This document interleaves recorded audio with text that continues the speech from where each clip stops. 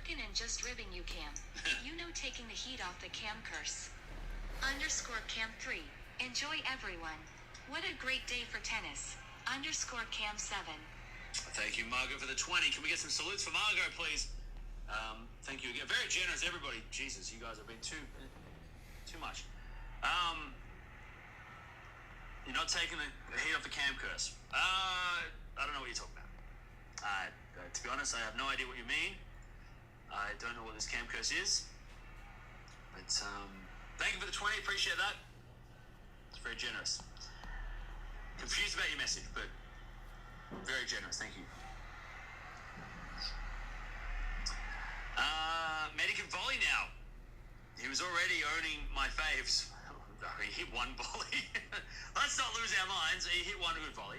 But the fact that he volleyed is like, it's very, I mean, the fact that he hit a good volley should scare Zverev a little bit, because it means that Medvedev's feeling that good right now that he's even going to volley.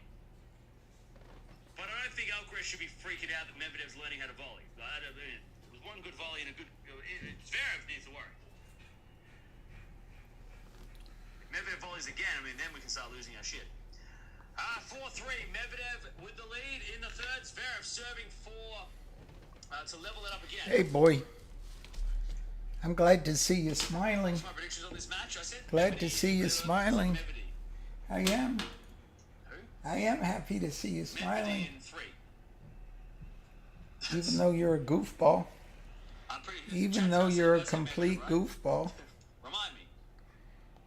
A complete goofball is what you are.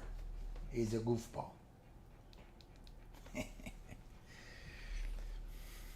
All right, so 1:25 at 2 o'clock, we'll have the hamster on. The one. The voice. The one. Brandon, Robert, Darren, Robert, Jeff, Frank. Lucky is doing very well, although he has sort of the Joe Biden stare.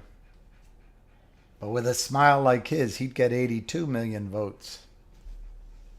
What's the news from GOLQ? I didn't even see it. I was just looking before I looked up, and that's the one I didn't get to.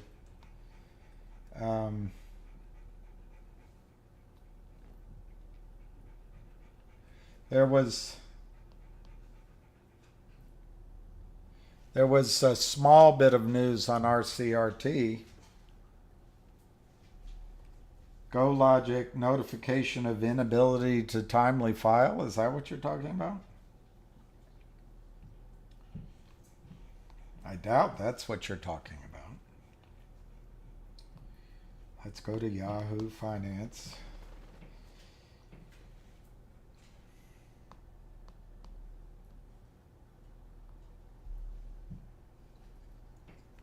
God, they have destroyed that stock price. It was $8 a year ago.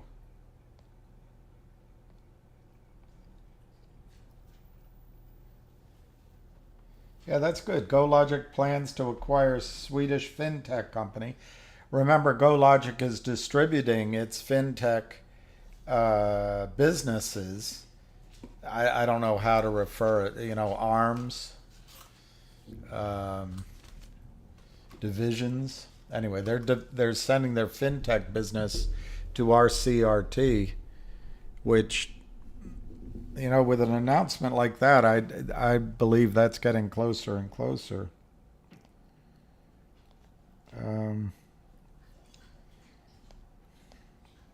Logiq, Vietnam is where the news comes from.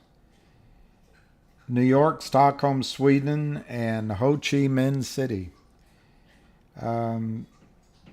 Non-binding letter of intent to acquire all of Fram Venture 7AB for $6 million in an all-stock transaction. Dragonlend, a lending platform for profitable small and medium-sized businesses in Vietnam, growing country.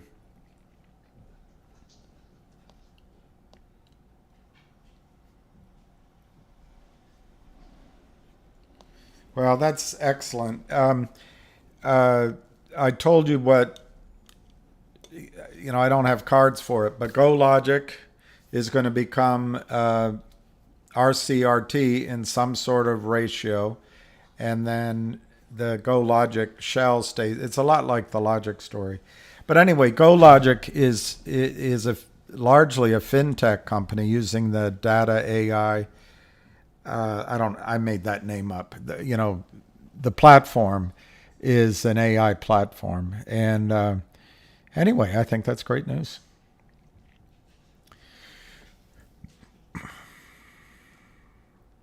I think the price is gonna, it's non-binding, P-Man. But P-Man, we've got to stop.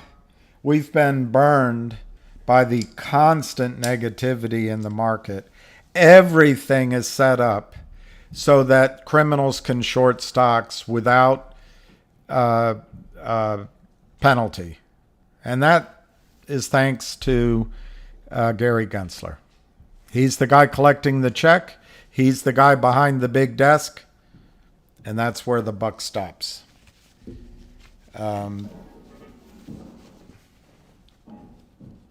But we got to stop looking at it always. Oh my gosh, it's against us. We have to start also saying, how can we take advantage of this? How can we take advantage of this? And it's tough. It's tough. The odds are completely stacked against us. But with Logiq, this is a deal already announced. I'll try to find the date. Of course, you know that because you're following the news so closely. But I'll bore you with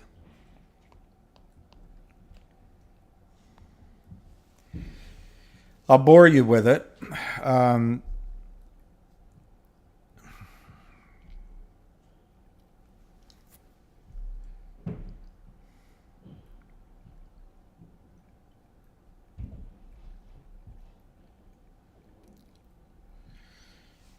Of course, you know this already. Logiq to combine fintech assets with the Recruiter.com, creating NASDAQ-listed global fintech platform. This was announced June 6, 2023. It's a positive. Management acting, management being aggressive, management taking advantage of the dead IPO market to acquire teams, to acquire technology, and to use their stock as currency, which is what companies used to do before the criminal shorts were allowed to run amok in the U.S. financial markets by the corrupt, captured, complicit Gary Gensler.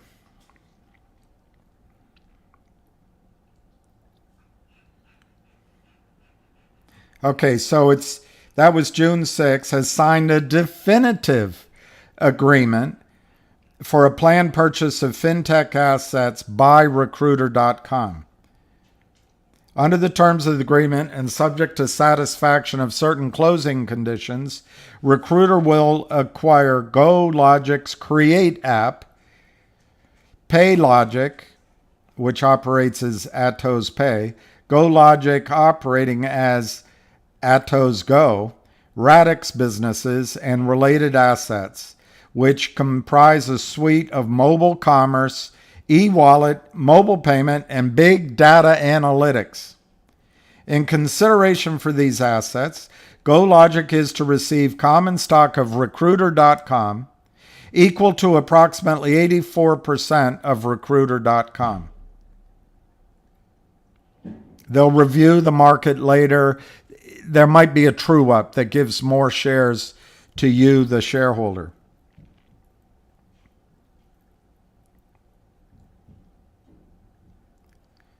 The company plans to increase its market capitalization through the combination of the generation of revenues utilizing the acquired mobile banking assets, as well as through the consummation of several planned and proposed acquisitions, which involve existing revenue-generating businesses. The agreement values the combined companies at approximately $105 million, substantially above the current market cap of Recruiter.com. NASDAQ Capital, this is June 6th. So,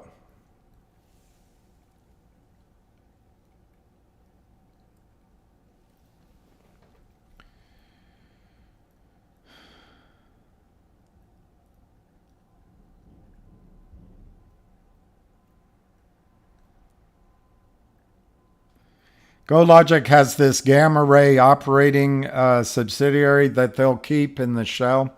I'm not so sure they're going to keep that, but we'll see. I mean, it says here they intend to keep it. So my point to you, P-Man, is yes, this is non-definitive. What did they say? Non-binding? Okay, B negative, non-binding. Oh, gee, we're getting screwed again. It's just a pump and dump. It's just a hype. Oh, gosh, they signed a deal that's non-binding. Well, what are they going to do? Not every deal can be organized. What would you rather, that they waited weeks from now to announce it after every detail's hammered out? Or they're talking. They want to talk to you about it. They know the Recruiter.com deal is about to happen. They want to have other deals, like they just said. We'll continue to pursue business and additional acquisitions. They just said in the press release 3 months ago, that that's what they intend to do. So the way I read it, rather than, oh, it's non-binding. Oh, yeah, it's bad, non-binding. Yeah, these companies, these CEOs, they always trick us, and everything's non-binding. It's all pump and dump. They're not going to do it. No reason to invest. Rather than looking at it that way, the way I see it is they're doing exactly what this press release of June 6th said. We are going to put our fintech business in Recruiter.com, a NASDAQ-listed company, and we're going to continue to agglomerate other acquisitions around the globe, I bet primarily in Southeast Asia, and grow the revenues. And if we have to announce a deal as non-binding, so be it, because it takes time to negotiate. But remember, if we announce it, we're involved in it. We can't lie because we go to prison. Criminals under Gary Gensler's regime can lie. And they can skip the pumping. They just move right to dumping. And that's all okay under Gary Gensler. In fact, he encourages it. His alma mater has a hard-to-borrow list. They pay up for this business. So anyway, thank you for the negativity on it. But I understand it. It's good to look at everything with a jaundiced eye. But I think it's terrific that they're already announcing deals that can go in to the Recruiter.com, because remember, Recruiter.com is NASDAQ listed. They're going to have to get it up above $1.50 through this acquisition. I think it's all good news.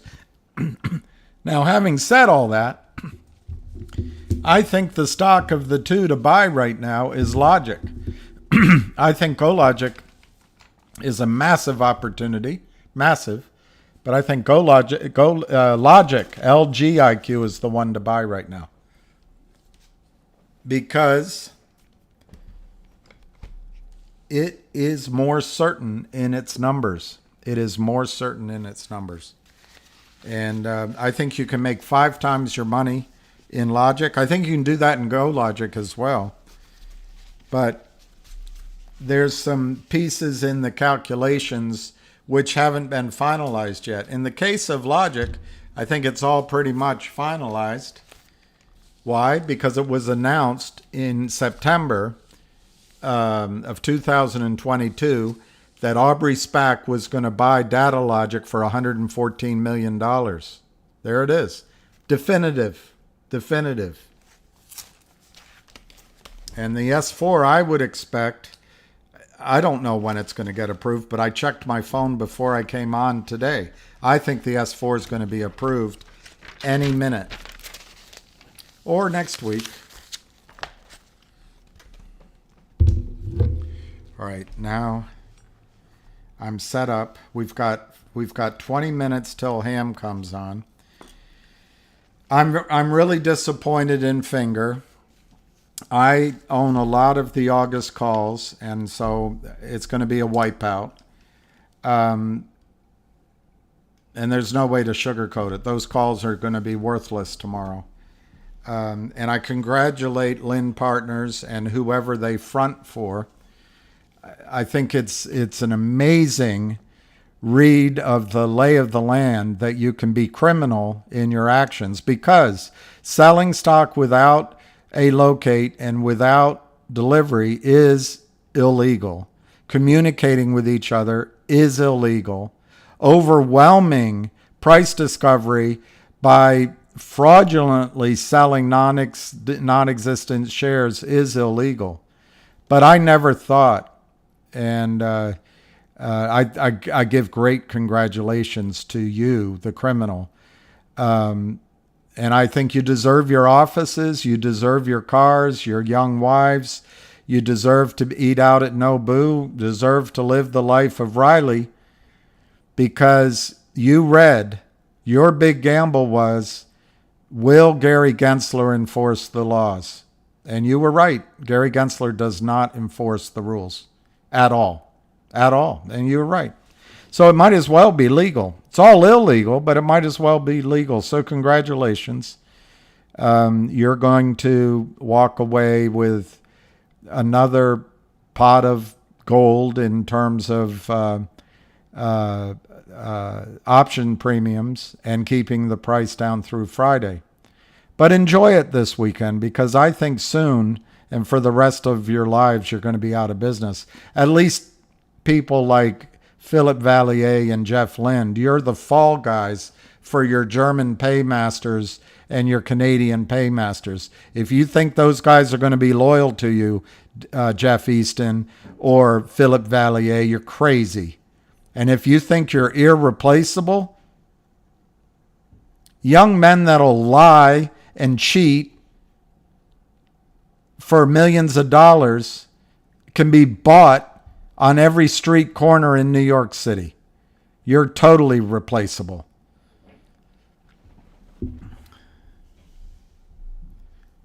They opened up the month of October for Jeffries. Well, maybe what that's all about, Chris, is they listen to this calls and they want to just strip us of more premium. I don't know.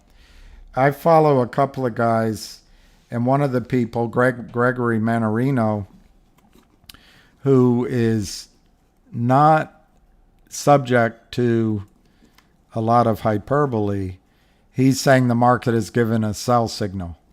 And when he says it, and it's going to be tough on banks. The other gentleman, right now I'm forgetting his name. I always watch him. I can't. It's not popping in my head.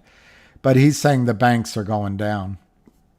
He's also been saying for about a month that China's in real trouble. So you might be right. Maybe that's why they opened up the Jeffries calls puts for October. Maybe that's why. You don't know what the S4 is? Thank you, Ricky Rick. Ricky Rick, I'm not answering any of your questions, but keep them coming.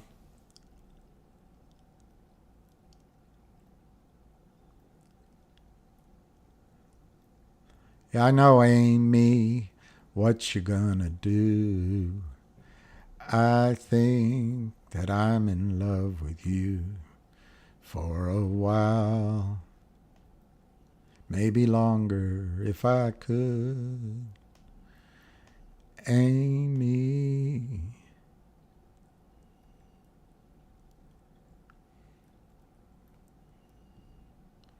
I don't think guys, I really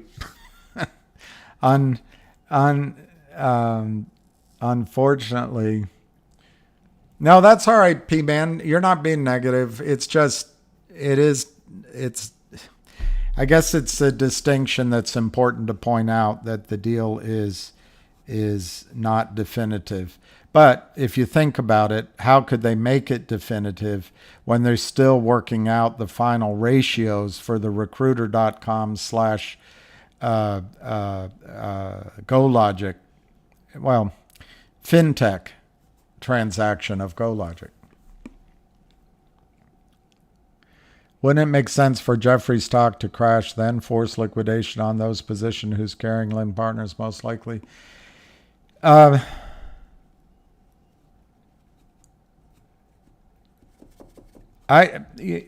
Jeffries is it used to be an outlier firm. It used to have a certain reputation, but now it's kind of in the in the big boys league, big girls league, and I think they're going to protect Jeffries as long as they can.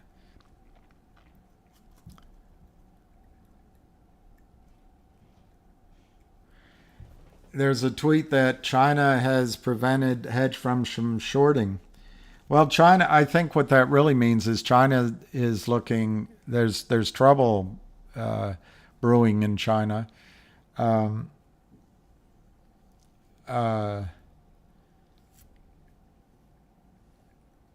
shorting happens in this country, not in China. Maybe there's a little bit, but it happens in this country, so I think it makes very little difference. Gary Gensler allows, I think, the major brokerage firms, the major hedge funds, to set up shop, das ist gut, in Germany and elsewhere, Switzerland. And then they funnel the sales through these things they called pipes, without any identification of who the short is.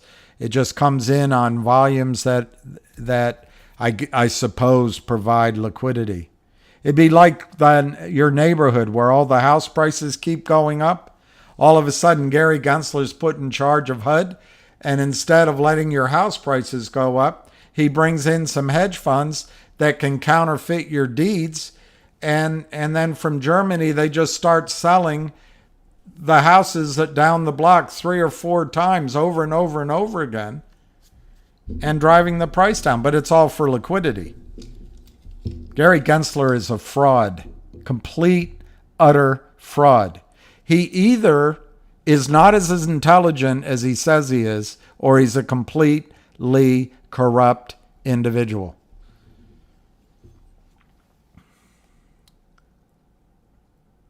LifeWave. David Sukamel, I will tell him that. LifeWave. Of course, I'll forget all the other details you said.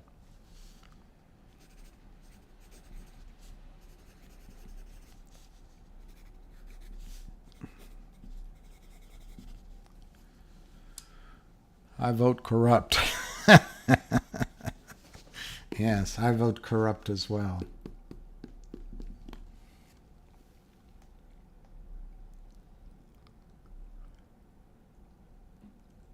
Every time you jump on, and it's your birthday? Amy, you're a Leo. That means you get a lot of attention. Other girls are jealous. Other girls, and you deserve it, though. You deserve the attention. You deserve it.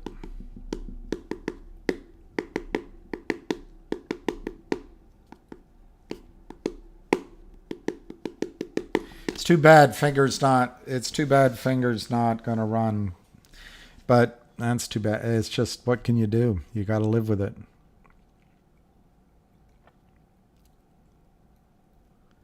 Skinny Whale, how are you? William Gensler, no, his name isn't William, my name.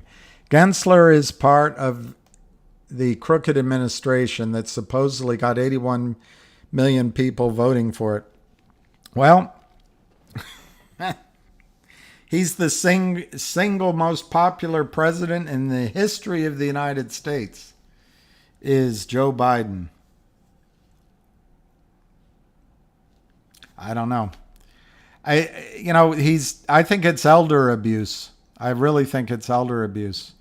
And maybe the 60s, I'm a Democrat, but maybe the 60s Democrats can get out of office like Dianne Feinstein. Go ahead and take Mitch McConnell with you and let younger people come in and take over. Maybe that's what we need. I don't know. Any news regarding my AC? No, it's still hot. And I spent the money on that Ricky Rick, thank you for your points, but I'm not going to respond to any of them.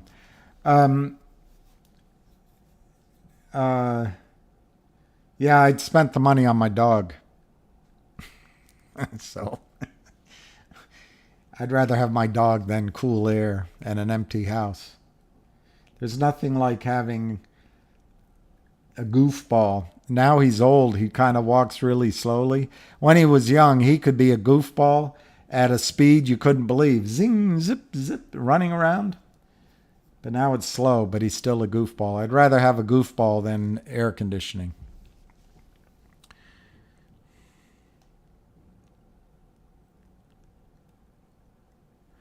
Hey, Skinny Whale, McCain changed your mind? Well, you know, it's funny. I think I would have voted for, he might have been my first Republican the first time he ran. But the second time, oh my God, what a nightmare. Yeah, I'm thinking of becoming independent. I've railed against being independent all my life because we're a two-party system. But it really feels like we're a one-party system now. And Skinny Whale, I do care who wins the elections, but I told my friends, because I have my opinions on the 2020 election. Of course, so did Hillary have her opinions on the 16 election. And Al Gore on the whatever, and John Kerry on the whichever, and you know, it's interesting.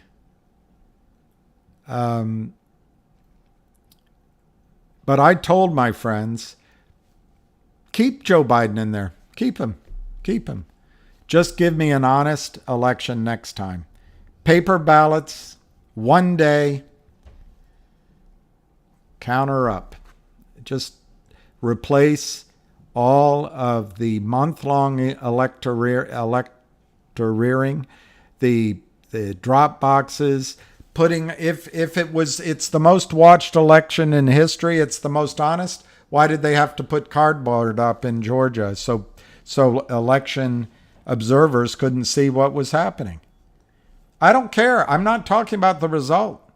We deserve fair elections. Our elections are as corrupt as Wall Street is. What happened to America? What happened? Do you think it was for fun that we set up a country that had integrity and responsibility?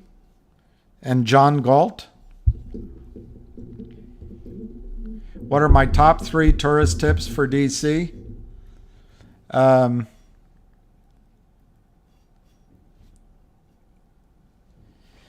I can think of 2. I'm trying to think of a third. Everyone seems to like the big Air and Space Smithsonian. That's out at Dulles Airport. So if you're into air and space stuff, that's out there. But there is one down on the mall here. But 2 things I like in D.C.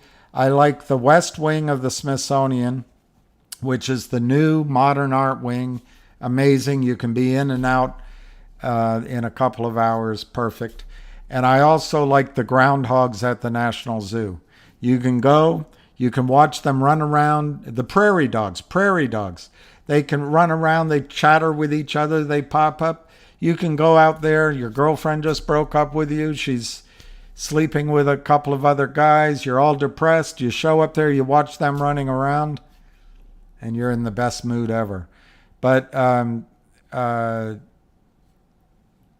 yeah, I'd say the Smithsonian museums are a treasure because they're free. Capitol Hill, you have to organize it, but you can take a tour of the Capitol, and it's very nice. It's very nice. You can set up a tour of the White House, but don't bring your cocaine. And I'll think of, as we go, I'll think of things that I would do.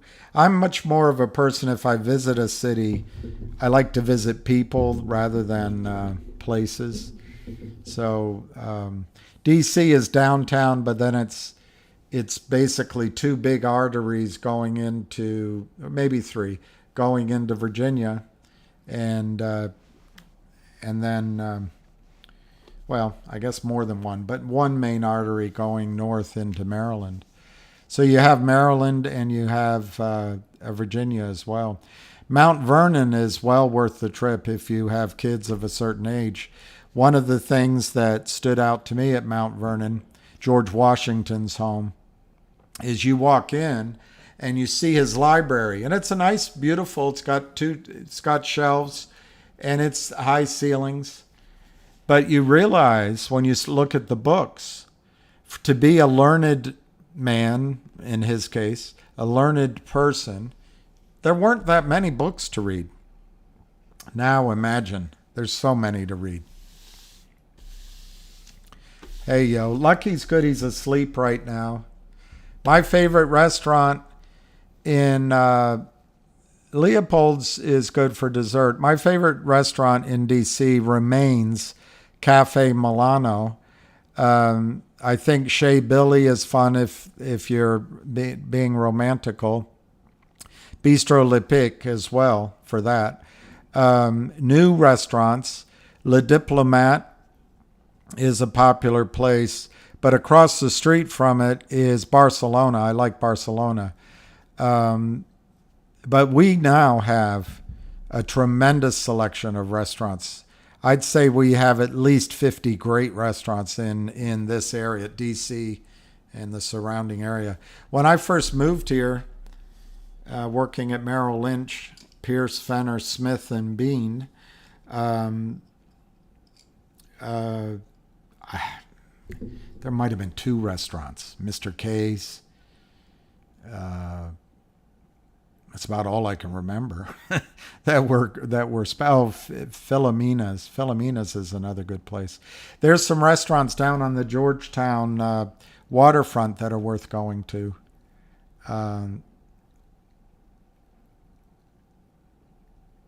Anyway, there's a lot of great restaurants in D.C. Peacock Cafe next to Cafe Milano is good. Clyde's, always good for an American meal. The Ebbett Grill, which is or used to be owned by Clyde's, I think it's the 9th or 10th largest grossing restaurant in the country. That's sort of near the White House. That's a nice place. The Capitol Grill on Capitol Hill is terrific.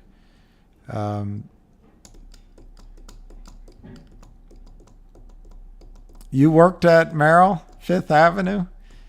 Well, I worked at Merrill at the same time you did, Big B.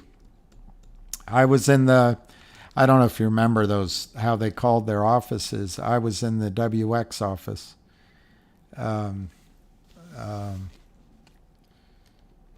largest one here. And then WK was down the way, and we called it Wild Kingdom. But that was run by Phil Blevins, and then that became the biggest office. What's the name of the huge Latin restaurant? Cuba? There's a restaurant called Cuba. Let me think of the huge Latin one. Oh. Are you talking about... my brain. I know the one you're talking about. L'Oreal Plaza, maybe? L'Oreal Plaza? It closed.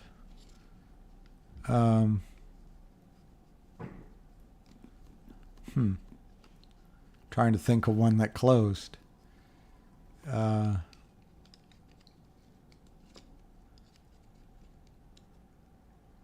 was Mama Lucia's. They closed. Nothing's popping in my head. Oh, the flagship office. Well, I trained at Merrill, so I was at One Liberty Plaza quite a bit, of course. And it started with a C.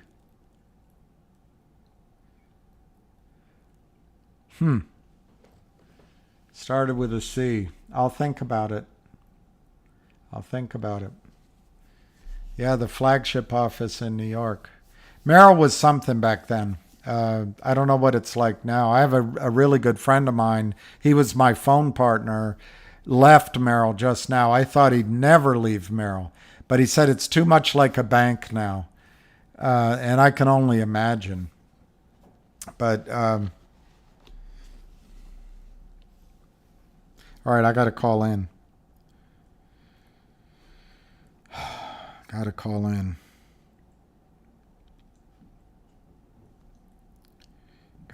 in. I'm thinking of the one that begins with a C.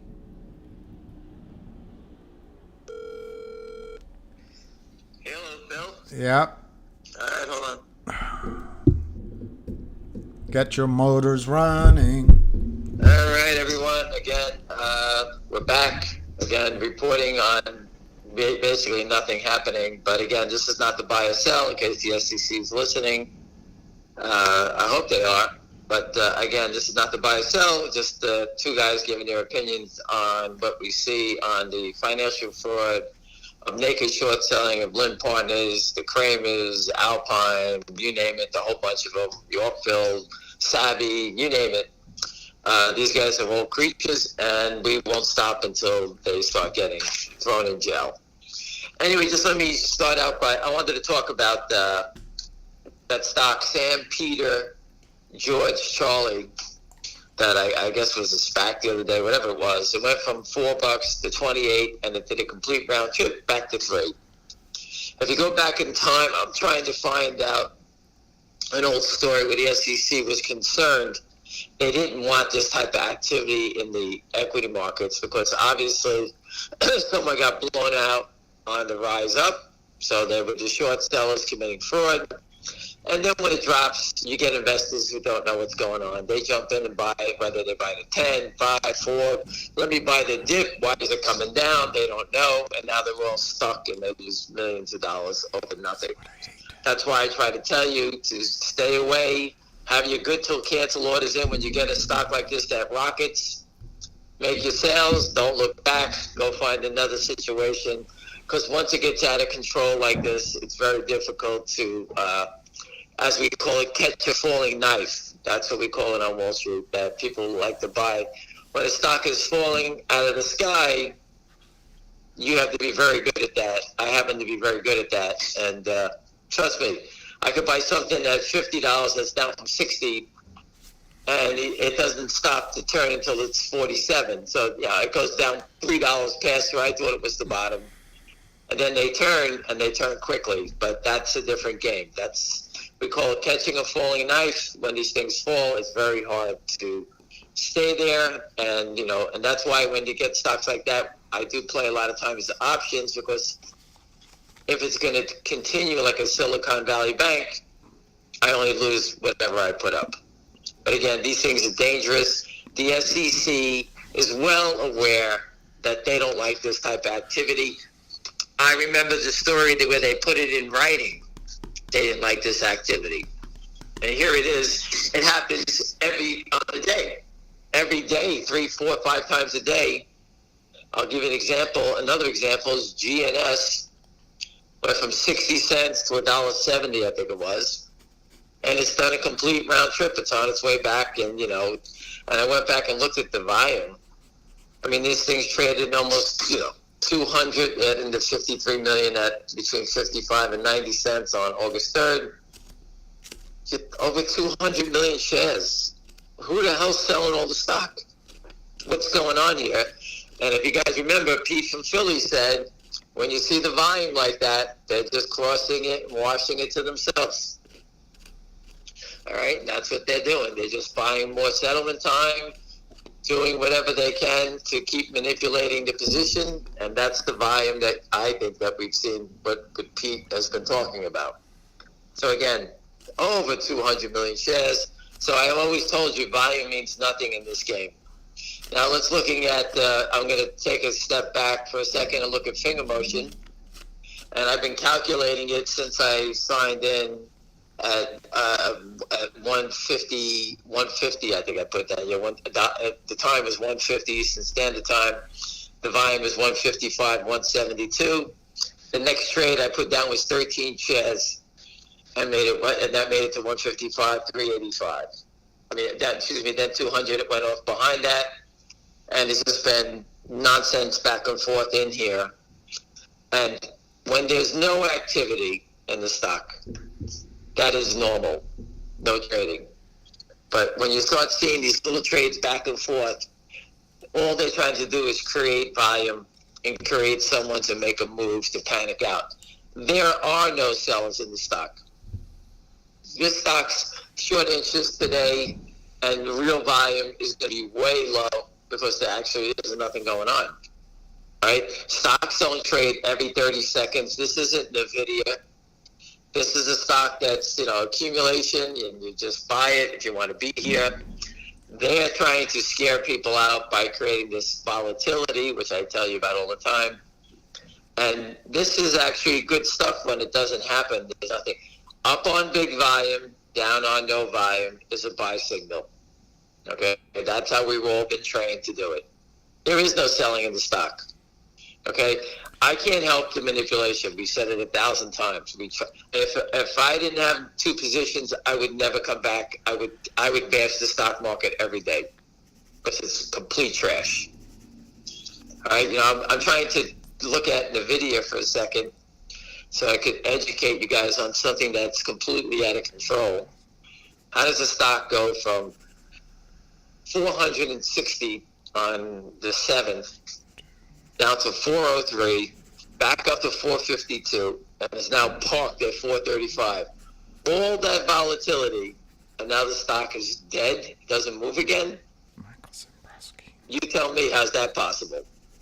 There's two sides of this coin. Go look at the options. There's people buying calls, people buying puts. It's enormous option activity. And you're telling me they're going to try to win the stock at 435? I'm looking at this thing, it's either going to explode higher or it's going to crash.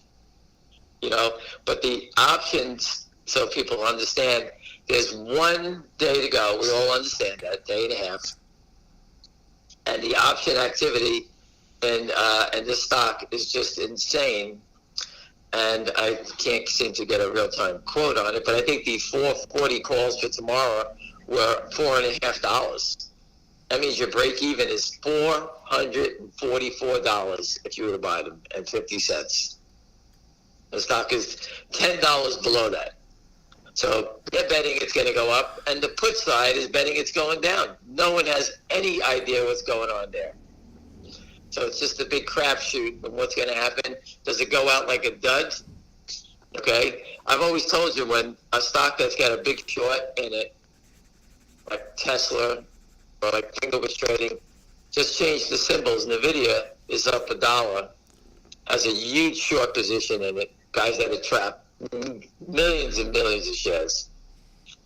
And when they get it when it's in the green or in the black, like you're seeing today, my probability is that this thing's going to pop again. It can't knock it down. The market's down on the day. All right, but the options are too expensive. If the 440s were trading at 50 to $1, then I take a shot. But not at $4, $4.50 is too much money to lose if you're wrong. But that's how you start to learn how to trade options. So again, this stock is up on the day, and shorts usually panic when the market's down and their stock is up on the day. I look for them to panic. That's my guess on this thing. All right, so let's see what happens there tomorrow. I have no idea where it's going to close, but the activity is showing you there's no selling in that name either. All that volatility, and there's no selling in the name. Same thing back. I go back to finger motion. It's the same thing. If it wasn't for the manipulation, now it's traded another 100 shares or something like that. So all they're doing is just keep putting these 100 shares back and forth. trying to create a negative look in the stock. What else did I have to say to you? I talked about that. I talked about Pete. You have any questions, Bill? I'm Well, one guy's asking if he's scared of options, is there a way to short Jeffries? Yeah, I listen. I don't know what the borrow rate on it is. I listen. The best way to play a stock like this has got to be options. Remember, the short side, you have unlimited liability on the upside. So I'm not going to tell you go out there and short it, and the company gets taken over at $50, like they did UBS and Credit Suisse. They hired the messes.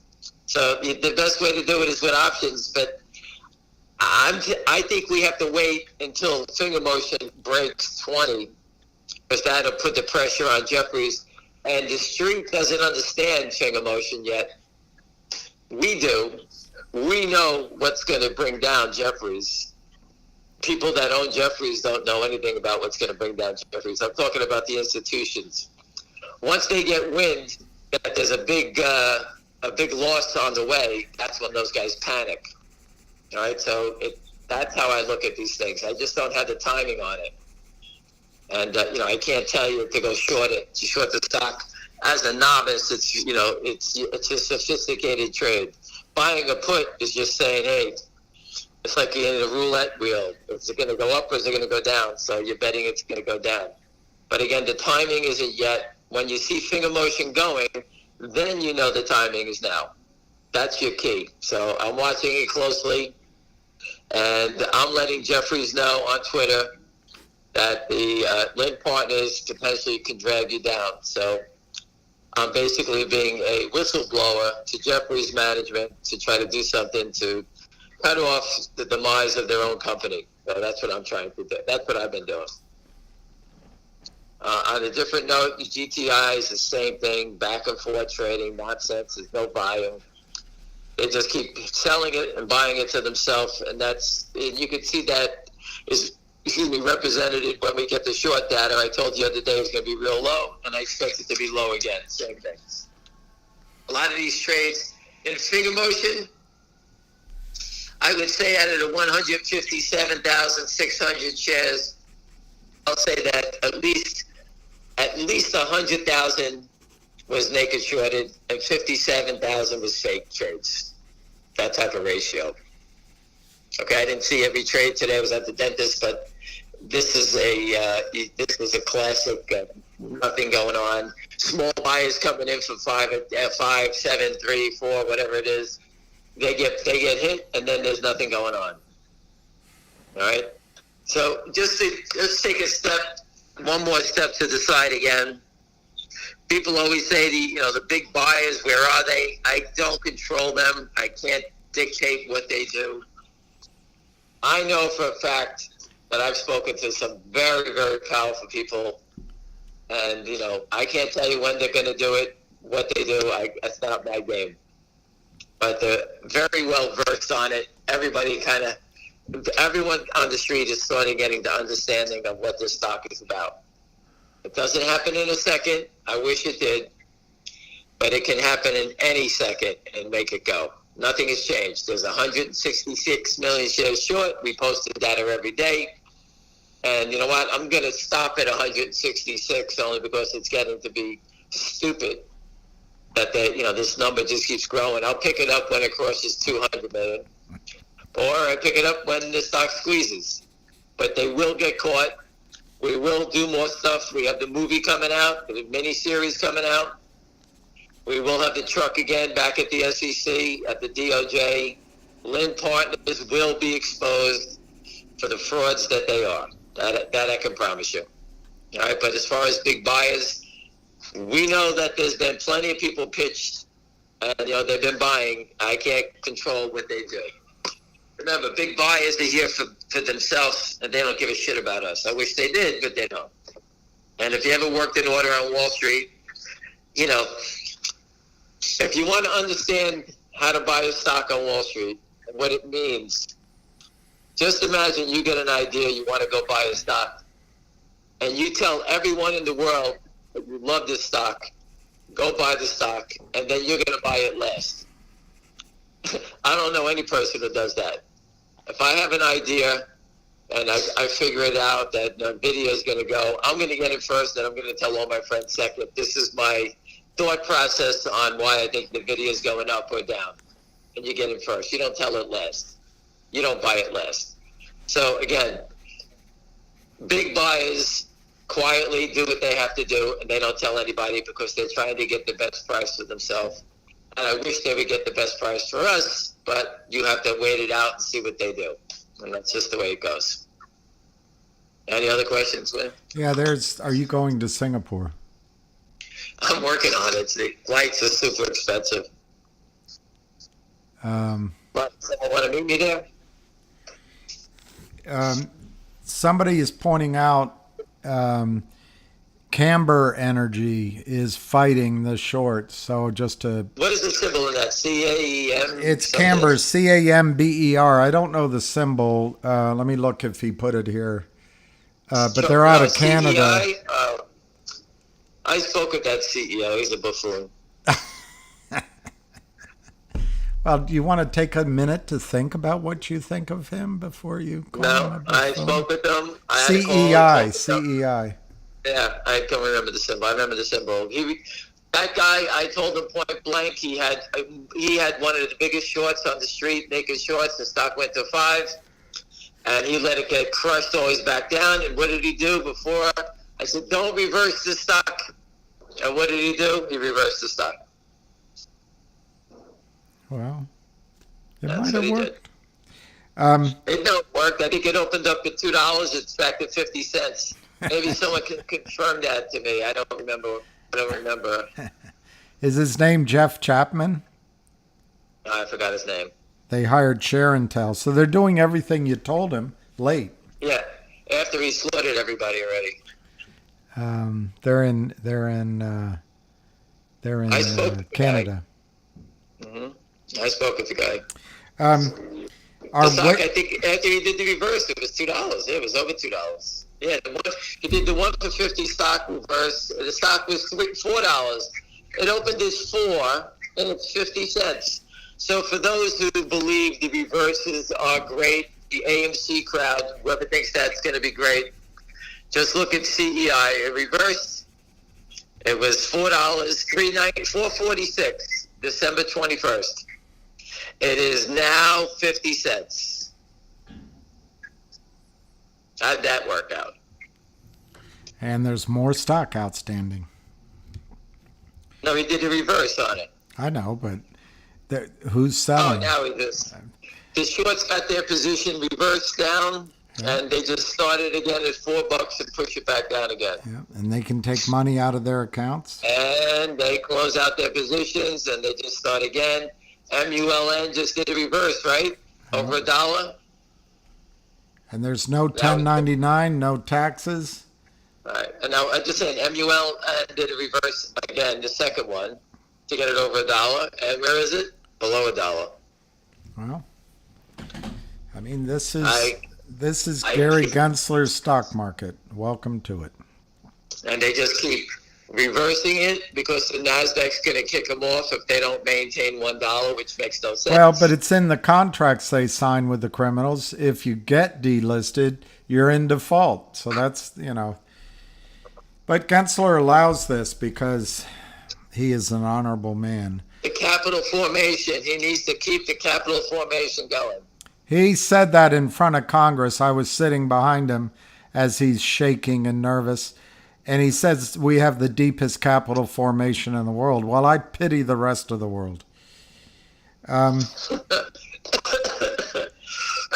funny one, Bill. Well, somebody's asking you regarding Finger, is a whale or whales, are whales accumulating, just waiting for tomorrow so they can magnify their power? If it was me, I was the whale, I would 100%. I would gun it today, open the stock tomorrow, gun it until they choke on it. If that was me, but it's not me, so I wish it was me. Wow. But believe me, I want them financially ruined yesterday. And just so you understand, everyone, if I didn't believe what I see and what I hear, I wouldn't waste my afternoon sitting on a phone call trying to teach you everything that I follow and understand. I could care less if you buy the stock, understand trading. You will get wiped out. They'll steal your pension money. I've been telling you that for a long time now. These guys are criminals. They just steal, and they make believe that the stock market's a good place to be. Every month, everyone puts money into their pensions, and they put it into the equity markets, and you think you're up, and when the market gets wiped out, which everyone's predicting it's going to happen, all right? We all know Michael Burry's saying the world's crashing, right? When they do drop it down, you're up 20% in your pension. You will be, after 5 years of growth, you'll be unchanged. That's what happens real fast. And that's why I keep trying to tell you, when you have a stock like NVIDIA, if you did own it, we're lucky enough to own some shares in it, move to the sideline, and if you're lucky enough and the stock drops 50 points, 70 points, you can re-enter. Wait for your price to buy it back. And if it doesn't come down, go find another a situation that you can invest for the long term. Okay, but if you're sitting here trying to trade, you better be on your toes because it's deadly. Super deadly. This is more deadly than I've ever seen it, because if you're wrong, if you bought NVIDIA at 425 on the dip and it went down to 403, trust me, if I was long, I would have got bailed out. I would have bailed out too, because you got to preserve capital. You take the $20 loss and you move along. That's Wall Street, and you have to learn that part of it. Taking a loss it sucks, but it helps you clear your head and you get back, and you got to go back and listen. If I lost $2 in the stock, I would come out of the gates trying to make 20 cents, 30 cents, 15 cents, $1, whatever I can make, and claw back to get even. And if it takes me a month to do it, that's what I do. So you got to be careful, and you got to move quick. When I used to trade, I wouldn't even know what a company does. I just knew symbols and numbers. So I never really had time to do a deep dive like I have now. And I did a deep dive into finger motion because I thought it'd be something that I figured out ahead of everybody. And little did I know, I'm on the back of the line. Everyone who's getting it now is getting it better than I did. I wasted my time for 2.5 years trying to get in early, right? That's it. Getting in early doesn't pay off in the new equity market of fraud. You're better off getting in less. So if you get a tip from somebody, say, hey, you told me today the stock is 4. I'll wait till it goes to 50 cents after the short kill of it, then I'll get in. Then maybe I'll get in. I think you know Steven Rosenberg. He's asking you, is D-Day tomorrow for Finger? He thinks it might happen. I think you know him, but maybe I'm wrong. Yes, I do. He's a great guy. He's a smart option guy. He understands the game. I can't predict the time. Again, if I was running the money, it would be D-Day tomorrow. I would spike it up right now to 550, 560, let the shorts try to beat it down below 5, trap them for stock, and then bust it through 6, pushing it through 7. That's what I would do. And I've seen many people do that before. So, again, it's not in this name, but again, I've seen it in many stocks. And I told you the example on USX, and Steve Rosenberg's been around a long time. He probably remembers it also. And when Carl Icahn came in and bought all that stock on option expiration, and the volume was enormous, and then once he broke past $30 strike, the thing ran 3 points. So he murdered them all. One guy's asking, he's noticing that both GTII and Finger, they are pulling them back. Are we going to have to wait even longer for upside in Finger and GTII? Well, the only way to tell that we're waiting longer is you start growing a beard. Tell me when you look like Abe Lincoln. That's how I can only tell. I don't know the timing. Again, I don't know the timing. I wish it was over before I shave again. I mean, that's, you got the wrong guy. I am an option trader. That means I am the fastest of the fastest traders on the street. Okay, we're here. I flip them. I play quick. I do everything quick. So to sit here and wait for this opportunity, I believe this is the greatest opportunity on the street. All right. I know we got the guy trapped for 165 million. You don't believe it's 165, 166. I told you, take away 100 million of it and try to buy back 60, 65 million. It's impossible. And that's why we're here. We're here because of security fraud, not because Finger Motion has the cure for cancer. We're here because GTII and Finger Motion have trapped criminals. The stuff on Alpine and GTII is just amazing that these guys have robbed everyone, have the balls to combat and go after FINRA. They're going on the offense. Think how crazy this is. These guys must be hiding something so big that they're moving money around to stand here making all this noise as criminals. It's like Bonnie and Clyde in the bank telling everybody they didn't rob the bank, meanwhile they're standing with all the money in their briefcase or whatever they carry. That's how crazy that Alpine thing is. And I'm sure Richard Hoffman could tell us more about it down the road, but it's just amazing. I just read the Politico piece about, these guys attacking FINRA, the regulator. Who is going to waste all that money kissing into the wind except Alpine hiding?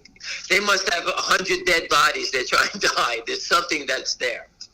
There's got to be something, because there's no one that would take on the government agency to waste all that legal fees to do what? To get back into business that no one will ever do business with them anyway. They all know they're crooks. So obviously something's going on at Alpine. They're doing something. The Kramers, that's their clearing firm. Everybody knows the short's there. The bear shit told us it's the real short. So obviously we're completely wrong. He's right. We have to make sure we take his evidence into consideration, or his theory. It's the real short. Yeah, sure. It's 260,000 shares. Sure. That's what the DTC. The DTC was nice enough to tell us it's a concentrated short position. Yeah, 200,000 shares. Yeah, right. Anyway, that's what I said. They're just here. Those bashers are just here to help. So, they're here to help us. Yeah, they are. I mean, they're here to keep the integrity in the markets for us. Right. Somebody says that your bronze statue, the bronze statue in your honor, is now going to be hairless and toothless.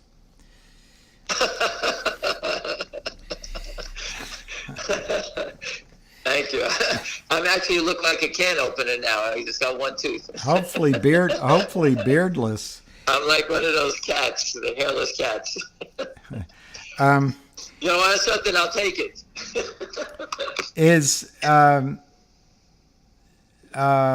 Steven Rosenberg is saying suspicious option activity in Finger during the past 4 weeks makes me believe massive squeeze might occur tomorrow.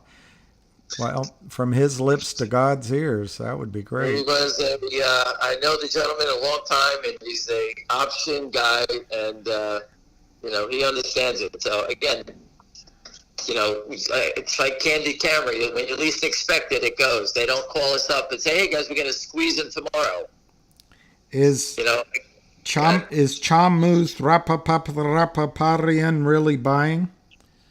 Whatever his name is that goes on forever? No, is he buying what? Finger? Finger, yeah. I don't know. I have no idea. He was the guy who squeezed. He made a big stink in GameStop at 250 or 150. I forgot the number. But he was the guy who was buying calls, telling everybody about the squeeze. Obviously, he knew about the buy-ins. All of Wall Street was in on that game.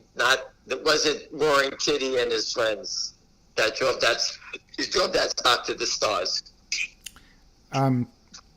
can Citadel manipulate stock prices without buy and sell orders? Can they manipulate? And Can they just manipulate prices on their own without any order flow? I don't believe they're in the business of doing that. I believe they're using the algorithm to, like if you're going to buy 10,000 shares, you know, a high frequency trader told us, you know, he told me that they used to turn their, you know, if 10,000 came to buy, they could short 8.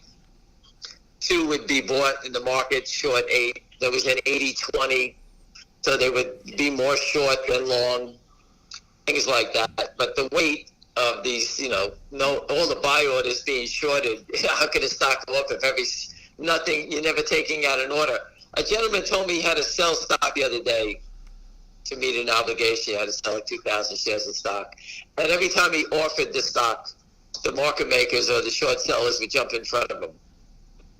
And after a while, he just basically sold it, and he wound up losing 30 cents because they manipulated it down, and he couldn't get out.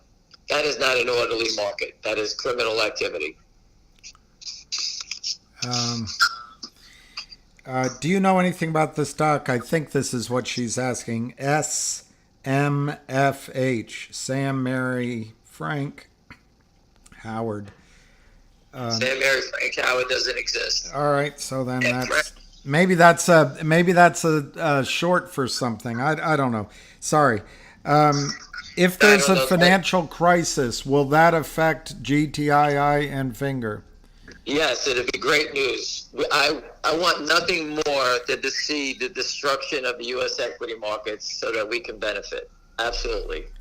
I hope everyone gets their asses clocks cleaned, their pensions wiped out, and that will help all the stocks like Finger Motion, all these highly naked shorted names. They will explode because everyone runs to secure their capital, and they will protect themselves. So Jeffries would go down and grab Lynn and tell them to buy it back because, you know, they can't afford it anymore. There's no money. One person, I didn't write it down, but he's telling you there's a company called Life Wave, and they have a patch that replaces your T cells or causes T cells to grow for your knee. Anyway, okay. Life Wave. All right. LPWG. Life Wave. Like, wave it goodbye. It's something like LTWG. I can't remember the symbol. But anyway, listen, I'm not the fundamental, you know, you got to do your own fundamentals. I can't tell you what's good, bad, difference. I can tell you when I look at stocks, I can see security fraud 200 miles away. We've been on the call. I checked in. I told you 148 to be exact, something like that. It's 232. And the volume has gone up from 155, 172 to 164, 622. So we trade about 9,000 shares in the last 45 minutes. Why do you think there's such inertia? All journalists, professors, the boo birds, Congress, regulators, brokers, everyone you talk to supports this criminal behavior. Who's it benefiting? That all these people go along with it. Everyone you just spoke to. Everyone you just mentioned. I know, but... Listen, just go back and look at the Morgan Stanley guy and GameStop. He told you why he did it. Commission. Commission. Everybody wants a fast buck. Can you explain why the restricted shares in GTII are going to help cause anything at all? Or listen, a restricted share dividend has to be delivered by the company to the investors. If there's 400 million shares that are naked shorted, who's giving them a dividend? Correct? Right. So, again, who's giving them those shares? If your broker will be committing securities fraud will be committing security fraud if they journal entry that into your account. They're creating their own shares. They're doing an unregistered offering. So one of the most aggressive bashers on the internet is asking you a question. Is Ham as confident in these squeezes as he is in Florida State beating LSU? That's ace in the hole. I'm teasing him. I knew it was one of those characters. So, listen, it's getting to crunch time. I'm getting a little nervous. I was watching the LSU Florida State game from last year, and then they said, okay, now Ace and Dozer, I can stick them back in the box. Yes, I'm very confident. And I'll be there. If anyone's going to be in Orlando, I'll be glad to meet with you in Orlando. This is confusing. I wish I had more time. Ham, did you know that shorting was the only avenue to break, or the only way to break up monopoly ownership? People wanted to buy, so they created liquidity to force purchases in a zero float. Buying only. I guess that makes some sense, but I'll think about it. Warren Buffett, Berkshire Hathaway had a float with no options, a small float with no options, and the stock used to be $25,000, remember? $30,000? Right. Remember that? Yeah, I do. There was no options, there was no float, and the share price was $30,000. So Warren Buffett, going back, not this year, now they reversed it and have options, and finally joined the U.S. equity markets, right? Right. He had a ring protected around his company because there was no stock. There was no stock in that company going back 25 years, 30 years, right? Right. So if a company wants no float, okay, that's up to the company. The hedge funds and the SEC created a rule to saying, hey, you can't do that. We want to control what you're doing. We're going to control your company, right? So it's very different. That's the difference. Warren Buffett did it. He built this company. Imagine Warren Buffett trying to build his company if it was being naked shorted always down every day. How do you do it? Oh, listen, we want to raise capital. We want to buy shares in Coca-Cola. Oh, but your stock price just dropped $40 because you need to raise money. It was a very completely different game. If you want to raise capital, go to Goldman Sachs. They'll set up a company for you. You can work for them. I'm just giving you an example. People don't understand that Berkshire Hathaway was a $30,000 stock. And it traded by appointment. If it traded 3,000 shares some days or 5,000 shares, that was a lot. And he did it on purpose so that he can build his company without being the manipulation that everyone else has. And that's the difference. Do premiums on options, do they cross-pollinate with the shorts? In other words, can the premiums we're paying for calls help the shorts short? Help pay for their chicanery? Yes, the option sellers take when you buy an option at 50 cents, they take the money, right? Right. Whoever's writing them, whether it's an option market maker or the short seller. Right. There is not enough money on the finger motion call side to add up to anything. These guys are short 165 million shares. Up $1, that's $165 million. If they were lucky, with all those options that traded, maybe lucky if they got 50 cents on the average on all those calls. Yeah. 30,000, 40,000 calls times 50 cents. That's the most they can make. So what do they do when they hedge against it? They're shorting the stock. They're making it worse, right? Yeah. There's no in NVIDIA. Don't look at NVIDIA calls. Each option trade today has got 50,000 calls trading at $4 or $5. That's real money, not 50-cent calls.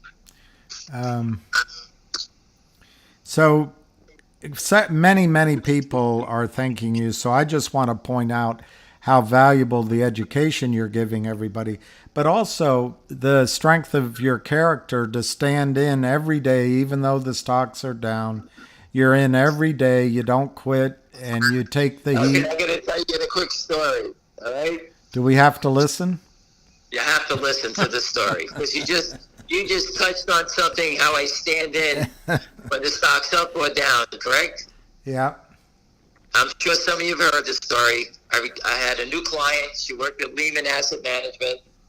She called me up, and she was told she wanted to do soft dollar business, meaning she wanted to pay me commission. Yeah.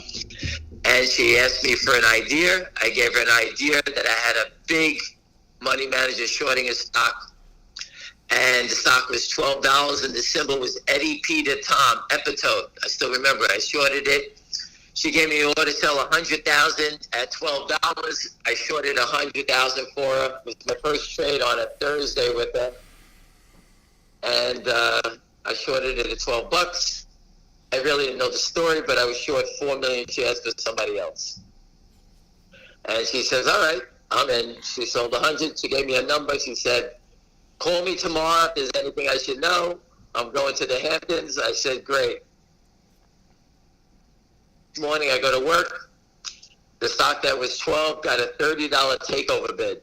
Was up $28. And she's short. She's short 100,000 shares.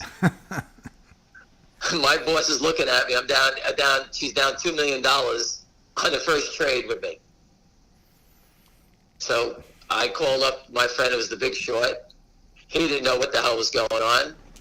I called her up, and I had to give her a story to tell her what's going on. And the only thing I could tell her is, hey, it got a $30 bid. That's the bad news. The good news is it can't go much higher than that. And I don't believe that my big short is not covering. And she gave me an order to sell another 100,000 shares short at 30. I sold it at 30 and a half, 31, I think it was. It turned out that the bid was false. It was a fake bid. And we covered the whole position back at $4. And the guy who was short 4 million was wetting his pants, never shorted any more to average up. And this woman that I got short at 12 and 31, maybe like a $19 average, she made almost $3 million from the position, from something turned into a disaster. And the reason is what you just said. When bad news came, I stood tall and always answered my phone call. Not like Steve Rosenberg, who would go hide and disconnect his phone and never take another call if he gave you a bad call. I'm sure you're just teasing him. Yes, I am. The most important thing on Wall Street, anybody who does go to Wall Street, who wants to get into Wall Street, you have to stand by whatever conviction, win, lose, or draw, and stand tall. It sucks, but you have to be there because people count on you. So I do my homework, and I've done it for 3 years here. I know who the short is. I know how big it is. I know how big it is in both names. And I stand tall, up, down, sideways. I don't come knocking on your door when GTI went from $1 to $9 or Figure went from $1 to 10, back down. I'm not sitting there saying, hey, you owe me. I don't say anything like that. I never look at how much money you make. That's your business. And I'm only here to try to help you understand what's going on so that you can actually navigate this criminal activity. It's not easy, but you got to learn how to do it. One guy's offering you one of his knees. You can have one of his knees. So I have to tell you, the pickleball game is destroying my knees. But you won't quit. That won't stop you. I'll play it till I'm in a wheelchair. One gentleman's asking either you or me if you or me would be willing to have the iHub's biggest basher on to discuss Finger and GTII with Ham. My reaction is I'll meet you down in front, right near the train station at the SEC headquarters, and the basher can come in with me. We'll go up and get an appointment. Right. Listen, there's no question that some companies do crummy things. There's no question about that. But I give the benefit of the doubt because anybody who's a public company, is regulated and has the SEC to determine who's good or bad, right? Right. That's not my job. All right, you could call a company and say they're garbage or this or that and the other thing. You could say what you want. But when a company is regulated by the SEC and you do criminal activity, you get caught, you go to jail, right? It always happens when there is somebody. And here it is on the short side. We put the criminals' names right at the door of the SEC, DOJ, FBI, CNBC, Fox, you name it. And how come no one's doing anything about it? That's the difference. The regulators, this is a slanted game.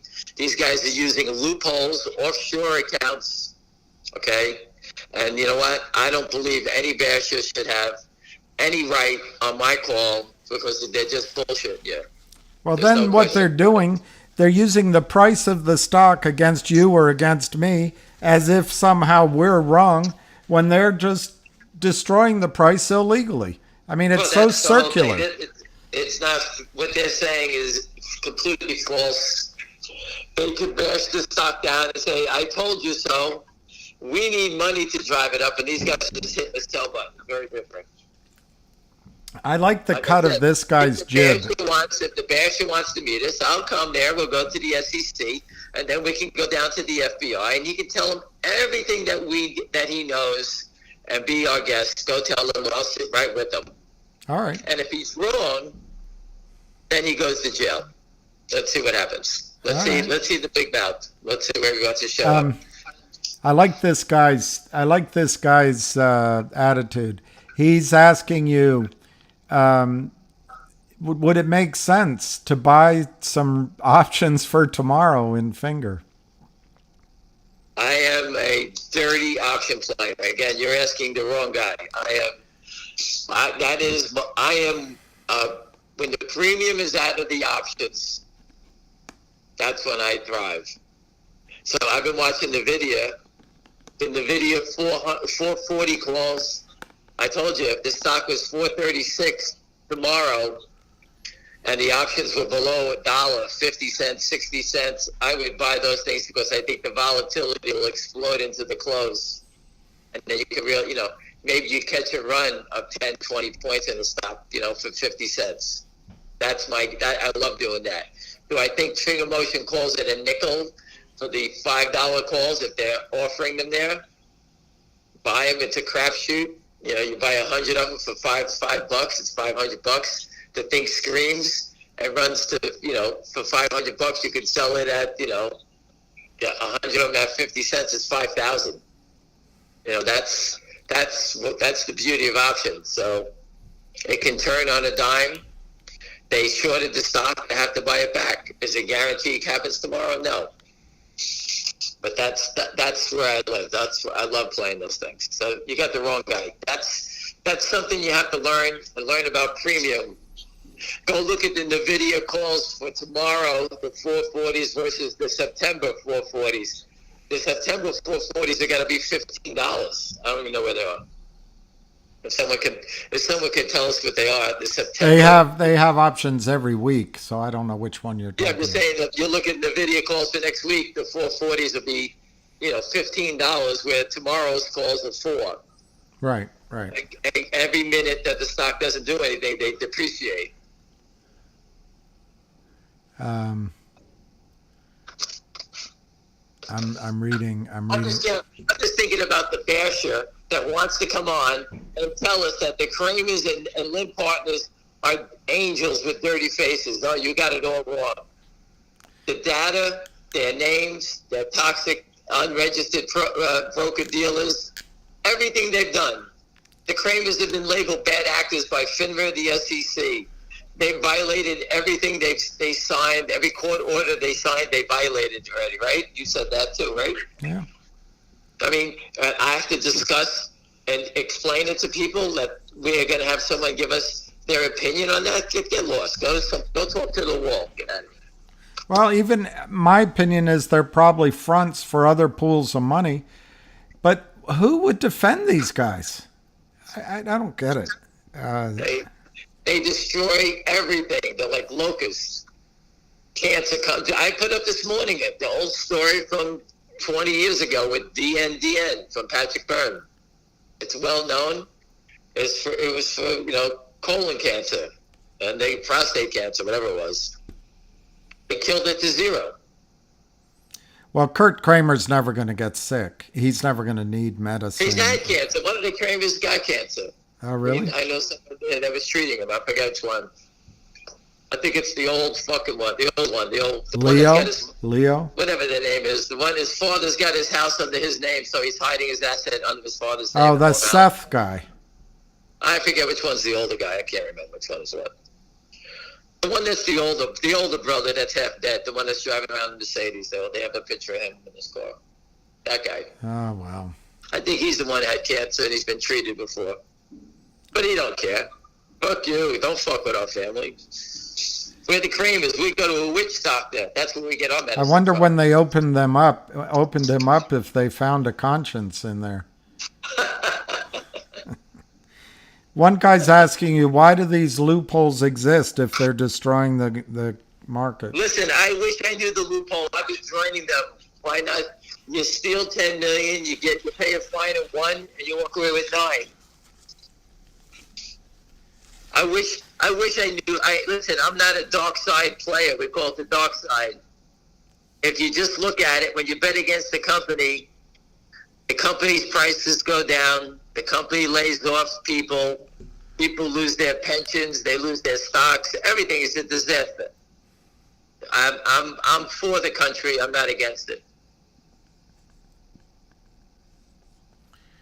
Well, you can take Salem. You can take Salem out of the country, but you can't take the country out of Salem. Do you know anything about NVOS? No, I do not. How low are they going to take finger options tomorrow? How low? Yeah. I think zero's as low as they can go. The 5, 6, and 7s, right? Hey, I like this guy, Scott Scheller. He said, look, you could buy the $5 options tomorrow. You could buy 1,000 shares for $50, less than 2 cases of Bud Light. Listen, option trading. And just as popular. Listen, if I were to buy 500 calls at a nickel, right, for $2,500, that's a lot of options. It's a lot of money. And you get lucky and the stock runs. If it runs back to 7, let's say it runs to 7, that's 2 points. That's $2 times, but I say 500 calls, that's a lot of money. That's a lot of squid. So I'm just saying that's the beauty of options, and that's for option traders to do, and guys that are gamblers. This is the Wild West, right? I tell you that. These guys are manipulating the price down so that their options can go worthless. No one is selling the stock. It's just them. Well, options have this annoying habit. It's happened all my life. You can be right on the story, right on the price, but you run out of time, and that's just... I gave you something better. I bought options where I bought options, and I'll give it to you again. I bought the Shopify puts. I was told to buy puts on Shopify. After a big squeeze, I was buying it just because I thought the stock had a big run. I bought let's say the stock was 300. I bought the 235 puts, 235 puts. I thought the stock was going to go below 235. I paid $13 for the puts. I'm usually never a guy who buys $13 options. I think I bought 75 of them or something like that. A lot of money. The next day, the stock dropped.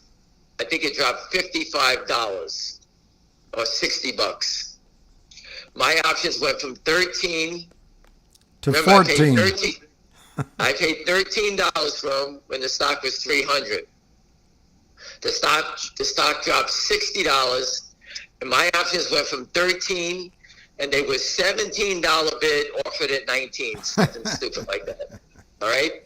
Yeah. So the stock dropped 60, and my options went up 4. And I was scratching my head saying, there's something wrong here. These things should be like $25, $30 right now. Because I paid the premium of $13 when the stock was $300. Yeah. And in my head, I said I should sell these things. I went to go sell them. The stock rallied back 5 or 8 points. My options were 13 to 15. So the stock is down $40, and my options are basically even. And I was like, I hesitated, and I held on because I thought maybe I'll get another drop the next day. Okay? And it was against my religion to sit with these things. I did. The stock rallied back and never looked back again, and my options went to 0. And one day, it went down 60, and I didn't make any money. So here it is. I was right, and I lost all my money. 100% right, and I lost all my money. That's how dangerous it is with options. Yeah. Yep. And I had 10 minutes to make a decision, and I hesitated. And when I tried to sell them, the stock rallied, and I never got out. And I rode them. I didn't even get a chance. The next day was up 30. The next day up 40, and then it just took off, and there was 0 before I knew about it. Now the topics are going my direction. Go Nole. He plays tonight in Cincinnati. One gentleman's asking if all the criminals are operating offshore, how are we ever going to put them in jail? I'm paraphrasing. That was the basic question. Well, again, we have a government. We have a government that needs to do their job. Everyone knows who they are. I didn't put these people in power. If they knock on your door, you're going to shit your pants. Then how come they're not knocking on everybody else's door? Listen, they had that picture of that fat bastard, Savvy, whatever his name is, Hal Mintz. Harold Mintz. Yeah. Whatever his name was. And someone put it up there. They had people signing to go get him. And they eventually caught him, right? 5,000, 6,000 people signed that petition to get him. Right. And they finally got him.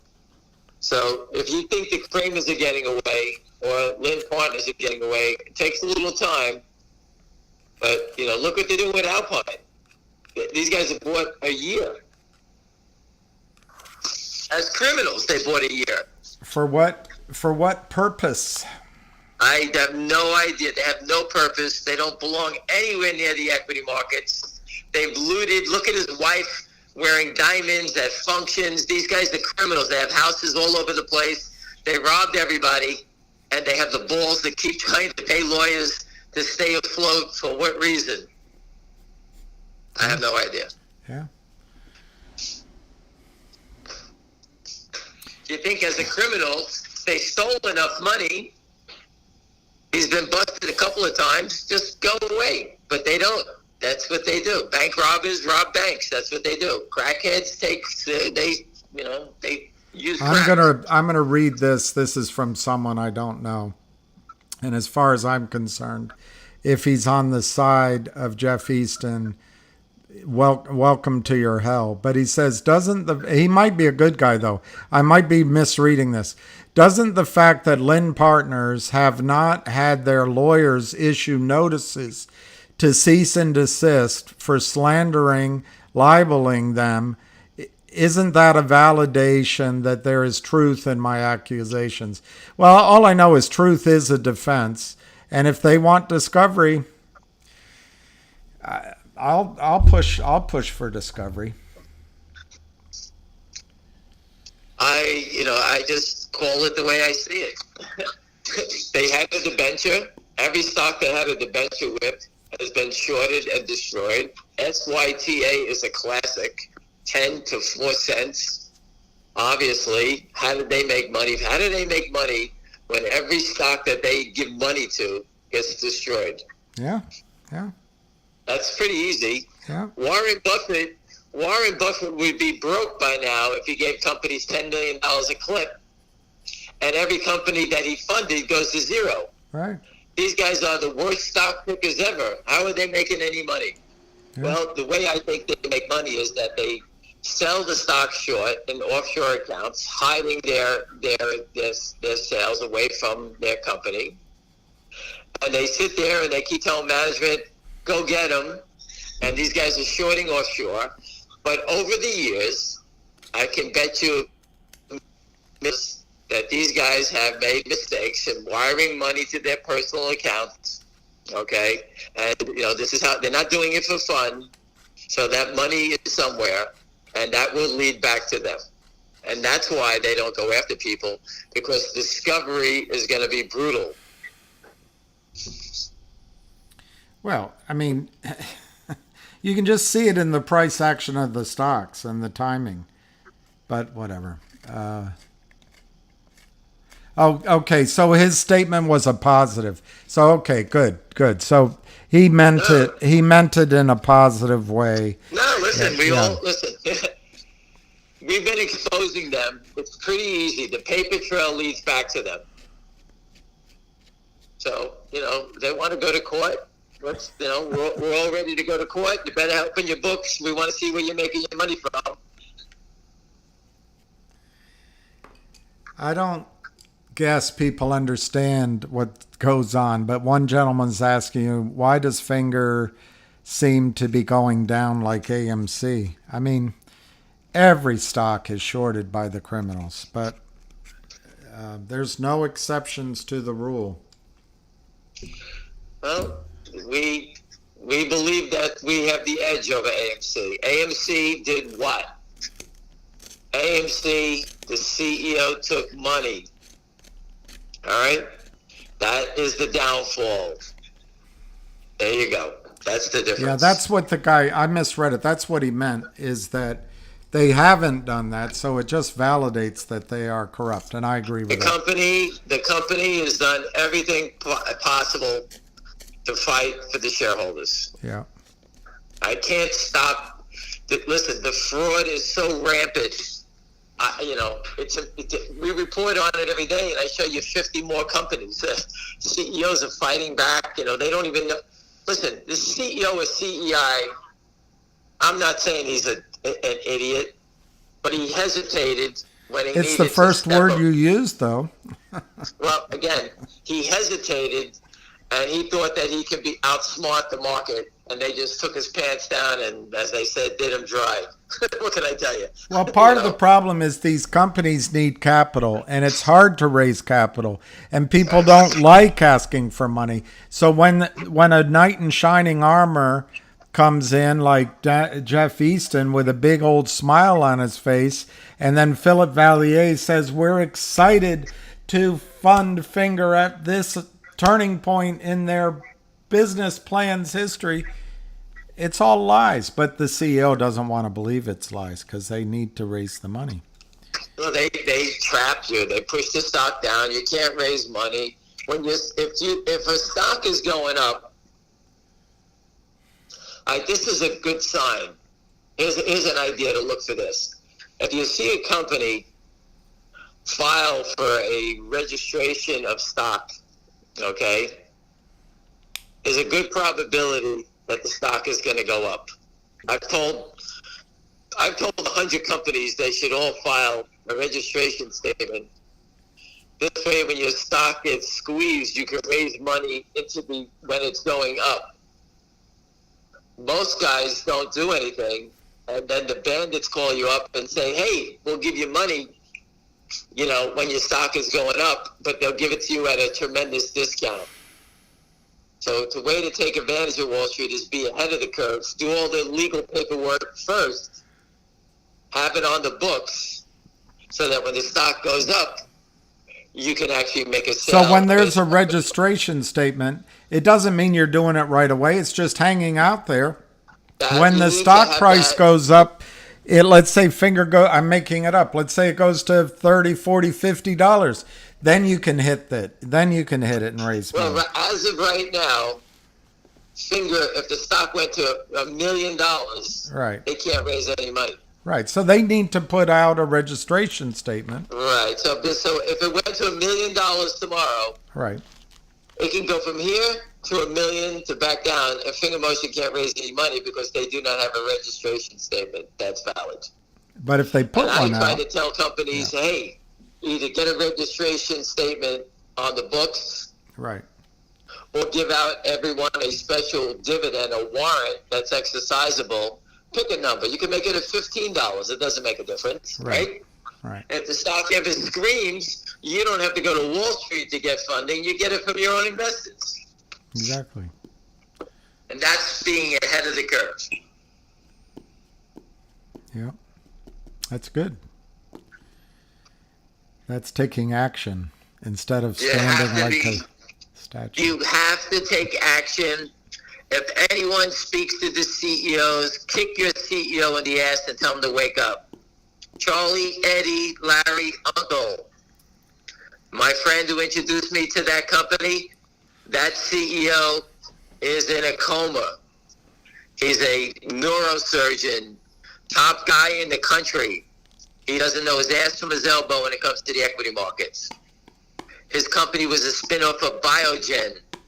Thank God I didn't get involved in that company because I would have been wiped out already.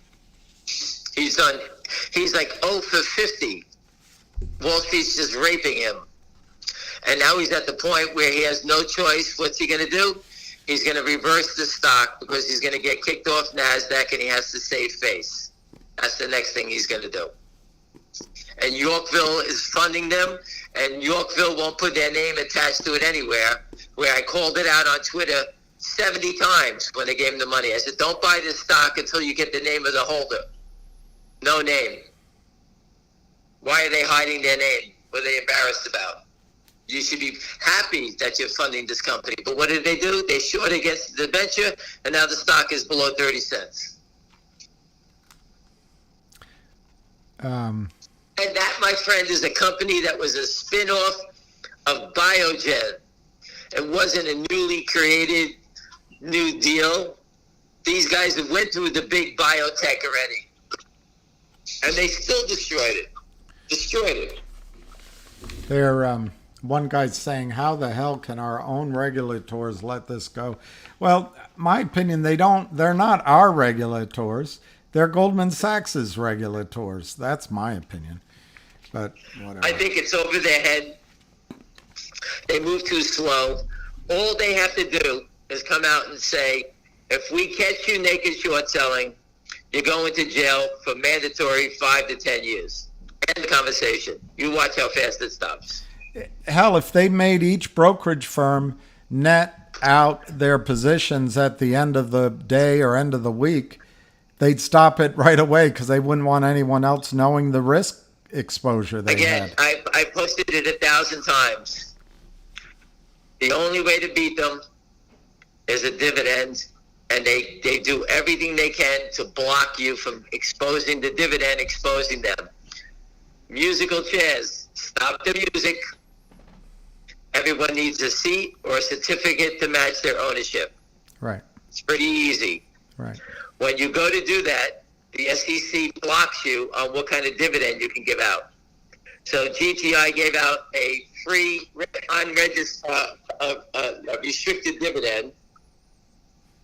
Okay, and the company's giving it out where it comes free trading in whatever, a couple of months, whatever it is. Now it comes down to where did the shares coming from that the brokerage firms are going to put in people's accounts. And that is the same problem that's happened in MMTLP. It was the dividends from Quartzlight, right? Right. So that's creates a big mess.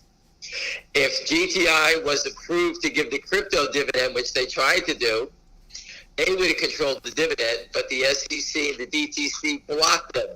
The biggest players in the game blocked little old GTII from giving out a dividend. Why? Because they were getting exposed.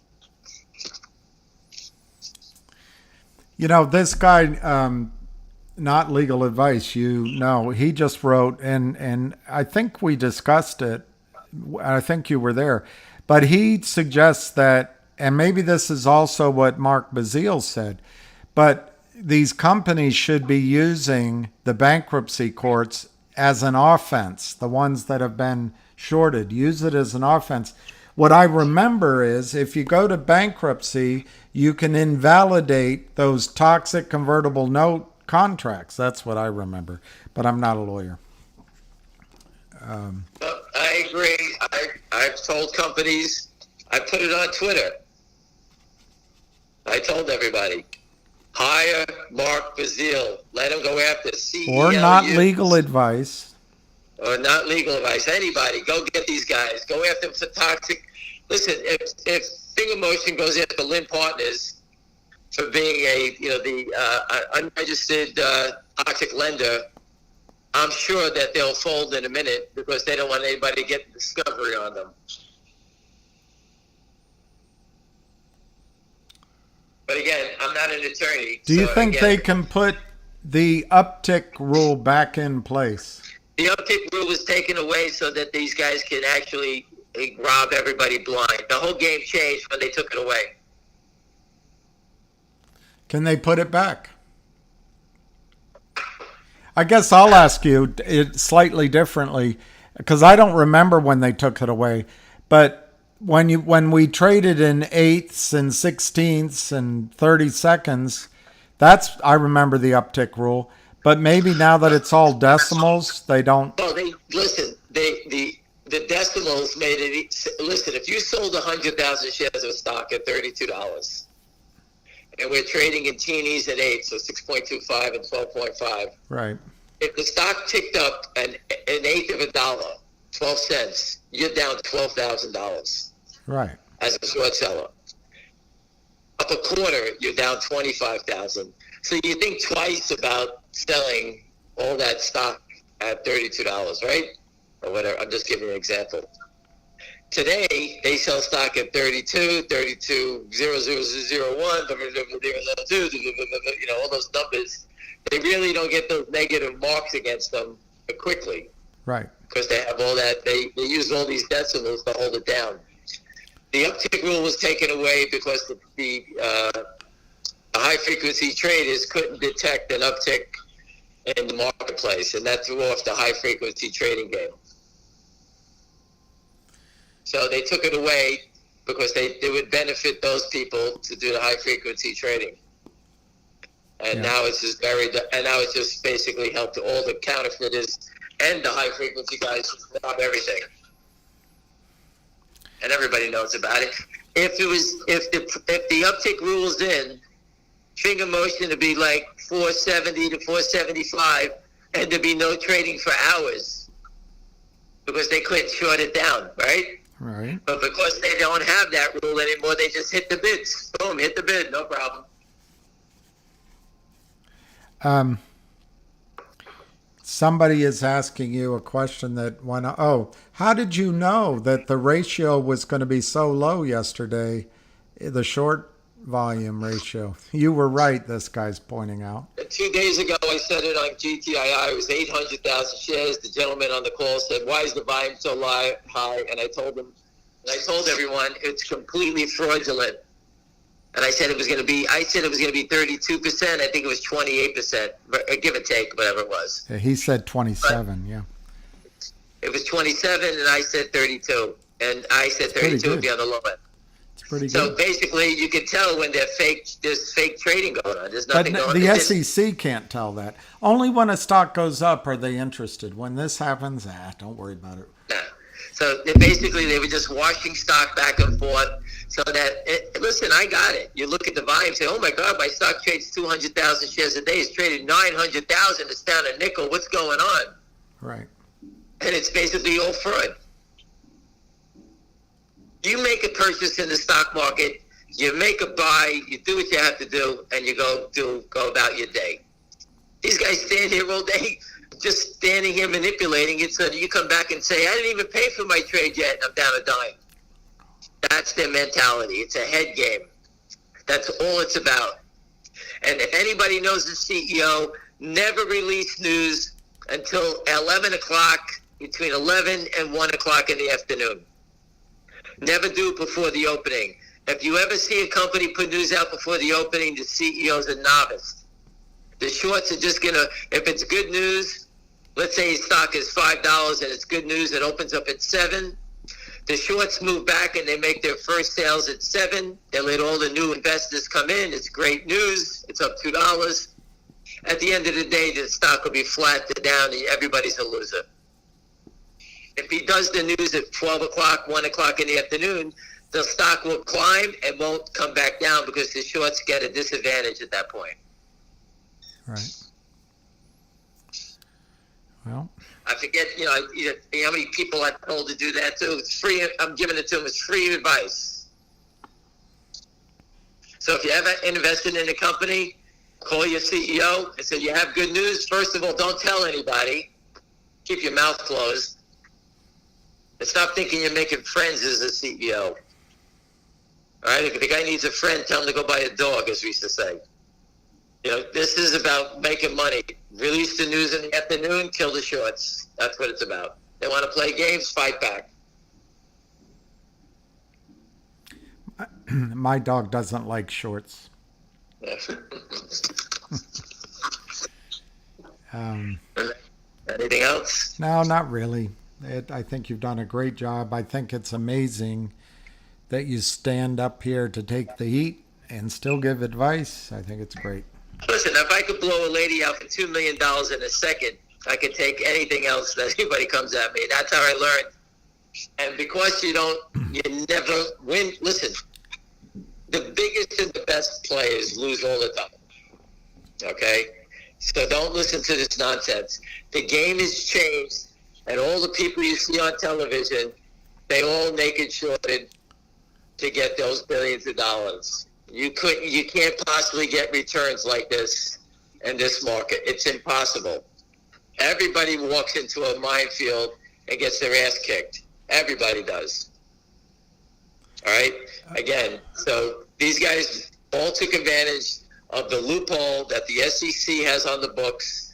I put up the story many times, the loophole, and the NASDAQ the vice president, NASDAQ, Tom Gira, saying that they were concerned that everyone's going to register hedge funds as a market maker just to get the exemption and the loophole. Well, they all did. Congratulations. There you go. I don't know the answer here, and I'll just ask it to you.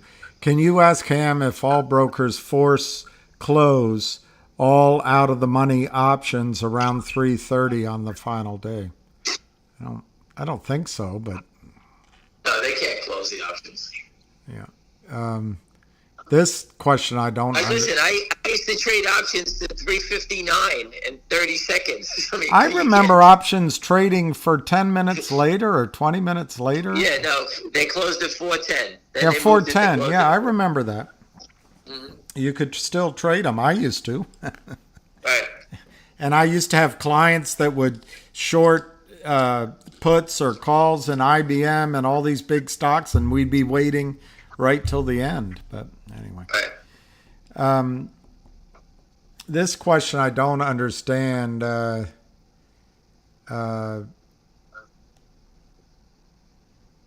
God, it disappeared. Oh, has the maximum hurt number lowered because they're pinning it between 466 and 470? I'm too stupid to understand that question. They're pinning it below. They're pinning it between $4.66 and $4.70. So has the maximum hurt number lowered? Is that the squeeze trigger price of buying? Maybe. I guess the squeeze. Maybe that's it. Right. Anyway, they're not pinning anything. They're just trying to hold. There's really nothing going on here. The buyers haven't stepped up and pushed it higher. Again, the only reason these guys are not selling it lower is because they know that they're just selling more shares and they're getting less money for it. No one's selling. They need all Lynn Partners wants in this world, and the Kramers and Alpine, is want people to sell and go away before something comes out. I believe there's going to be positive news out of DC. I do believe that. I think they can't hide the fact anymore. And whenever the market starts to get on a rocky road like we're on now, where at any given time stocks can really get crushed, I think they're going to come out with some sort of regulation, something to slow down the shorts and force them to cover. I do believe that. Again, I don't know what stocks it will affect, but that's a way to firm the market up because the shorts are a buyer. So when there are no buyers left in the world, they're going to force the shorts to come in and cover. This is an interesting question. I don't remember Stevens asking you what happened to stock prices 2 months or so after the Uptick rule was removed in July 2007. I guess it was the crash of 2008, I guess. Yep, that's what happened. It was an all-out attack. You got to remember, the Uptick rule, basically when it was removed, the big companies like Apple, when they get hit by these shorts coming in, the fundamentals eventually will kick in and funds will come in and buy those fundamental, the value, what it's worth. Anything below that's a speculative stock, a biotech, whatever, there's no support until they find it. You get slaughtered. So it became open season. They just destroy stocks. And they always say institutions come in and firm it up. Well, there's no institutions in these names. Yeah. If there is 1 or 2 or 3, they can't withstand the 166 million shares Lynn Partners sold. That's a lot of stock. Yeah. So there's no support. I don't know who Joe Aseki is, but he says, finger is creeping up. The shorts must be tired of trading one share at a time. Joe, thank you very much. That's what they're doing. That's what they're doing. I don't know where the stock is. My iPad died. I don't have my charger with me. But that's exactly what they do. And it's just, I don't even understand. It's like they're just moving the deck chairs around on the Titanic. They're trapped.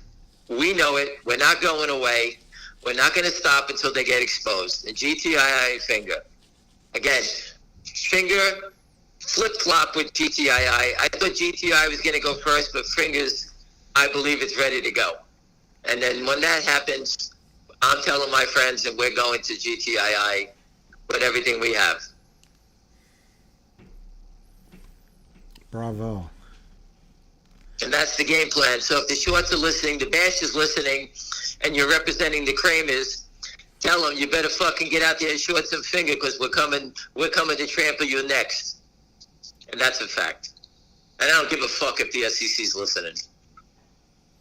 I hope the SEC is listening because they need to do their job. Right. My mother once told me when I was asking about my brother, she said, stop worrying about him. Worry about your own business. And that's what the SEC needs to do. Worry about your own job. They need to fix the rules and just enough of this crime. We need to have the Kramers prancing around Long Island, or wherever the hell they are in L.A., wherever they're doing, having parties, pissing on everybody, or the smart-ass Lynn Partners and his French-Canadian buddy and his 2 sidekicks there making a living stealing from people. They're worse than the guys that are robbing these stores at people at gunpoint. They're doing it without a gun, right in your face. Yeah. So as far as I'm concerned, these people are not my friends, and they should not be treated as your friends. The basher that's sitting here who wants to speak his piece, fuck you. Get lost. Go someplace else. I'm intrigued. Could a gamma squeeze still happen in finger tomorrow if somebody were to buy the stock up to $6, let's say? Yes. That would be fun to look out for. I told you, if I was running the money, I'd drive it to 550, 565 today, stop there today, close it there, tomorrow gap it past 6, and then push on 7, and don't let them up for air. That would make it take off. Yes. Wow. But that's me. So you're saying I have a chance? You have a chance. There aren't any real questions left. A lot of fans, though. A lot of people saying they love your energy and they thank you. And all I know is I had 2 teeth pulled and I got 6 shots in my mouth.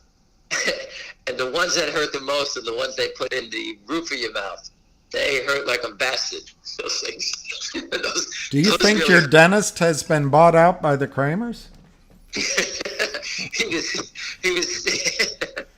he was drilling it. He kept yelling, "Is it safe?" He kept yelling. It was like that movie Marathon Man. Is it safe? As he kept drilling. I was Dustin Hoffman. He kept drilling me. Oh, that movie. Yes. Oh, that scene. Listen, I went to him a year ago. He bought the stock at $3, and he asked me about it yesterday, and he bought more. I told him what I thought was going on, and that's it. There's nothing to say. It's retail accumulation. Accumulation will eventually win out. The knowledge of what's going on is the most important thing. If you can't stand the heat, get out of the kitchen. I can't stop this. Do you think Jeffries is pushing down Finger because Jeffries is in trouble? No. Do you think MMTLP could settle before Finger goes up? That's a good question. I think MMTLP is going to light the world on fire, though. I really do think that's going to be earth-shattering. Keep up the pressure, Anna and everybody. Don't stop. Do it in memory of, what was his name? Tony Twits. Tony Twits. Do it in memory of that. I have to tell you, people, that really bothered me because I put the picture up of my good friend, former law enforcement. He stood toe-to-toe with me. He invested in stocks that we were following. He went to the protest and he died of brain cancer. So, again, we all know people that have passed away. Guys that fought, used their money from their families to help fight the battles, took time out to fight the battles. So I understand guys like Tony, and it's a disgrace.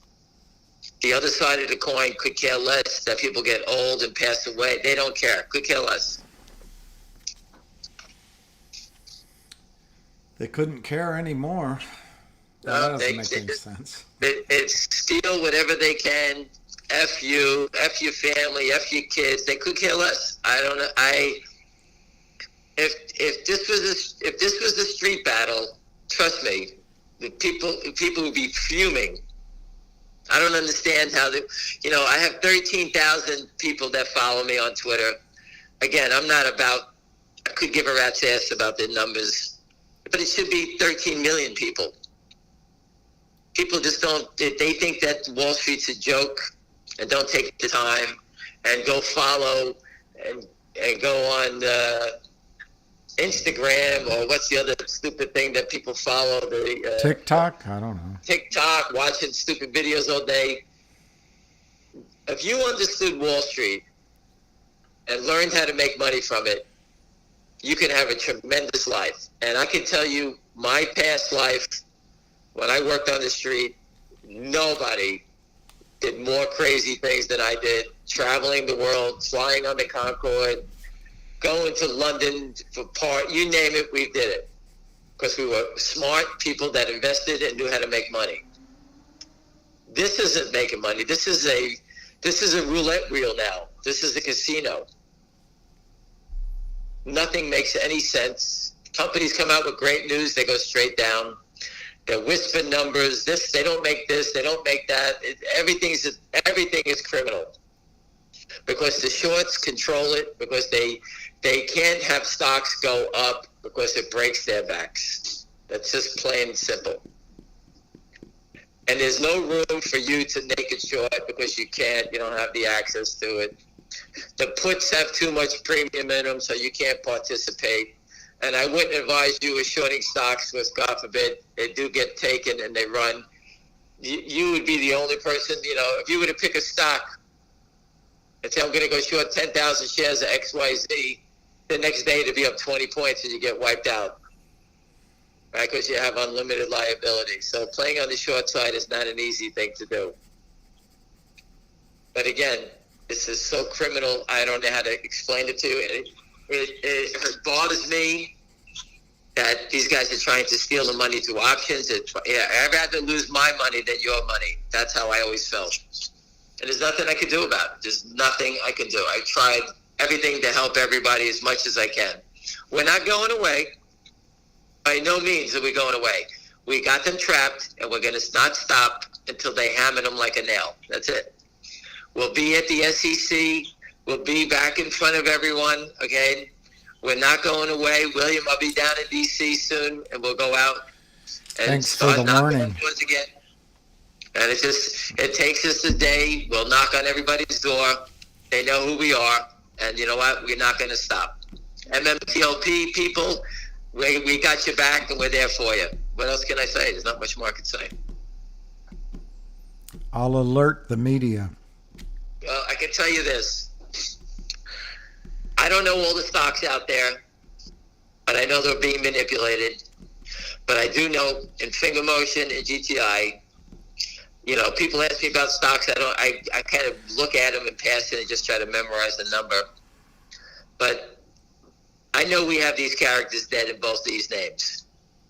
Alpine fighting the DTC FINRA after they were exposed tells me that the Kramers and all this stuff is true. It's right there. You want proof? It's right there.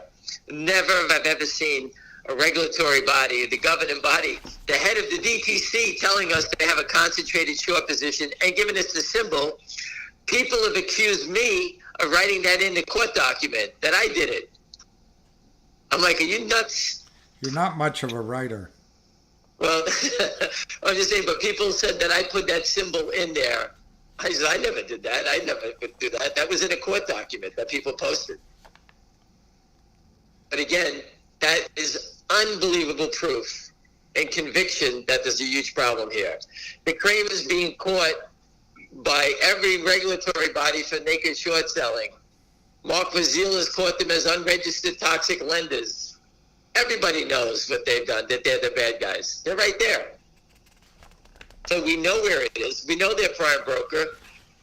It's just a matter of when they go bust, when they get shut down and they're forced to cover. And that can come at any time.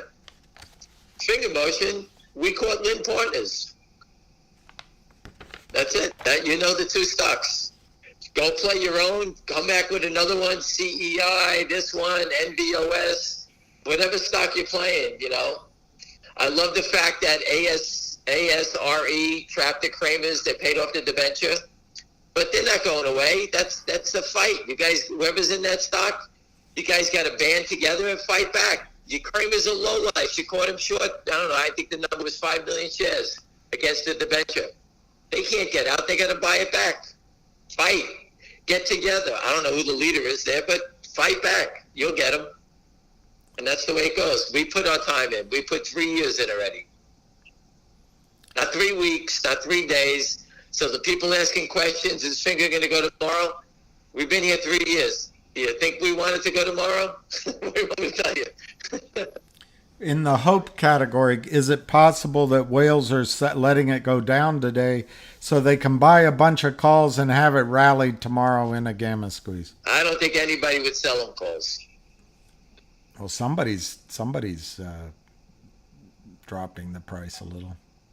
But yeah, you're right. They wouldn't give them enough volume. Right. Yeah. The only volume they're going to give you is people that are selling it. That's it. Yeah. We were buying our own investors' calls, bailing out. Yeah, that makes a lot of sense.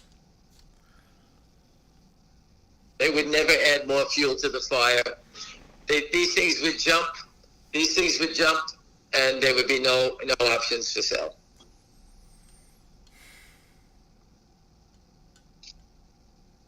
That's it. Yeah, there aren't any more questions. I thought today was, I'm going to have to excuse myself. I thought today was Friday. I was just going to say have a good weekend. It's only Thursday. Well, one guy just bought 100 calls for the $5 that expire tomorrow. That's pretty exciting. Oh, that's my cousin. That's pretty That's a family member. We're a bunch of nutty option players. No, listen, I wish you the best. I think he might be Italian.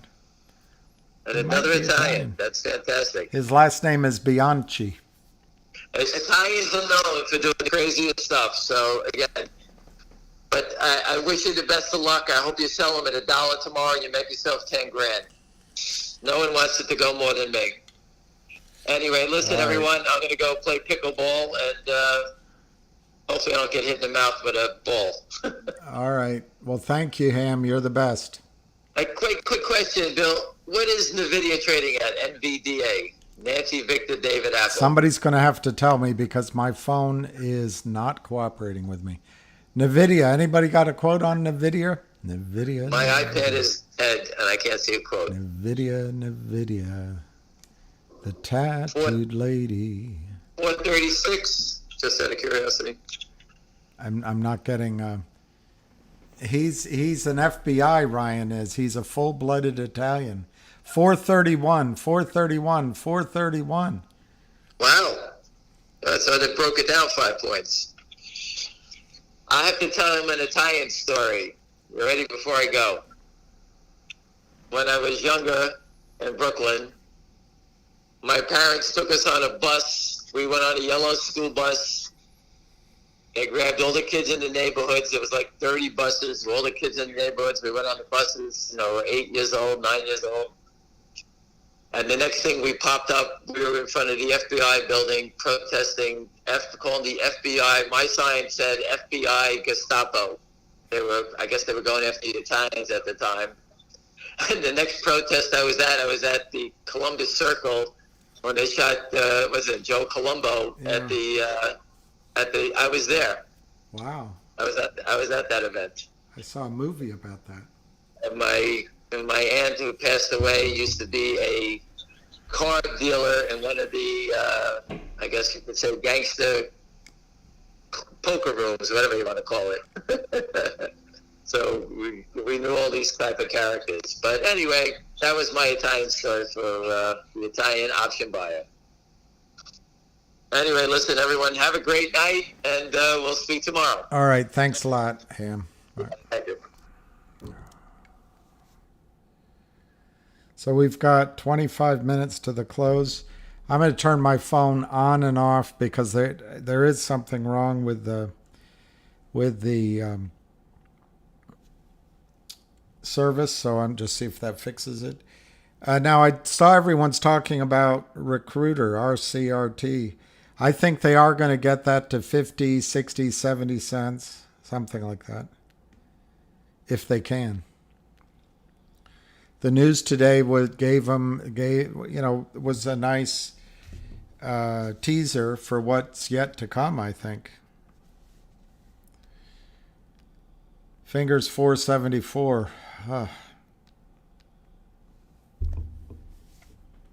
I would love Finger to go to, let's pick, Max Payne number will be at a strike price. Oh, I see. Maybe that's what you're asking. Yeah, I would think they're going to try to get it to 4 tomorrow. I'm not sure they'll be successful, but it's either going to be 4 or 5, possibly 6, that they'll close the stock at tomorrow. I'd love it. There's some big buyer in there. It would be so great if they just came in tomorrow. You could get a gamma squeeze on it.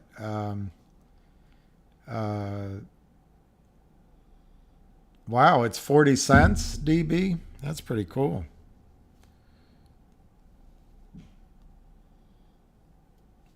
That's pretty exciting, actually. Something's up.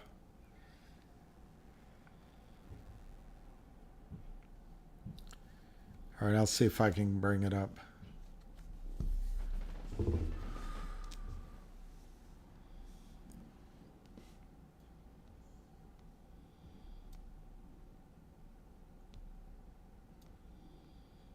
My dog's sleeping.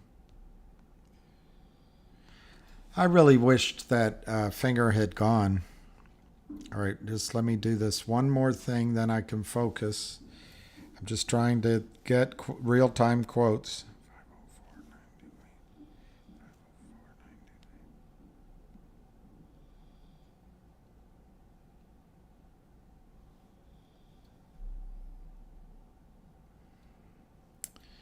It's very slow.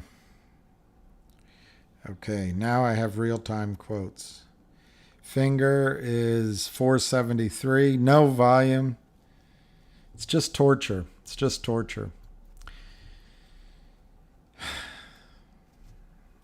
Well, good, good on Jeff Easton. He's a winner. He is a winner. NVIDIA, the tattooed lady. 411.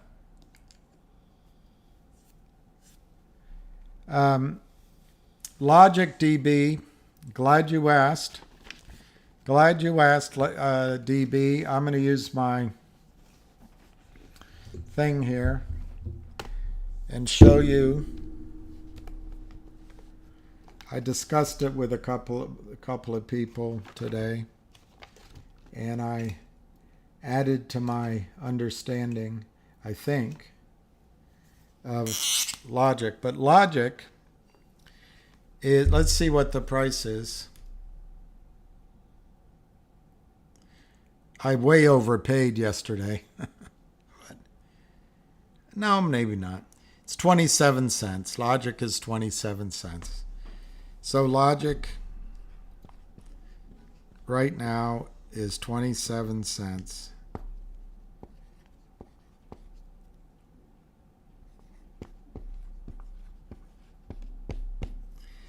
So Logic is 27 cents right now. We're just waiting on S4 approval, which I think could happen tomorrow night or next week. And anyway, once the S4 approval, Data Logic is going into the Aubrey SPAC. Well, that deal was priced at $10 a share. And Aubrey SPAC right now is $10.91. So there's already ostensibly a 10%, almost a 10% increase in the value to us. But there is a nut. Now I'm going to forget the symbol. Anyway, it's quite possible that Aubrey SPAC's price goes up a lot, like to $20, 15, 20, $25. So it could be really valuable to us. But anyway, at the current ratios, I'm going to, allowing for that 10%, allowing for my arithmetic,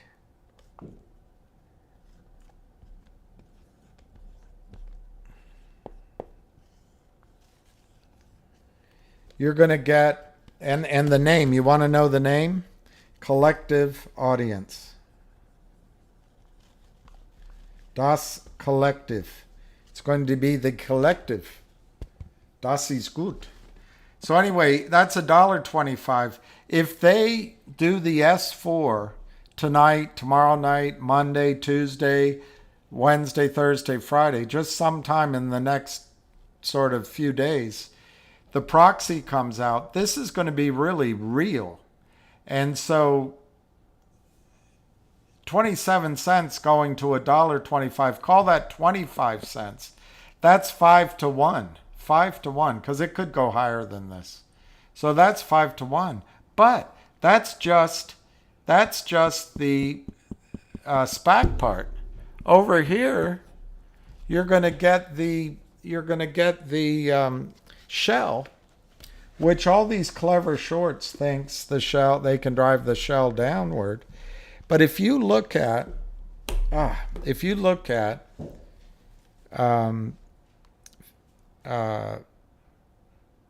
Logic, and you look at the news from, I think, I just got to pull it up. I'm going to go to OTC. I should have done this before I came on today, but I didn't have time. So I'm going to pull up Logic. And if you go look at the news for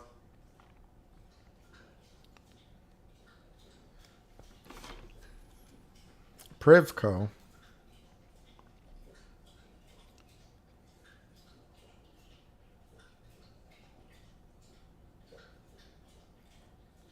all right, I'm looking, sorry.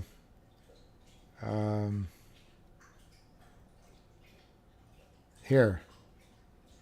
So it's November 18th of 2022.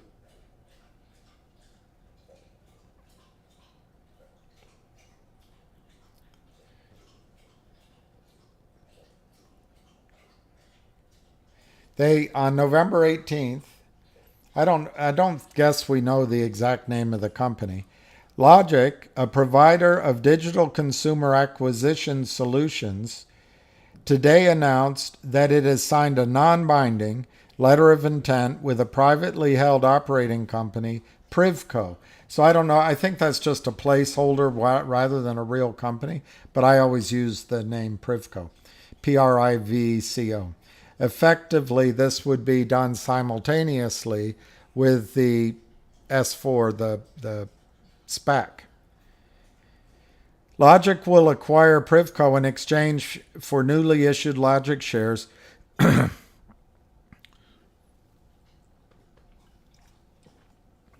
for 100% of Privco. Anyway, that was announced. That deal was going to be in the shell of Logiq. That has been allowed to expire. The value of that deal was $220 million, somewhere between $220 million and $250 million. My argument is, why would they let that deal go away unless they have a better deal pending? And that's why I'm excited.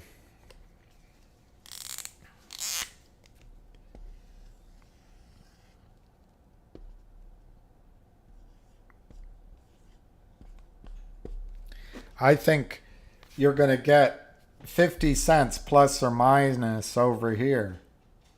So just the shell, when they do whatever deal it is, could be 50 cents plus or minus, if my logic is correct. You're paying 27 cents. Just the shell's 50 cents, but the distribution to the SPAC is $1.25. You're talking potentially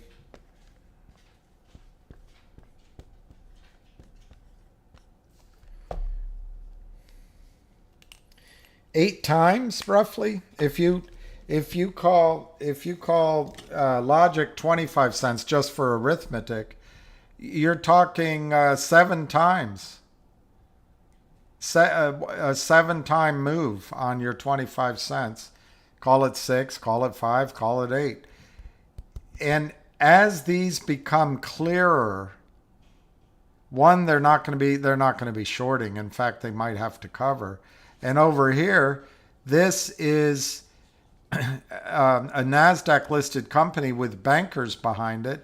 There's other deal flow which has been discussed in the press and on calls. It's not a bad deal. 27 cents to $1.75 potentially in the next few weeks. It's not a bad deal. Real-time quotes I get on my E-Trade. If you go to OTC markets, you can get real-time. I'm trying to remember. I think it's the bid and the ask, but you can get the essentially level 2 quotes. I think are real time. But the price isn't. The price is delayed by 20 minutes, so it's kind of weird. Are there 3.8 billion barrels of oil? I think there's more than that, and I really appreciate this guy.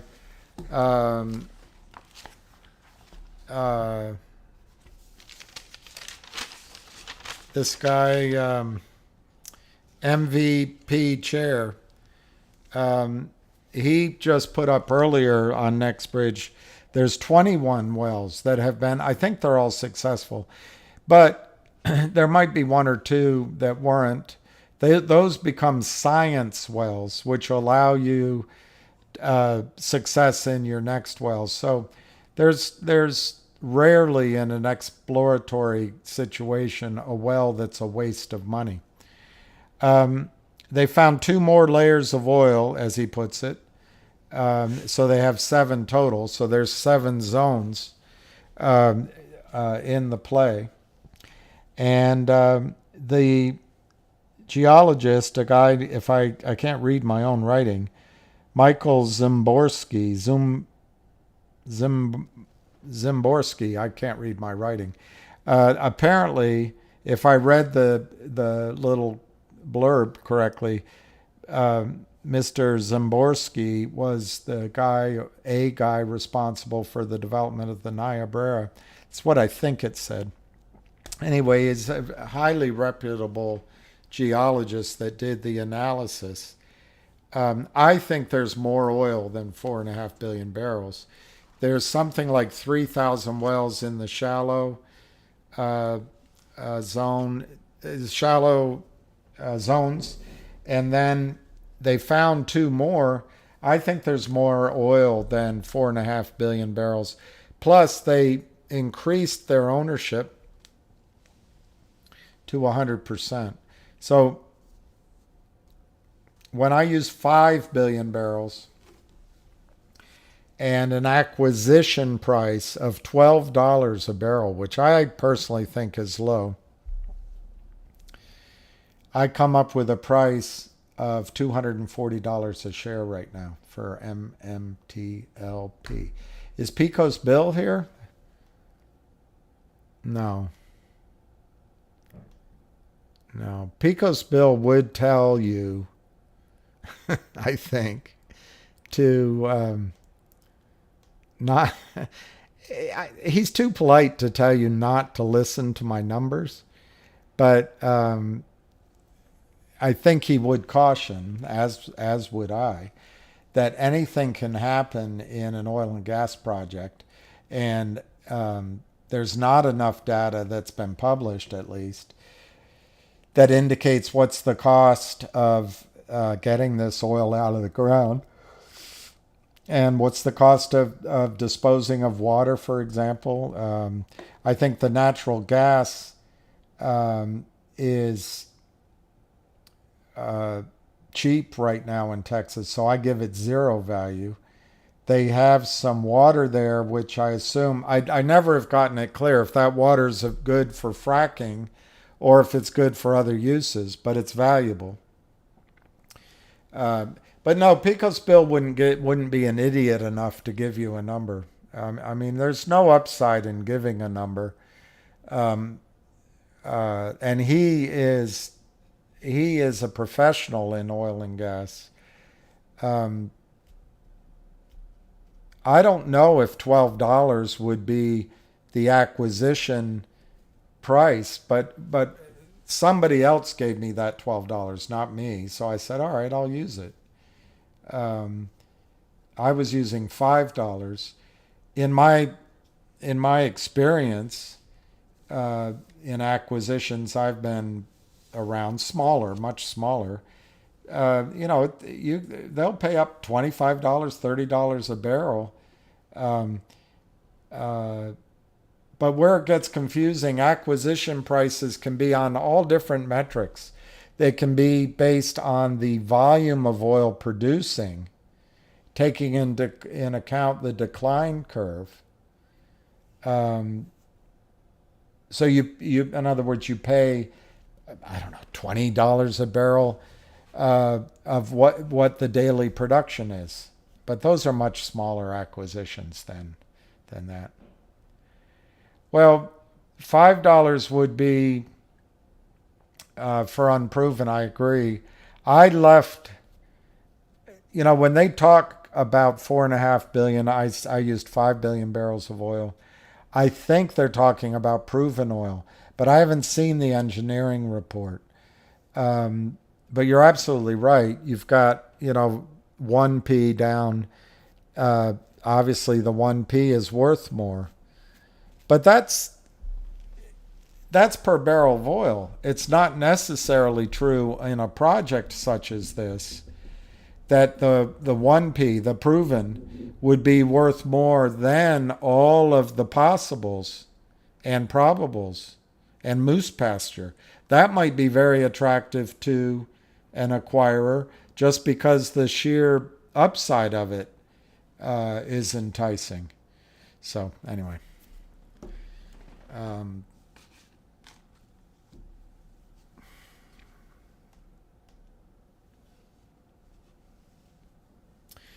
140 was our last chance to accumulate the greatest short squeeze of time, so 70 cents must be the buy of a lifetime. Thank you, Goodwill Hunting.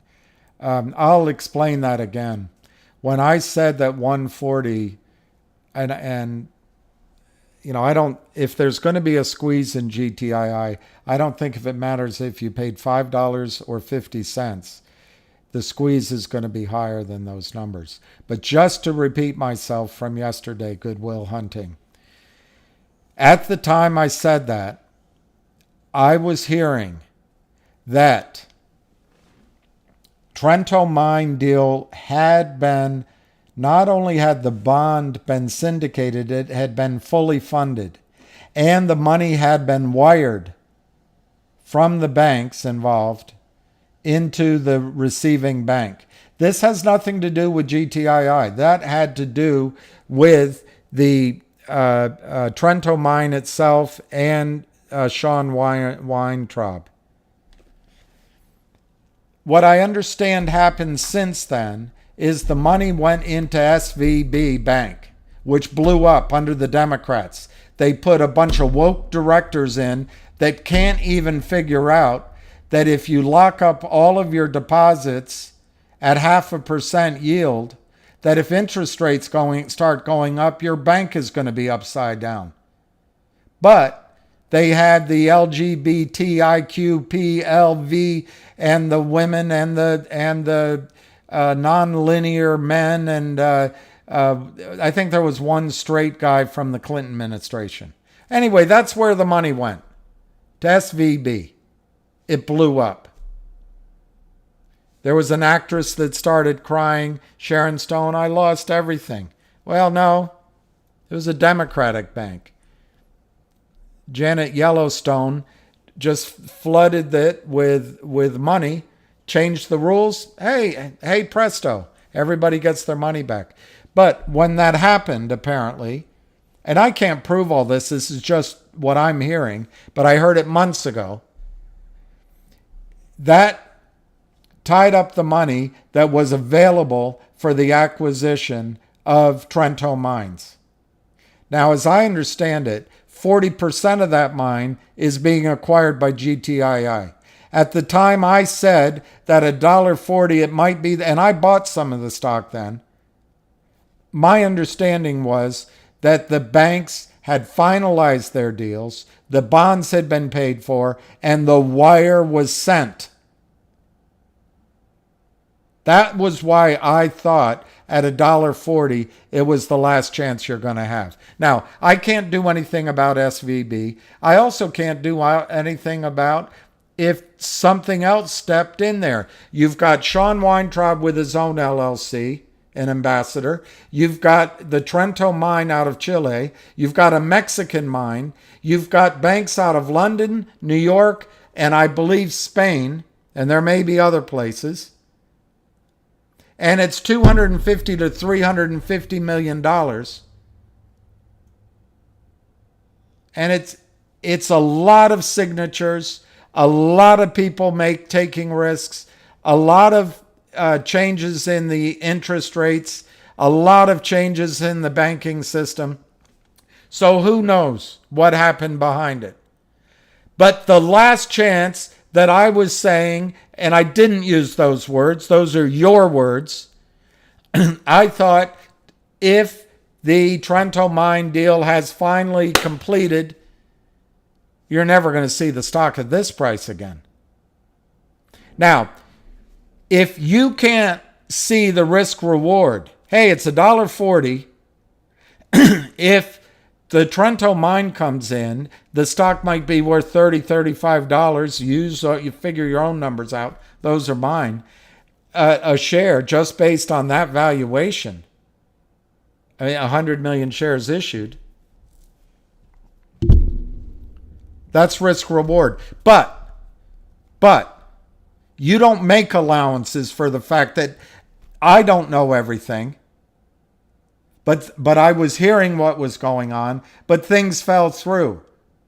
If that stock went from $140 to $35, you wouldn't be on here saying, oh, that was our last chance, sarcastically. So anyway, it's just not worth getting upset about. It's not worth getting. It's so childish and immature. Yes, I was wrong. And I won't be defensive about it. Turns out that $1.40 wasn't the last chance. And I didn't use those words. I think what I said is I've never seen a better time to buy an Oriental rug. I think those were my words. But it turns out SVB collapsed. Interest rates have gone up. The entire banking system has gotten a little wobbly. I don't know. I can't tell you what's going on in the background, but I haven't heard the deal's off. It's still there. It also turns out that the people at Alpine and maybe working with the Kramers, I doubt it, it's somebody else, they continue to short GTII.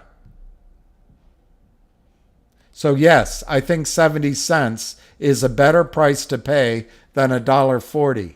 What I don't believe, I can tell you right now, I have no indication right now, zero indication right now, that anything is happening in Trento Mine.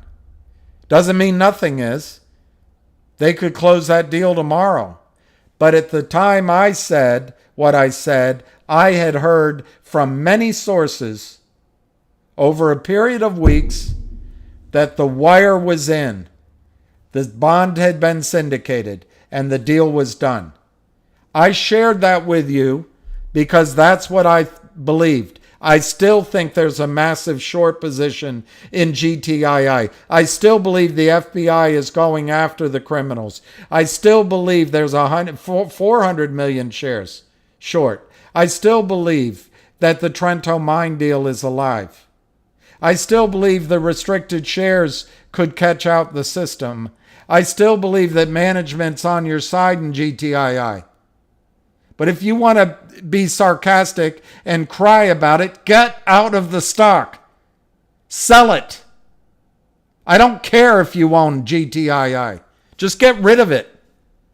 For GTII, for 70 cents, you can buy 2.5 shares of Logiq. And I think you can get 8 times your money over the next 6 weeks. Do that. And that's not financial advice. But just get the hell out of GTII. I don't need that sarcasm.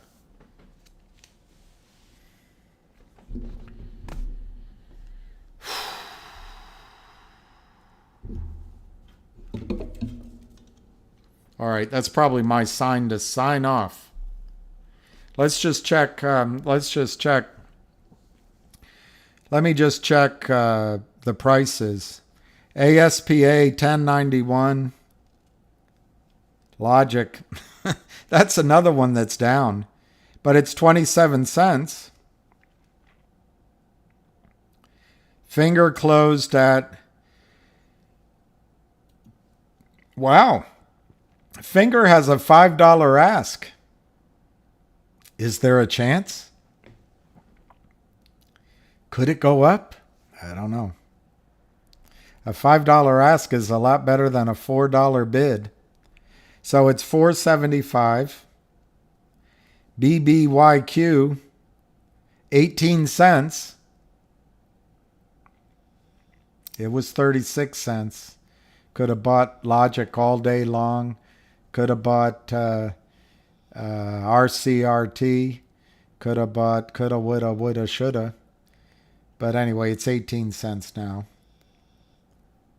TTOO is, I don't know why I have that on here. TTOO is 46 cents, up a penny. NVIDIA closed at 433. You know what? Next time I have information that I believe in on GTII, I'm not going to take the risk of putting it out there. I'm not allowed to give definitive material advice if I hear it. So I had to talk elliptically. In the future, I'm just not going to mention it at all. Because the odds are, there's no way to win. The odds are it'll be delayed or it's not true. And then someone's going to come and say, oh, well, you know, if you want certainty, go deposit $10,000 at a bank and they might give you a free toaster.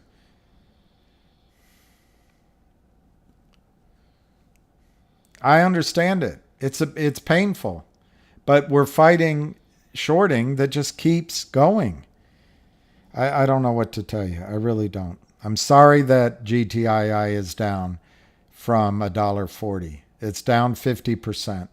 It could still go down another 50%. It's a good chance. Sell it. I'm telling you. I can't give you specific advice, but as an idea, sell your GTII tomorrow, buy 2.5 shares of Logiq, and wait 8 weeks.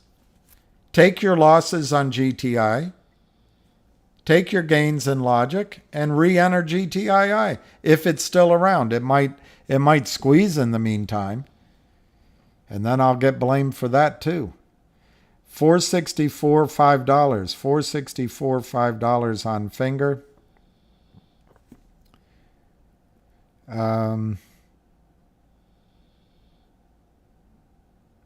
That's what I have there. I don't know what other stock to give you a quote on.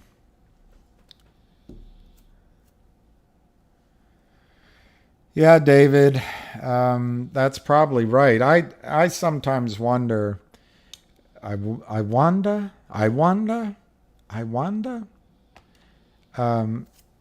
You got back in at 24 cents, you lucky dog, Sky Dog. I paid yesterday 27 cents, so I'm an idiot. I should have waited. I love that you did VIX calls, Jay Roach. I wanted to do VIX calls, but all my money was in Finger calls. I would have been better off doing VIX. It would be nice if GTII got up to 4. I think there's going to be, John, I think there's going to be a lot of resistance in GTII in the $3, $4, $5 level. I'm less, what's the word? Less optimistic, I guess, that there won't be a lot of selling in GTII in the sort of 3, 4, 5, 6, 7 range. Why? Because there's so many of you, of me, that bought the stock, and I think people are just going to sell. Thank God I can get out. I think there'll be a lot of that in GTII. Will it stop the rally? I don't think so. It'll just be a little pause. But that's different than Finger. I think in Finger, all of the sellers, we used to call it, I had a sales manager would call it weak hands. It's the stock going from weak hands to strong hands. And when I was young, I was like, God, what an annoying expression. But it's a good one now that I'm older. So anyway, I think in Finger, all of the weak hands have already gotten out. So I don't see a lot of resistance on the way up in Finger. In GTII, I do think there will be some selling in that sort of, I don't know, 4 to 7 range.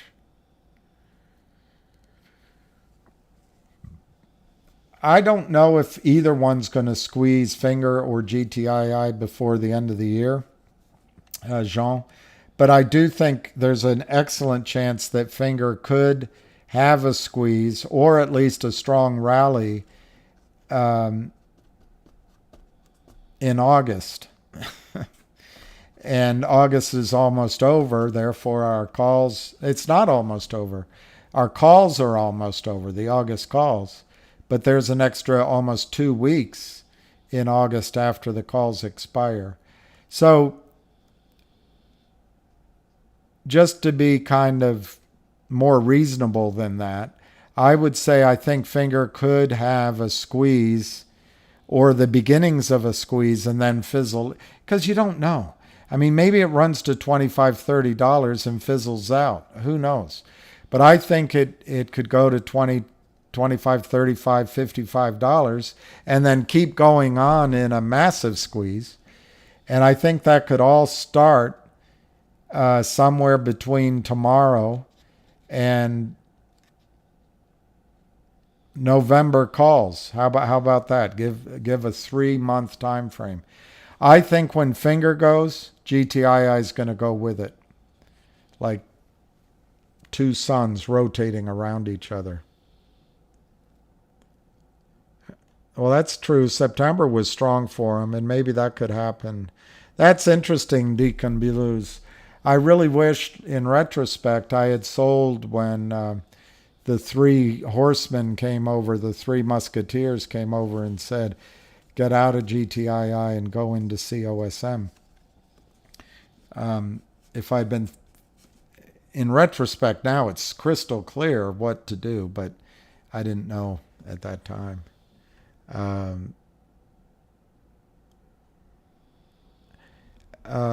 Why am I getting upset? I don't know. I'm not a shrink.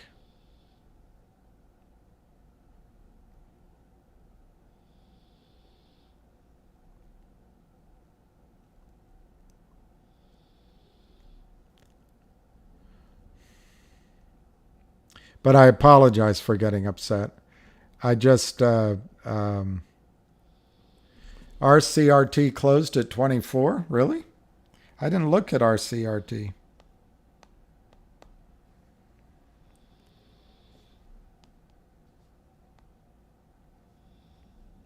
There's a big short in that stock. Wow. They got it up to 46 and it closed at 25. That's pretty amazing, isn't it? It went as high as 46.50 and it closed at 25. What was the volume?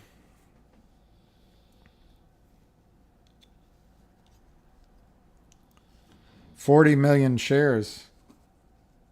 Wow. You know, if I hadn't been on the call, I might have sold at 45 cents.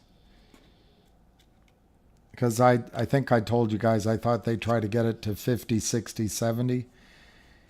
So, you know, you got to go close enough for government work. But now they have it down. We'll see what happens tomorrow.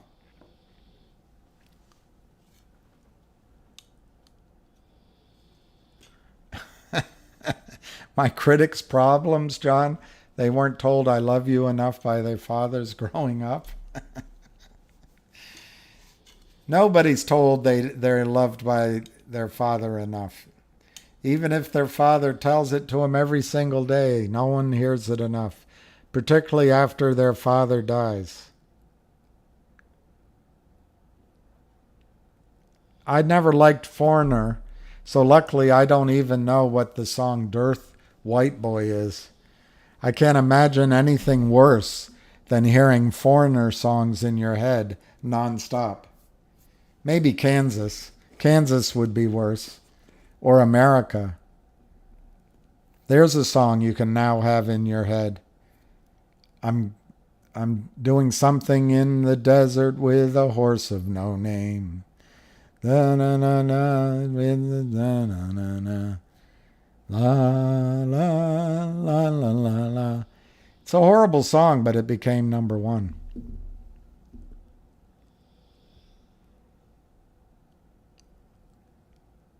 No, you can't do that.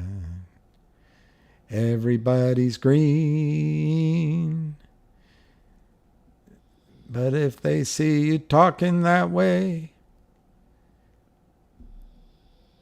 they laugh in my face. Hey, little baby, you know that you're mine. I'm gonna let you down and leave you flat, 'Cause I told you before, oh, you can't do that. Everybody's green when I'm the one that won your love. But if they see you talking that way, they laugh in my face. So please, little darling, don't you? Supertramp.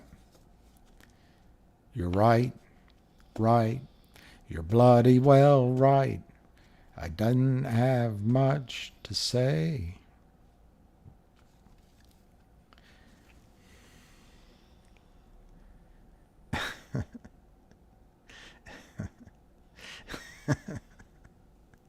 I think punishment is listening to I'm riding through the desert on a horse with no name. Ocean sailing, you're not New Jersey anymore? Oh, you're from New York.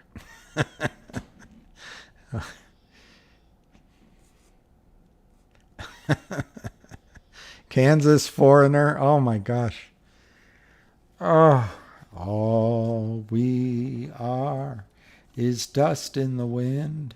The worst songs. I'm telling you guys, there were some great songs, but man, there were so many bad ones.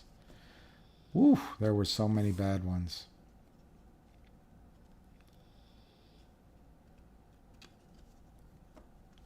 What's up with Wes and GTII?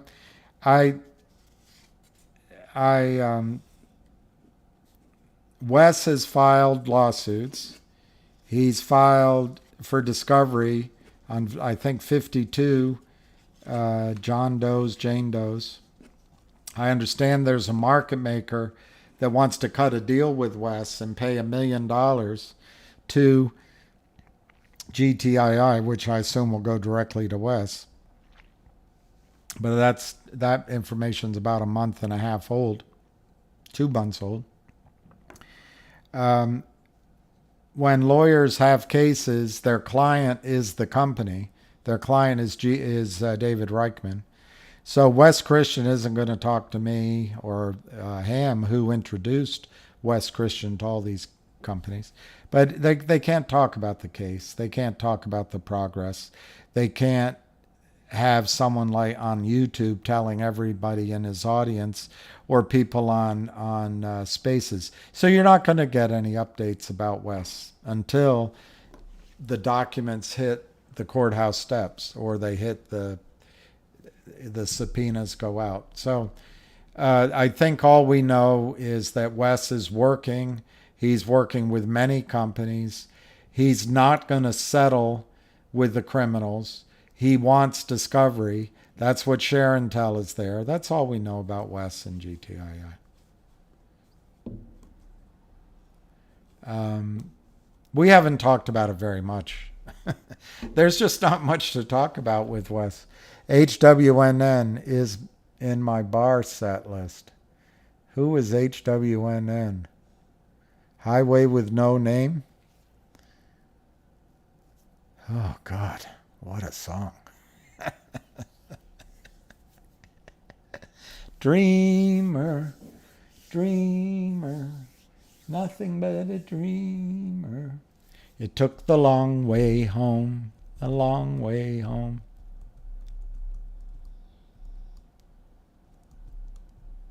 If you listen to me at 2 times, it sounds like I'm always angry. A Horse with No Name. God, that song. Oh, I never liked that song. But back when you're young, you listen to the radio, and once an hour that song would come on. But people like it, so who am I to say? A lot of people like Foreigner. Oh, and the other one is Journey. Journey and Kansas and America and Foreigner.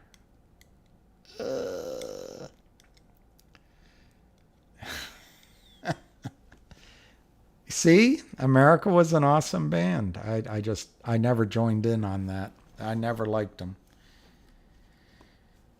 There's a lot of people liked Chicago. I couldn't stand Chicago. Hall and Oates.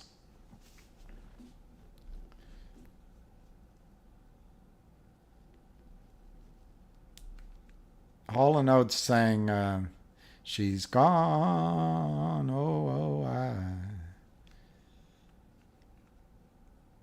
I didn't totally like Hall and Oates, but they had that album, and I would listen to it quite a bit. And she left her toothpaste, her toothbrush. That's pretty good. Hall and Oates. They're pretty good. Oh, the Ocean Sailing. How about that song from Christopher Crotch? I'm Sailing. Oh God, Christopher Crotch. Everybody had one good song, except for Foreigner. I don't know. Maybe Foreigner has a good song.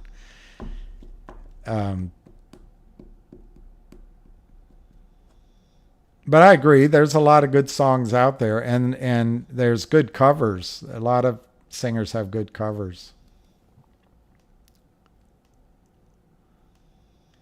All right, Ocean Sailing from New York City, where the girls are pretty.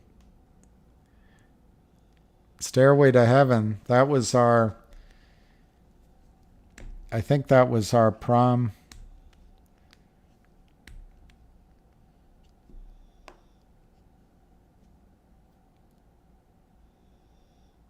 It was either that or Whiter Shade of Pale. Or maybe it was both. Junior year and then senior year.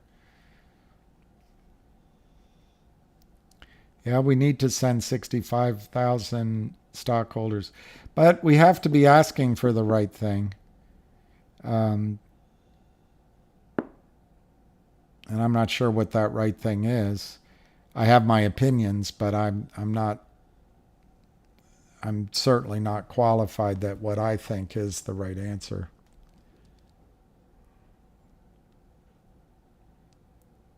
Hall and Oates should have been Farmers. Very good, good, good. Everyone had one good song except Santana. I liked Santana. I liked Allman Brothers. Grateful Dead. I'm trucking. See, everybody has a bad song too. And Trucking was a really bad song.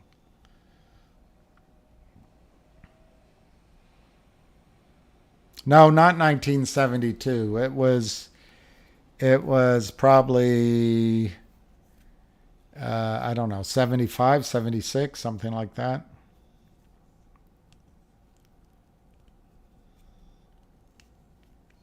Something like that.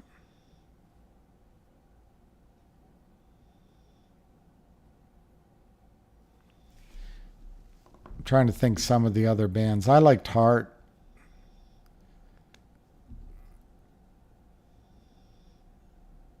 I don't know. I don't know if any of this is useful. Pink Floyd. Billy Joel, I don't know. I'm a weird person. I didn't like that song that he sang about Virginia because he was encouraging Catholic girls to get laid. But then later, I listened to it. It's a pretty good song. And of course, his Piano Man's pretty good. And his Uptown Girl's horrible, but that's just me.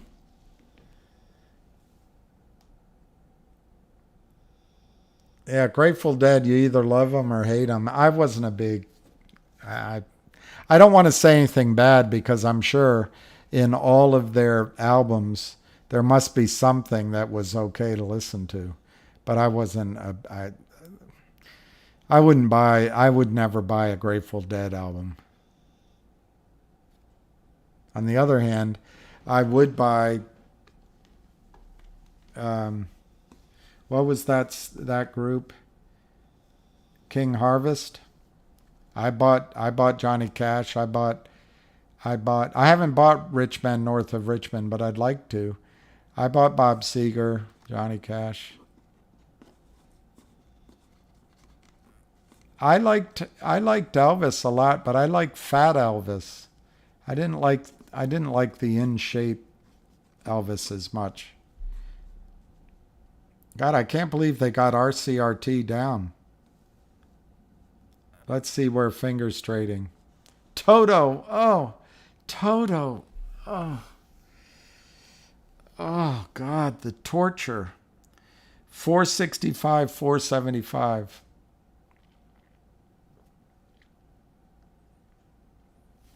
I did buy Peter Frampton. I once in London went out to see, I think it was called the Framptons, or it was Peter Frampton's brother.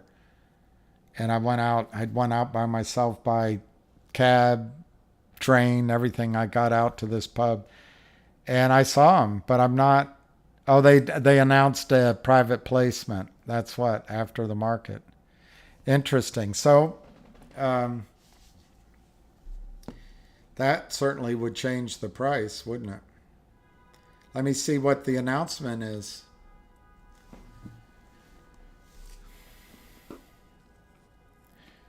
The screen door slams. Mary's dress waves. Like a vision she dances across the porch, King Crimson, while the radio plays. Hey, it's you and I want you only. Come, while Roy Orbison plays.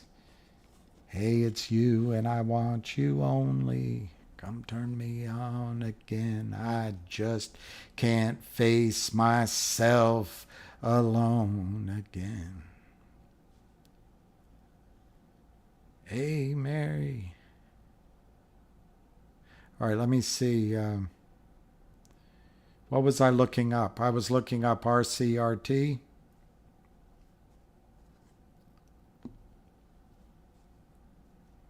Oof. Foreigner. Oof. You're once, twice, 3 times a lady, and I love you. I love you. When we are together, the moments I cherish. With every beat of my heart.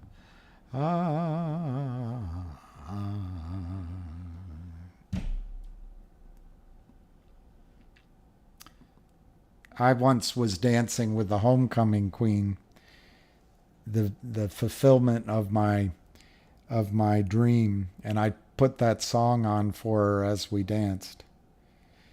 And she shattered all illusions when she said, "What does that mean? I'm once, twice, 3 times a lady? What does that mean?"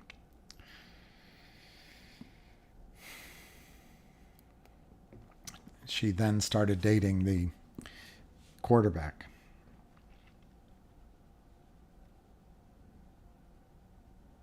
$3 million shares. 31 cents.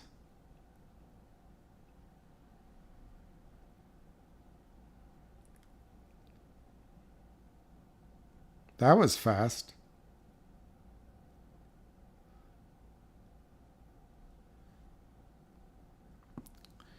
The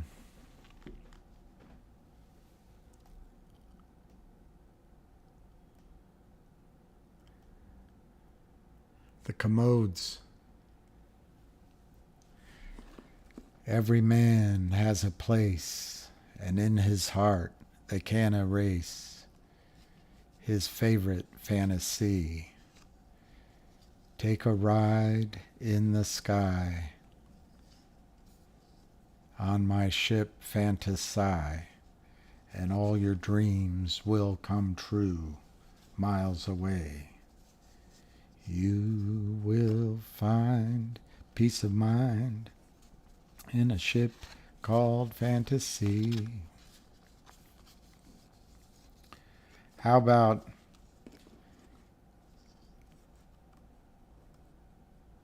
I found that material things that I thought had so much value didn't have any value at all without someone to love me for me.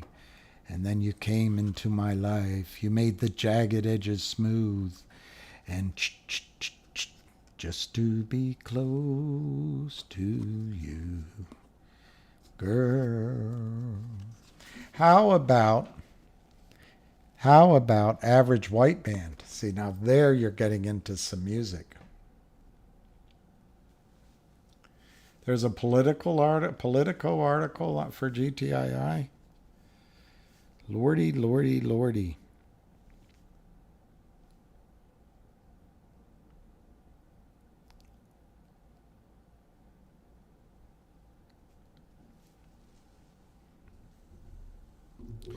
I liked only one AC/DC song, but maybe it's not that band. Did they do She Shook Me All Night Long? I liked that song. The rest of it I didn't care about. Although that daughter's father is pretty good. Perry? No. Anyway. Led Zeppelin is amazing. What do you mean the money's gone after 250 days? What do you mean the money's gone? That's just not logical. You got to take that out of your head. It's just designed to make you feel depressed. The United States securities market, if you pay cash, you get your ticket. For the last many years, with Gary Gensler's blessing, you pay cash, you get an IOU. But you still, in this system, the IOUs, let me say it a different way. Had MMTLP or Nexbridge become a publicly traded company, you would have your shares. Would they be real shares? You wouldn't know. It would be an electronic entry. You would just have, everybody would just have, as we do in all of our stocks, electronic entries. Well, we get our statements, they have a price on them, so we feel, hey, we're rich. We're not. But just because it's on a statement doesn't mean that it's in your account. So this time, they got caught out. They can't trade, and you're saying the money's gone? No. You put up money. You bought stocks in your account. One of them was MMTLP. You either deserve the shares of Nexbridge.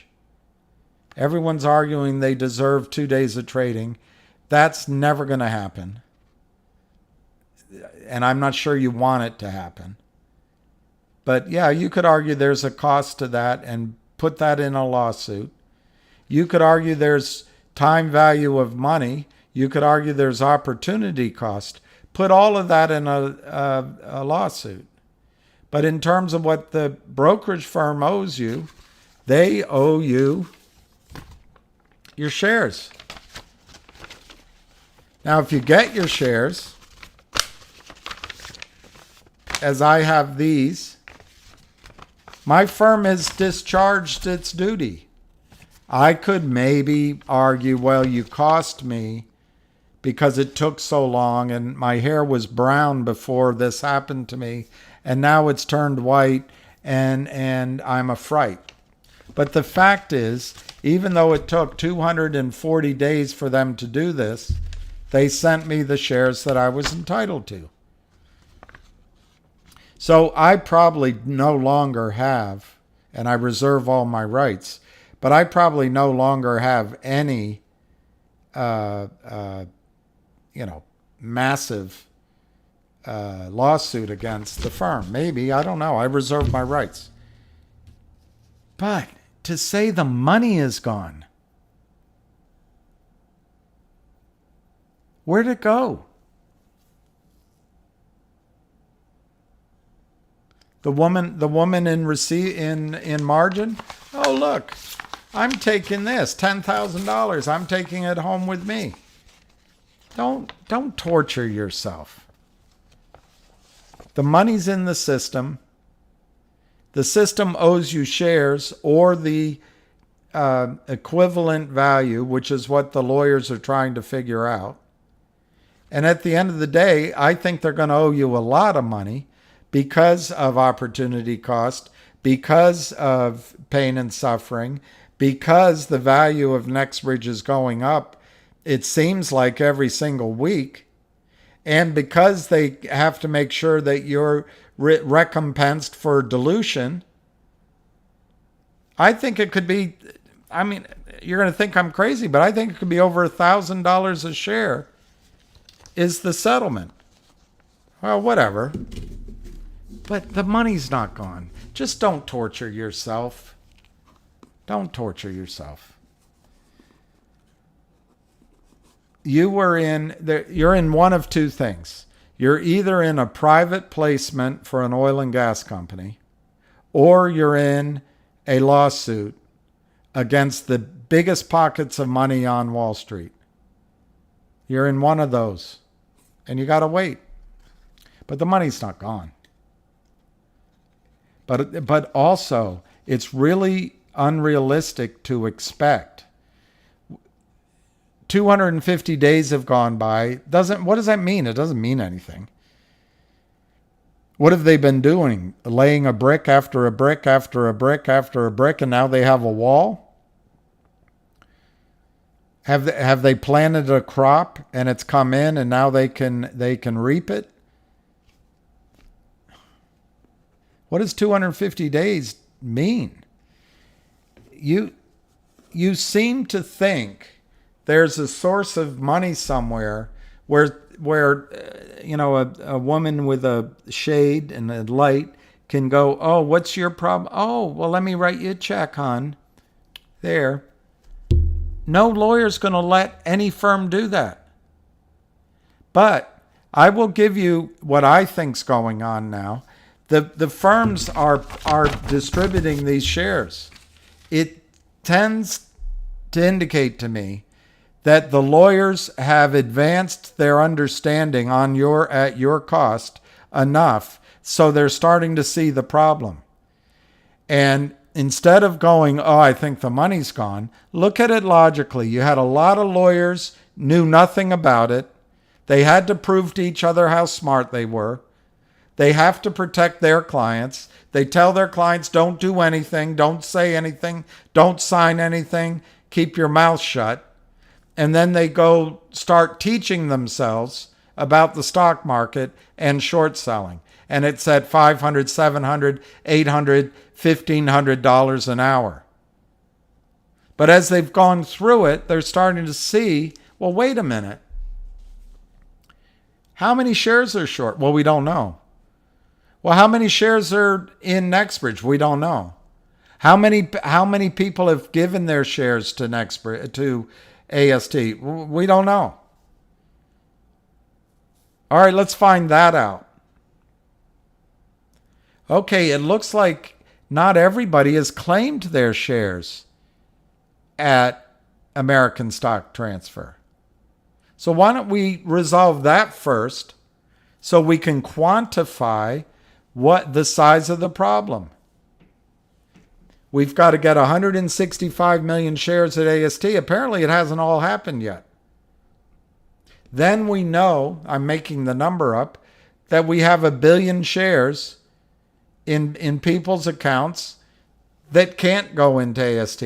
Now we know as lawyers precisely, specifically, what we're asking for. We didn't know it, and we don't know it.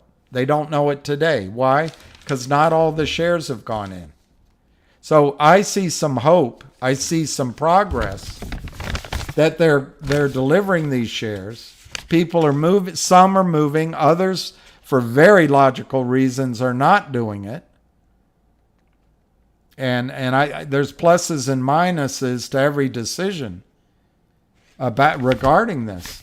But as soon as they're able to allocate all of the seats on the plane, so to speak, at AST, then the lawyers collectively, and they may not have enough data yet, they're still trying to get it from Congress, but then collectively they can look and see, well, you know what? The system did sell 165 million shares approximately of MMTLP, which existed. Those shares are now allocated to NextBridge. That leaves, I'm making it up, 1 billion shares that there's nothing. It's an IOU. So now the lawyers will write up in their long, lengthy submissions, goes to the judge, Your Honor, your offer, I object, and it takes more time. We need 6 more weeks. We have an objection from it. There's a new pro se. There's a new out-of-state attorney coming in. It goes on and on. 2.5 years later, they have it defined. There were 1 billion shares that should have been given to each of all of the investors collectively, and we have to allow for dilution. We have to allow for pain and suffering. We have to allow for possibly civil charges and penalties, and we have to give them the value of what they would have received. And right now, NextBridge is trading for $2,500 a share. Boom, we find against Merrill Lynch $2,500 a share. I'm making the numbers up. That's not the money gone. When you bought I don't know when you paid for it, but when you bought MMTLP, you knew they were going to distribute it into private shares. So in the one scenario, you have ownership of a private placement in an oil and gas company. In the other scenario, you have a claim against the assets of your broker-dealer and possibly through some legal way against the other side of the trade who guaranteed delivery, the prime broker, and then the total system to get whatever this is worth, net of legal fees, net of penalties, net of time and suffering.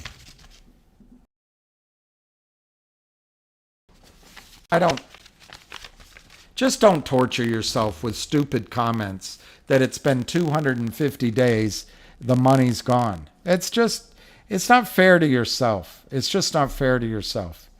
There's no magic about 250 days. I do think that because they're doing this now, that it's possible some of the wiser heads are saying, you know what? We should settle this up.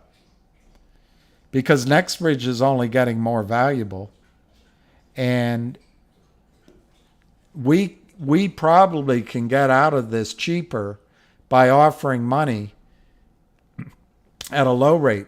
I bet many of you would take $10 a share.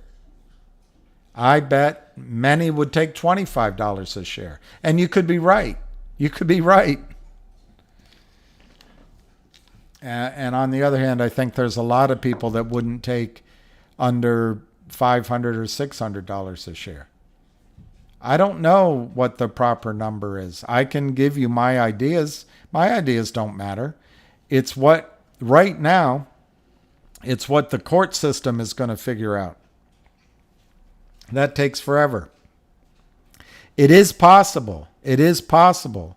because there's movement at the brokerage firms that somebody at Congress has put pressure on FINRA and the SEC and the broker-dealers to resolve this, which is on some cockamamie videos I did way back when, it was obvious they're going to have to settle, not in the legal sense, but in the financial system. Why? So it gets off the front page, so that the criminals can go back to criming. And so the broker-dealers can go back to taking a piece of every transaction in the world because they do such a good job. They can stay in business. But to say that the money's gone, you're just torturing yourself.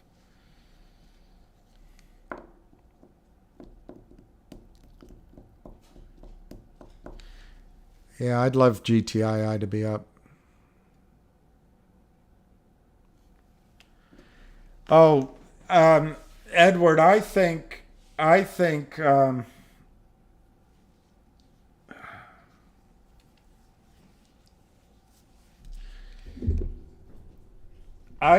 the settlement for GTII is pretty simple.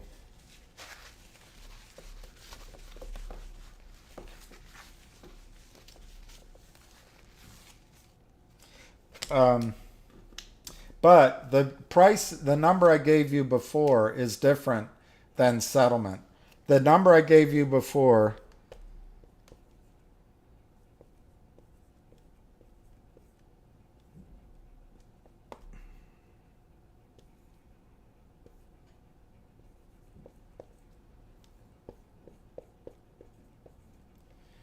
I'm just using 5 billion barrels of oil, no natural gas, no water, just oil.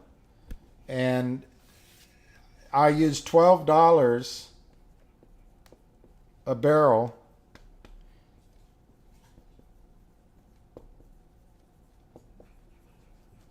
So that gave, I used $12 a barrel as an acquisition price. I think that's low, but I used 12. That gave $60 billion acquisition price, cash and securities.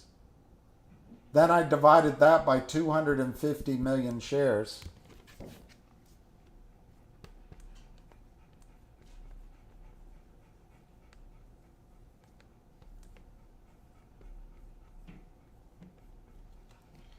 Because that's how many are out right now. And I think you have a value in NextBridge right now, potentially, of $240 a share. This is the cost that legal advice to all of the parties in the financial world, this is the cost. It's now $240 a share instead of $8 a share. They could have just let it trade. Time has gone by. Lawyers take time. That's their job. That's what I think the value of NextBridge is right now. But in terms of a settlement, which is your question,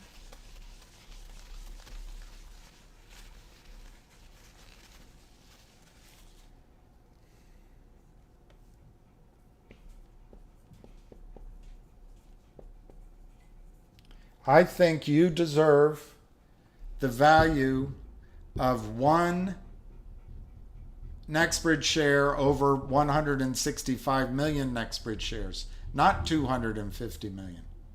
Because this is the deal you got. You were supposed to get one share of NextBridge.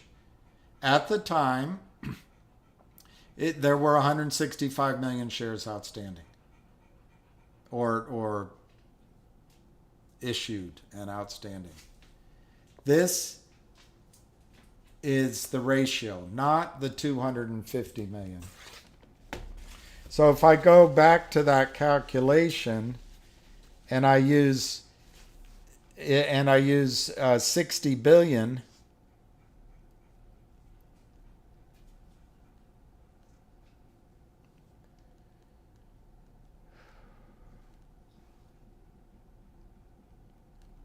hot. Divided by 165 million, that number is That's $360 a share. 360. Now, I think it's a low number because I think there's more oil there than 5 billion barrels.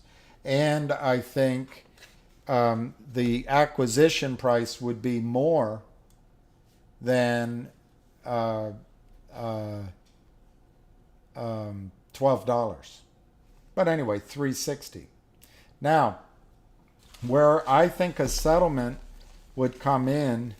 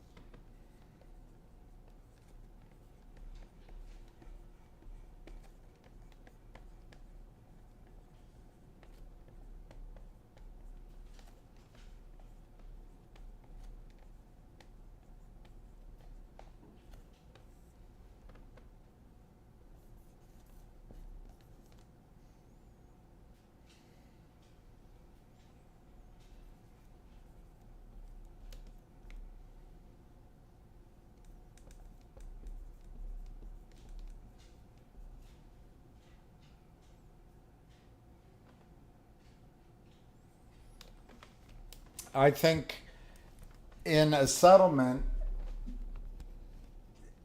the only people not here on this board are you and me, because we're the ones that deserve the settlement. I think the SEC, FINRA, Congress, journalists, etc., irrelevant, all irrelevant. But what they get, if there's a financial settlement, they can go back to their lives, their big salaries, their prim and proper self-certainty, and futures, and no jail. They get to check their CVs, but they're irrelevant in this. I just told you I think it's $360 a share. But then you've got the criminals, the LLCs, you've got the hedge funds, you've got the prime brokers, you've got the broker dealers, and above it, in fairness, we've got the DTCC. These are going to be the sources of funds right here. Criminals, hedge funds, prime broker, broker dealers, and the system. You've got the lawyers. Lawyers want to get paid. Now, lawyers, every one of these people have a set of attorneys. Every one of these people have a set of attorneys. And they're all suing each other. There's the courts. It's all going to go on and on and on and on and on and on and on. Somebody is going to attach MMAT, going to attach MMAT, and somebody's going to attach NextBridge. And they're going to tie them up. They're going to have, NextBridge will have a hard time running its business, raising money, and MMAT will go cellar boxed. Why? Because lawyers go after the money. They'll go after all the brokerage firms, but they'll go after the asset will be here at NextBridge, and they'll try to go after MMAT because that was the company that distributed NextBridge. Lawyers are indifferent that the wrong happened from the criminals. Lawyers just go over where the cash is, and they'll accuse MMT, you should have known, or you did know or should have known. NextBridge, you did know or should have known. They'll do all of that. So, all I'm trying to say, everyone on this page has an incentive to settle. Right now, they're going the legal route. It's insanity. It's going to cost everyone on this page their reputation, their freedom, jail time, possibly their financial futures. Everything they own, if they go this legal way. So they need to come up, the financial system needs one person to say, we're going to settle this son of a bitch. And we're not leaving this room till it's done. Okay, these people don't matter. This is your first source of money. The LLCs sold a lot of Nextbridge, Torchlight, and MMTLP. A lot of that money's gone and it's offshore. It's gone. But there's a lot of it sitting at the prime brokers. And the LLCs signed agreements attaching their assets and other accounts. That's your first source of money. Now, the broker-dealers are already been contacting the LLCs and the criminals saying, where are my shares? They're already doing that. Takes time, but they're doing that. They probably have a pretty good idea they're never going to get settlement. But the broker-dealers have done that. Broker-dealers are where your shares are, my shares are. Then the hedge funds, which is maybe the same as the LLCs. They have bigger monies, deeper pockets. Money will come from them. Any monies in the prime broker's accounts sitting there as an offset against the shares shorted will be a source of funds. Broker-dealers are going to argue, the 105 of them, hey, we didn't know. Our computers inadvertently missed this. But judges are going to say, and lawyers are going to say, wait a minute. You were reckless in not knowing. You didn't settle the trades. You didn't ask. You knew or should have known, and that's fraud. So broker-dealers are going to have to come up with money. Ultimately, the amount of money is going to be so big that the DTCC and possibly the U.S. Treasury are going to have to get involved. The DTCC is all of the brokerage firms. It's just all of the brokerage firms and hedge funds. Now, MMAT doesn't owe anything. They've done nothing wrong. But they will cooperate here because they want to get untangled. Lawyers want to get paid. But in my settlement, they're going to make a shitload of money. But you got to pay them off so they stop suing each other. So, and then you've got poor Nextbridge.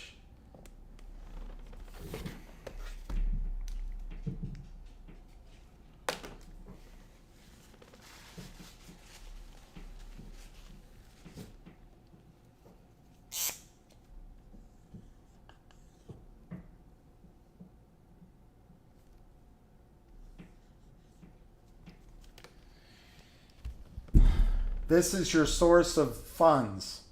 Source of funds. The LLC criminals, the hedge fund criminals, the prime brokers, the broker-dealers, and the system. Not MMAT. They didn't do anything wrong. Not Nextbridge. They didn't do any wrong. Possibly up here, FINRA might be a source of $2 billion because they may have violated the law terribly. But in essence, not FINRA, not the SEC. Source of dollars, down here. Source of stock. This is your source of stock. Now, they only have 500 million shares. They only have 500 million shares authorized. There's only 250 million shares available. I could imagine that there's 1 billion shares or more counterfeit in the broker-dealer accounts. But, we don't know. That's all being ascertained. But if we use 1 billion shares,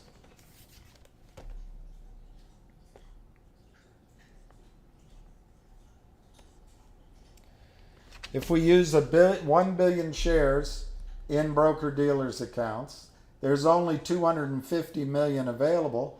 That means we have to get Nextbridge to authorize another 750 million shares. and we have to entice Nextbridge to pay the criminals 1 billion new shares. 1 billion new shares. Now, the system does this all the time under Gary Gensler, the corrupt. They do it at pennies a share or less than a penny a share. But in this case, it's gonna massively bite them in the rear end. That billion shares, in my opinion, is going to cost $1,000 a share. Why?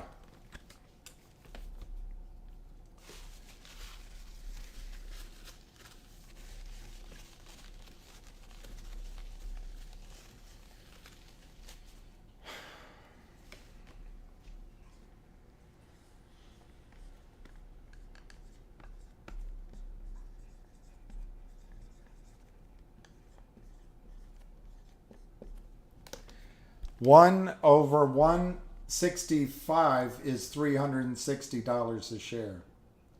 If there's a billion plus the 165,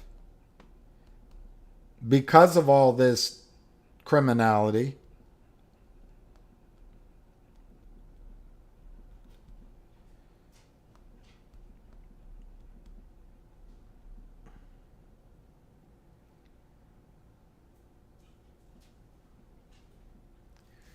that's 7 times. The number's even bigger. That's 7 times so you don't experience dilution.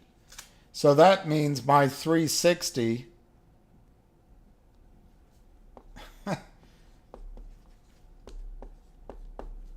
that means my 360 could be $2,500 a share. I think there'll be lawyers that argue for that. But anyway, let's use an easier number to work with. I think if the system paid Nextbridge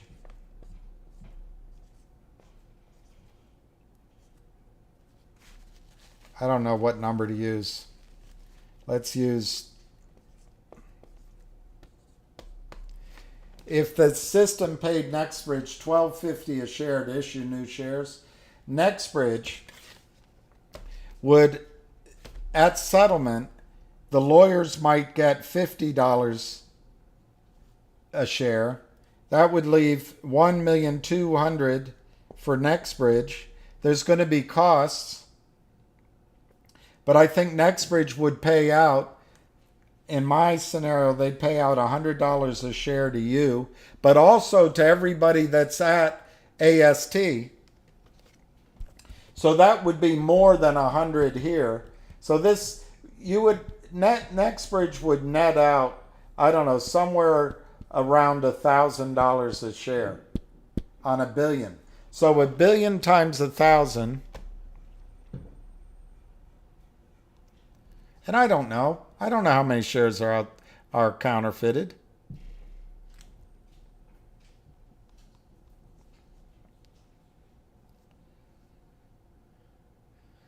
A billion times 1,000 is, I don't know.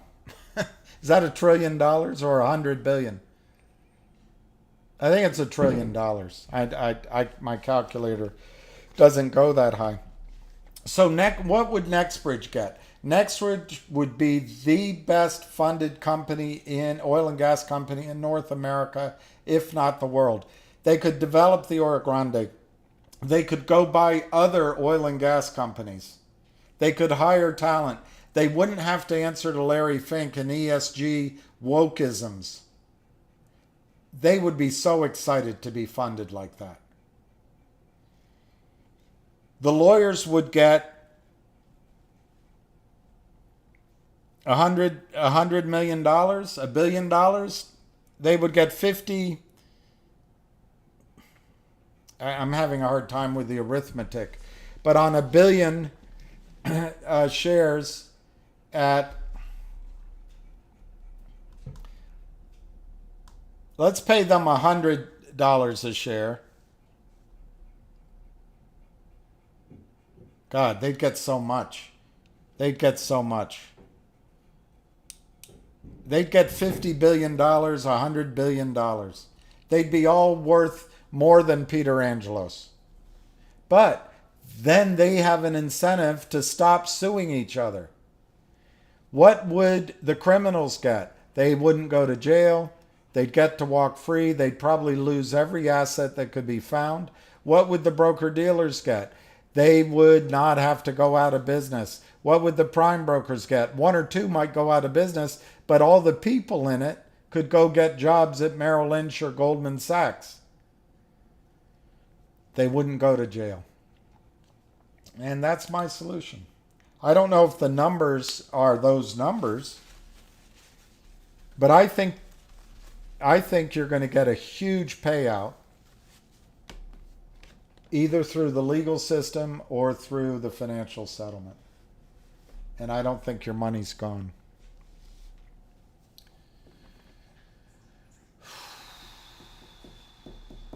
Lucky's doing all right. I think I got to go walk him. Yes, I can repeat the last 1.5 hours. Bullshit.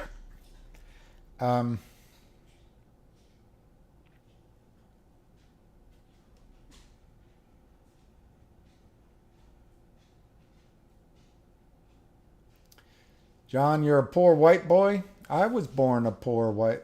No, what? I was born a poor black child. How does that movie go? Of course we're frustrated, but I think one way to get rid of frustration... This caught out the system. It took a while for you to understand and me to understand what's going on, right? Once we know that, what else is to learn?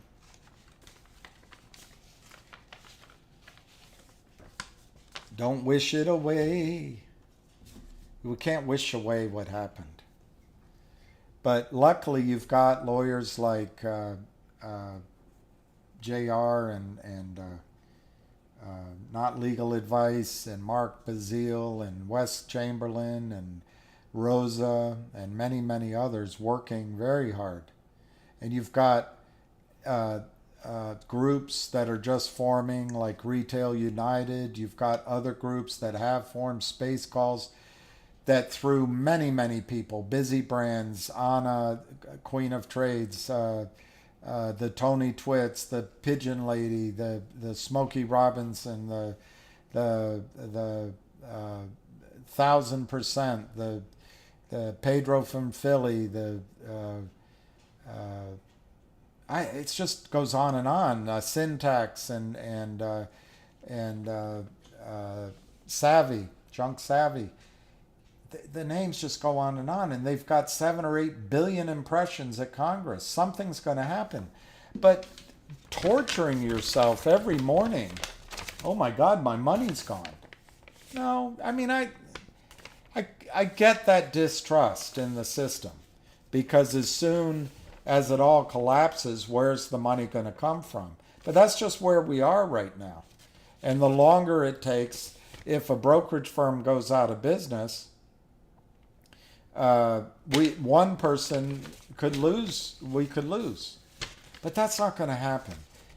I went through my whole example there because all of those lawyers are going to ask for releases. The only way now to do this in the legal fashion is a global settlement. And that now rolls over to the financial side. There's no attorney in a brokerage house that's going to say, pay Skydog and pay New Jersey their money, but don't pay anybody else. That opens up other liabilities. So it has to be a global settlement, and it'll come. It'll come. GTII won't run until either Finger runs or Alpine goes down. I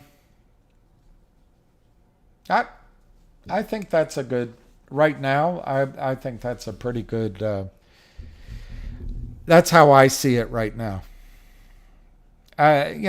If the Trento mine came in, the Trento mine deal came in, boom. Yes. Oh, well, man, I think your options right now are either to own NB, your percentage of NextBridge, or wait for the legal. Well, let me change that. What I was trying to say to you is the only process going on right now that I'm aware of is this legal path. But the reluctant regulators are receiving a lot of pressure from Congress and from us. And now they've had time to see the magnitude of their risk. There could be a financial settlement without the lawyers. But of course, it'll involve documents and legal. I'm talking about without the courts. So, but it has to be something so global, so big, that everyone's rushing to sign up. That's just my opinion. Now, they may, instead of doing it the way I said it, they may do a gray market. They may try to buy your shares for $25 each or whatever number. And you'll make your own decision at that time. But they'll ask you for a release. As soon as they buy your shares, you say you're not going to join a lawsuit. So I would say you're right. It's own NextBridge. A private placement is how I would look at it. Or you're counting on one of two settlements. A long as ever, take forever legal settlement, court-ordered settlement, or a possibly overnight, anytime the brain power gets together on Wall Street, you might get a Wall Street settlement, a financial settlement. It could be a combination of those two. And a Wall Street settlement might come in many stages. They may try to buy off, I'm making the numbers up, 200 million shares at a cheap price, and then just pay the stubborn holders more after they get the 200 done. They get the NextBridge number done, then they maybe come out and they offer a low number to everybody, and maybe only 25% accept that, but there's releases on all that. Then there's 75% they got to deal with big numbers. It might be something like that. I do feel that the only thing that makes sense about why the brokerage firms are willing to issue shares right now, I think there's been back talk. Maybe it's not to the magnitude that I'm discussing, but maybe there's been a discussion between management and lawyers at NextBridge and the ones at in the system saying, you know what, you need funding. We're going to tie you up forever with lawsuits so you'll never get any funding. Or we can be your source of funding, but you have to help us with this inadvertent short position we have. Those conversations may already be having. It's just so blazingly obvious that that's the way it's going to be settled at the end. NextBridge is going to have to issue shares. They don't have to, that's the wrong word. But they will be induced to do so.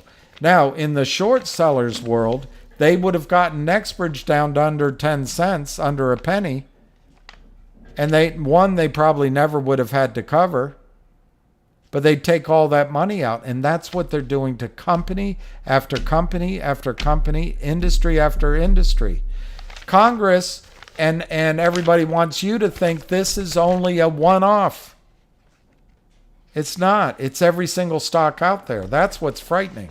And the reason I think Congress and Gary Gensler and Goldman Sachs and whoever's running the White House will come to some sort of settlement, they don't want the world to know the magnitude of this. And they know if they can pay off Anna in full, if they can pay Skydog off in full, Charlie Daniels Band off in full, everybody will get back about, worrying about whether that gymnast that's now getting all the attention, if she's replaced Kim Kardashian as the next billionaire selling her sexuality for money. I don't know. I don't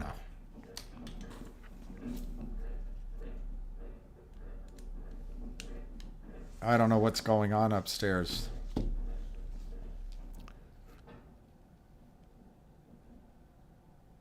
Jean Saint Valjean, Jean Valjean, Sir St. John Smythe. To my knowledge, do I think GTII or Finger will squeeze before the year is over?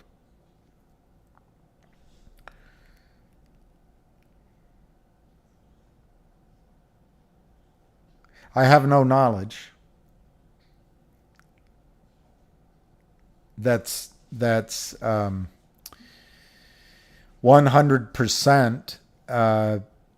verifiable in a court, for example. But in the case of Finger, for about 3 months, the stock has been trading as if a large buyer is in there, professional as hell.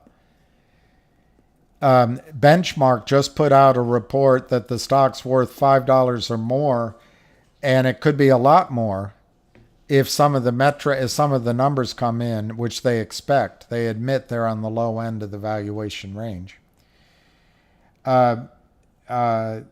Finger has 5 separate fundamental businesses, 3 of which are just, each could be a company maker.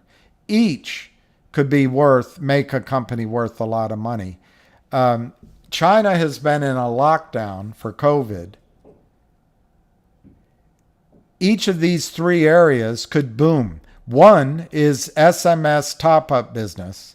Those revenues last quarter were over $12 million.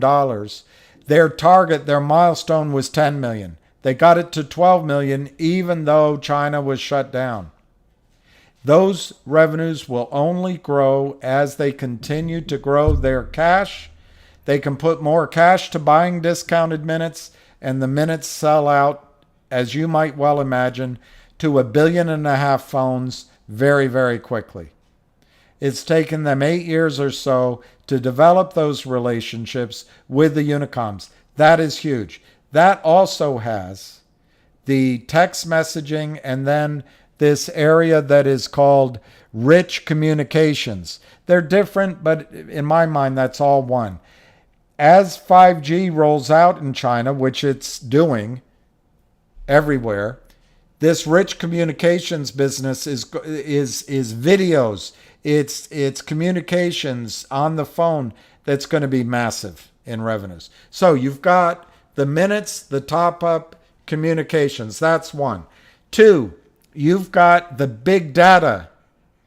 Now, they signed agreements with Munich Re and Pacific Re. The shorts have everyone believing that's worthless. Doesn't mean anything. Well, this is big data, reinsurance. This is in one of the biggest markets in the world. And it's pretty much a virgin market for westernized insurance. You're talking insurance for automobiles, insurance for fire, life, health, flood. Anyway, this big data, these 2 big insurance companies have set up laboratories with Finger. They have what they call scientists working on it, using the data from the phones of 1.6 billion people, potentially. This is a huge source of massive upside for the company. They're going into the second stage in the 3rd quarter this year. You're going to start seeing some of the monetization of those deals. That's number 2. Number 3 is this idea, this concept of Apple Care for phones. And I'm leaving a few ancillary parts out. But this Apple Care for phones is built in to the price of phones in China, built in to the price of subscription agreements in China. When you go buy a phone down at Apple or down at Verizon, you can say, nah, I don't want it. They have to take it. And now as 5G is coming in, everybody's getting new phones. Finger gets 25% of Apple Care as a revenue base, and it's not expensive. I heard it's 70% margin. They're not insuring it. They're not providing the phones. They're just in the middle making the phone provider, the insurance company, and the telecoms all work together. They get 25%. These are massive revenue upsides for Finger. Massive. So anyway, people are buying the stock. It's over $5. Institutions are hearing this story. Chinese institutions are hearing this story. Chinese investors are hearing this story. We know that. There is a group called Lin Partners who I think are a front for Goldman Sachs, for Ken Griffin, for Stevie Cohen, for Melvin Capital, or somebody like that. They got Finger into a toxic convertible note. That's been retired because of West Christian and Sharontel. But they had to fight it, but they got it retired. They paid. It cost a lot of money. It's gone. It's all gone. In the meantime, Lin Partners and their buddies took the short position from something like 4 or 6 million shares up to 105 million shares in the span of about 2 weeks, back when the Three Musketeers got us to go over to COSM because it was the greatest thing they ever seen. It's got 2,000 shares percent short, and we're changing the name, and we're changing the CUSIP, and we've got a CEO that looks out for its shareholders, and it's going to scream. Well, we all did that. Finger went down. GTII went down. But in that environment, Lin Partners et al. Sold over 195 million shares naked that didn't exist. Now, there's a lot of people out there who say, oh, they borrowed those shares. Oh, the company issued it. Oh, it's a private placement. No. In 2 weeks, 95 million shares sold that didn't exist. I've never seen those covered. Never. And in fact, now it's 166 million shares short. Now, in the last 3 months, 3.5 months, the stock has gone from $1.44 to $7.40. It's now pressed down. They put out this letter. To the SEC asking, I can't find it, of course. Here's the signature. That's the signature page. They put out the letter asking to withdraw the registration statement for Lin Partners. This letter, dated August 1, finger motion, August 1. Under this rule 477, this was automatically approved unless the SEC came back in 15 days. Well, this accomplished 2 things. One, it fired Lin Partners and probably fired Benchmark Capital. Maybe they were fired before, but it put the world on notice that finger motion is single again. They're not aligned with Benchmark or Lin Partners. That's number 1. Number 2, this Rule 477 has in its clause that the SEC can This is automatic for various reasons, unless the SEC comes back in 15 days. So finger motion, which is run by Martin Shen, is a extremely conservative, careful, deliberate company when it comes to following the rules, following the regulations, doing everything properly. So, my guess is that finger motion has waited to do anything until this 15 days has gone by. So that was yesterday or Tuesday. So here we are. Now with finger motion. What's going on? What's going on? Well, I listed to you that they need monies and they can absorb as much capital.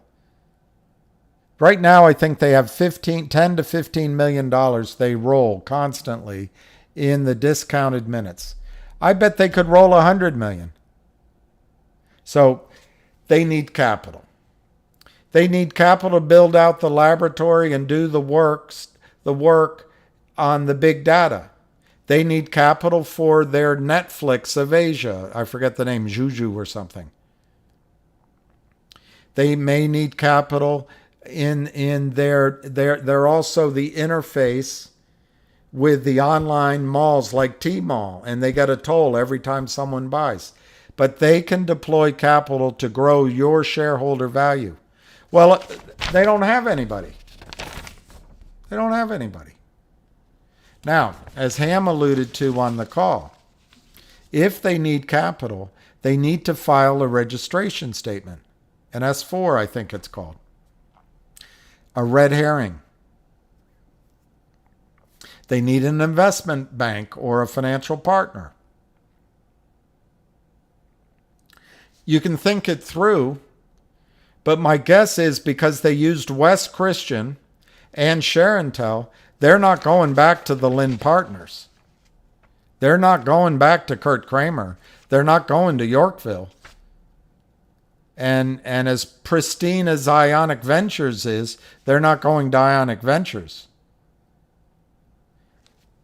Odds are they are going to go to a deep-pocketed, substantial, real fundraiser. They're going to go to a partner that actually can fund them. When Lynn Partners does this deal with their associates, they don't have any money. They just sell the shares of Finger in the open market and then give that money to Finger. I mean, that's the modus operandi of all these people. Who knows the specifics? But they're going to go to a really deep-pocketed, for real investment bank. Who is it? My guess is these are the offices of Finger Motion, Singapore, New York, and Hong Kong. I'm going to guess that it's going to be a bank out of one of those cities. New York, Singapore, or Hong Kong. Maybe more than one of those cities. But with a deliberate, careful, intelligent, hardworking management that is used to being successful and intends to be successful, my further guess is they've already chosen who that banker is going to be. So what's the next two steps they got to do? The 15 days ended yesterday or the day before.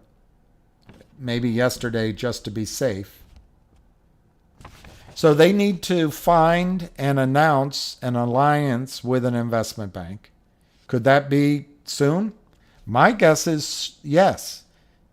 That's my guess. But it's been delayed. Could it be September? Could it be October? Sure. But I'm not sure they want to be out of the market that long. Secondly, they are going to have to put out a registration statement. Now, do they have to? Maybe not. But as Ham said on the call, it would be prudent to put out a red herring, put it with the SEC. I'm making the number up. We're going to raise $100 million. I totally made that number up. We're going to raise $100 million. Well, when you see it, if it comes out, you're going to go, oh my gosh, $100 million. That they only have 50 million shares outstanding. Oh my gosh, it's going, the sky is falling, the sky is falling, the sky is falling. And that's what the boo birds are going to try to get you to feel. But I think that whoever's been buying the stock this long, over these last 2 or 3 months, and other institutions, and other well-heeled investors coming in, I have a feeling that once a non-criminal, non-Jeff Easton deal is signed, a non-Philip Vallier deal is signed, with a real bank that does road shows and picks up the phone and calls their buddy they went to Yale with, or MIT, or wherever the hell, and starts raising real money. My guess is this is the last time you see Finger at $5. And it might be the last time you see it under $25. Because they are going to do what on Wall Street we used to call road shows. They're going to raise money. I made the number up. I have no idea. If it's $100 million, they will go place that. They'll go talk to the California Retirement Fund. They'll go talk to China Unicom as a lead investor. They'll go into the Abu Dhabi Investment Authority and say, we already have our 2 lead investors. We'd like you to come in for $25 million.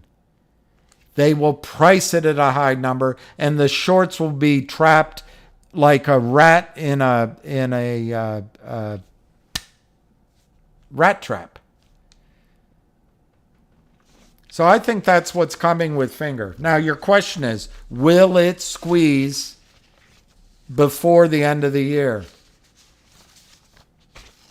Given all that I've just described, a trapped short, and you could say, well, that doesn't exist. Well, you can. I think it does. Obvious big buyers in the stock. I think the company is about to experience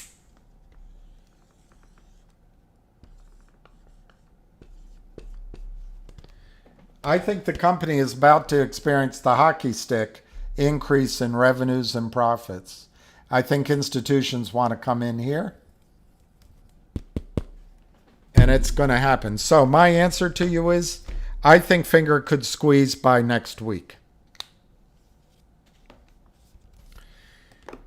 I think it's more likely that Finger could squeeze in the next 90 days. But yes, within the next 90 days. But yes, I believe Finger will definitely be higher priced, number one,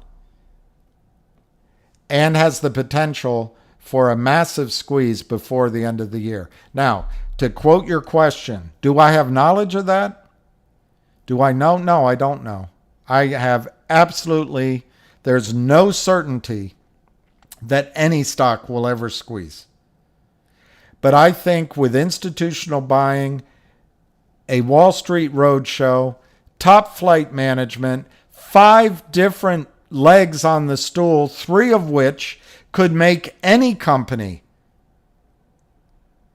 a premier company.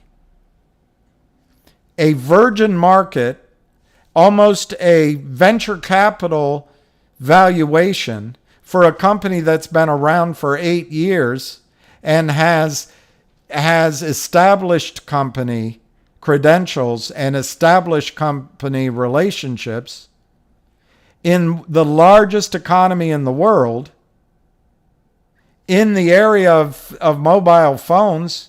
They don't even use cash in China.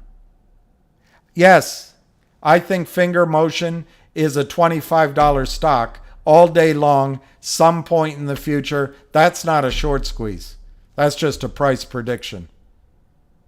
And if there's enough buying volume that 165 million shares or 100 have to be bought in quickly, because if it's the Lind Partners or if it's people from Germany, they're not going to come in and cover their margin calls because the money's already in Germany. When the money runs out in the prime broker, Jeffries maybe, they're not going to cover anymore. So yes, I think there'll be a squeeze in Finger this year. I think it could happen before September 1. I think it's more likely to happen, if it does happen, by October 15th. Why? Because there's going to be earnings announcements in Finger September 24th, and I think it's going to blow the socks off the market. That's my feeling on Finger. Now, you also asked on GTII. I think GTII is going to move in sync with Finger. And it's not any more complicated than that. It's similar story. I'm not going to bore you with it all. It's has one out of the blue thing, two out of the blue things, the water company and the Trento mine. But without those, I think the buying pressure in GTII as a result of profits in Finger is going to cause GTII to go up and then cross whatever the number is that causes buy-ins at Alpine and elsewhere. So I think GTII will go at the same time as Finger. And yes, I think that'll be before the end of the year. Very long answer, but that's my answer to your question. I think both Finger and GTII will go up and could have life-changing squeezes before the end of the year. But do I know that? Do I have knowledge of that? I'm just trying to read the tea leaves, sir. Your birthday's on October 20th. My brother's is on the 19th.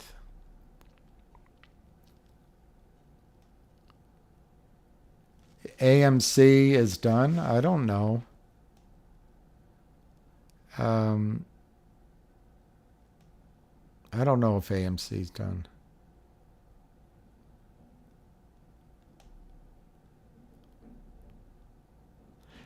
On AMC, George Donahue, I haven't recently because I've been so focused on Finger, but I've listened to several of his presentations. That's a hardworking guy, and he's I think has an in-depth knowledge of AMC and GME. And there's others, but I'm just going to use him as my source for what I'm about to say. He still believes that the position is so massive and that there could be a squeeze going on that's going to rock your world. I think that would happen only if the whole system went kablooey. And at that point, what good is it going to be? I don't know. I don't know if you'll even get the money that shows up in your account if the whole system goes down. Until then, my gut instinct, and I haven't studied it as much as Mr. Donahue, my gut instinct is that the powers that be, every time AMC goes up or GME goes up, they come with the smiling faces. They come to the CEOs and they say, we'll give you money for stock, and a deal gets done. So I think every time it runs up, they're going to bring it right back down. And you know, while you might be able to trade, and that's what I would do, is trade it. AMC's 4, goes to 9, get out, comes back down. Do it again, do it again, do it again. But I don't think they're going to ever let it out of control again. I think it's the big boys. It's multiple shorts, multiple hedge funds. I think the problem is huge. and they're all working together to keep it down. For all the money that they lost on the way up, I think they've made it all back. They still have that huge position there, but in the case of AMC, they've issued a lot of shares. So by definition, the problem is less. But the problem is smaller. But I think they're going to have it under control. AMC and GME. No one's listened to me, but I think it's a source of capital. You could take your money in AMC right now. I don't know, what is it, $3? You could buy 10 shares of Logiq tomorrow. And I think in 2 months, you make 8 times your money in Logiq. Maybe it's 5 times your money. Maybe you take $3 to $20, $25, $30. And yes, you won't get a short squeeze in Logiq, and you might miss out on a short squeeze in AMC. I just don't see it happening in the next month. Lock in your loss, get into something that goes up, and then come back and buy it. I mean, as it turns out, we had a chance to do that all year in GTII. That's the problem. Looking back is so much clearer than predicting. But I would see AMC and GME as a source of funds. I don't think you're ever going to see a squeeze in either stock. And if there's a squeeze in either stock, I think the system will have collapsed to such an extent, I don't know if you ever get your money out of your brokerage firms. I'm sorry to be so dire, but that's how I see AMC and GME.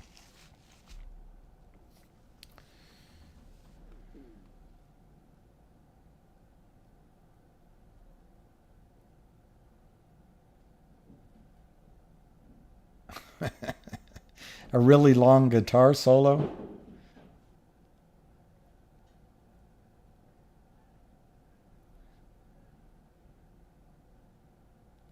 I don't know. I don't have one.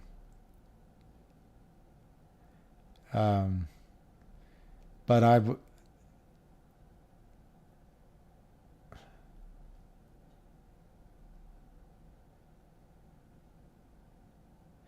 well, yeah, Pete Tong, I think the dividend for GTII has the potential to catch out the system for one simple reason.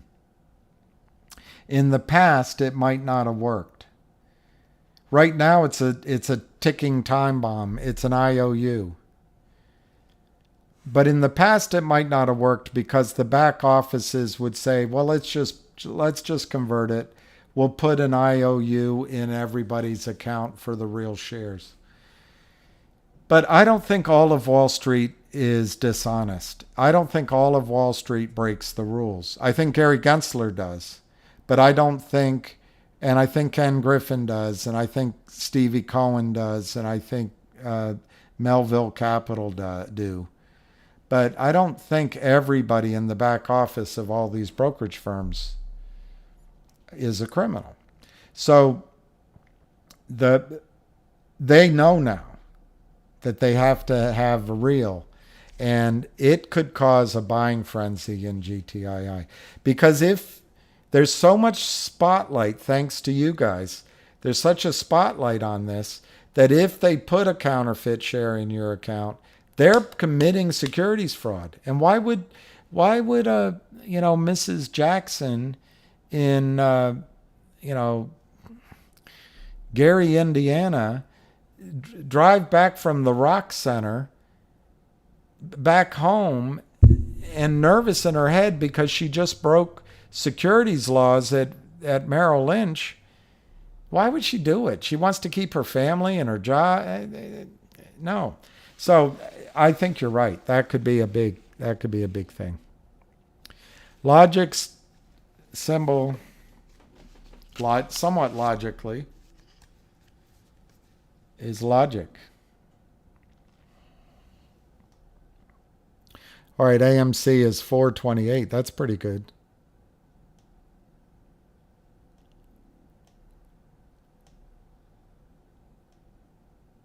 Evergrande files bankruptcy. Isn't that something, Will? That was anticipated, but it's gotta be, the actual event has to be making a lot of people nervous around the world.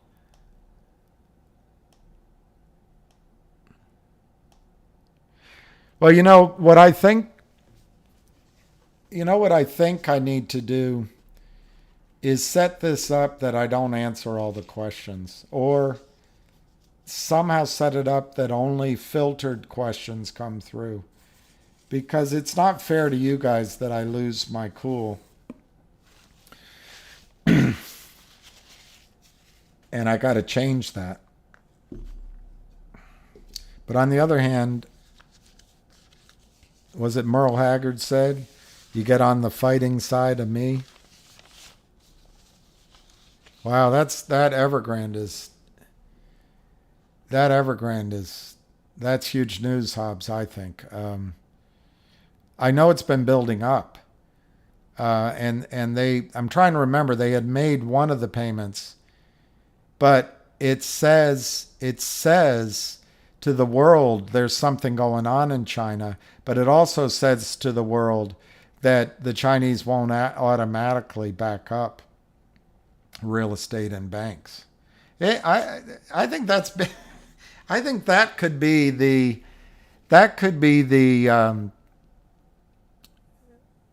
douche es machina. That could be the black swan.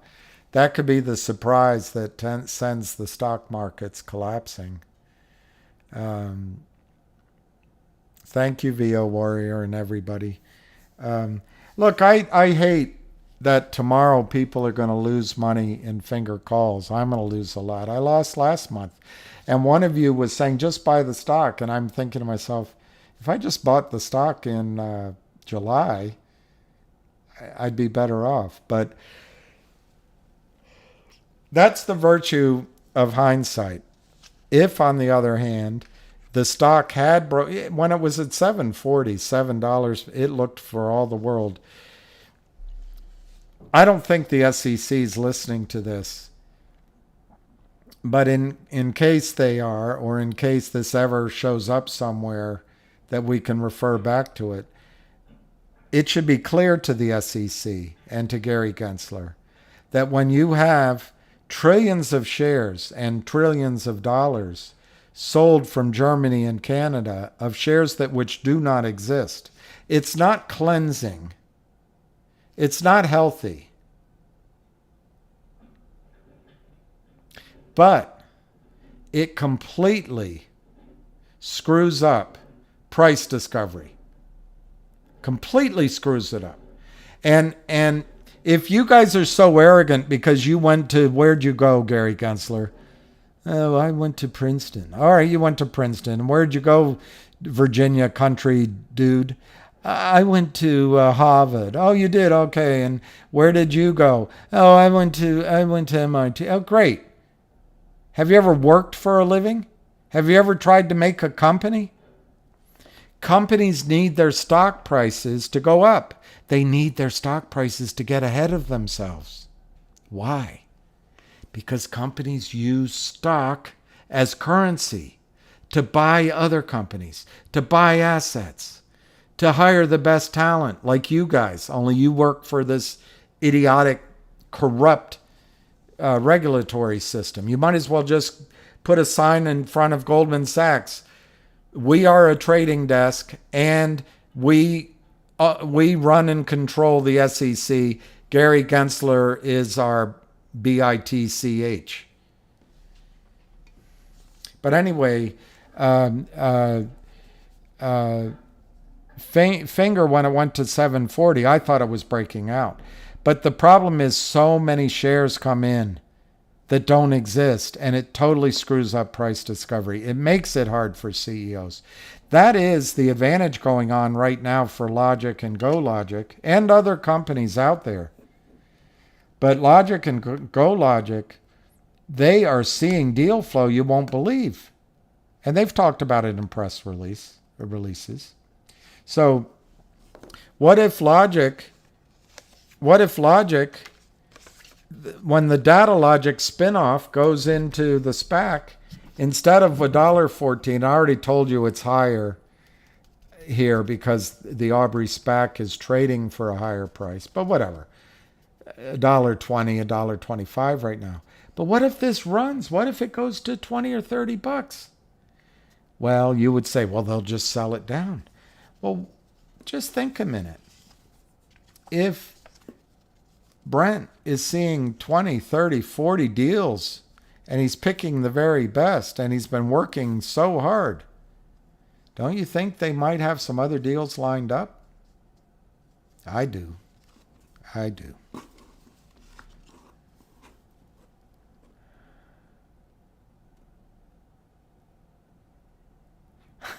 Joel, that's great. Well, that's one aspect of it, isn't it?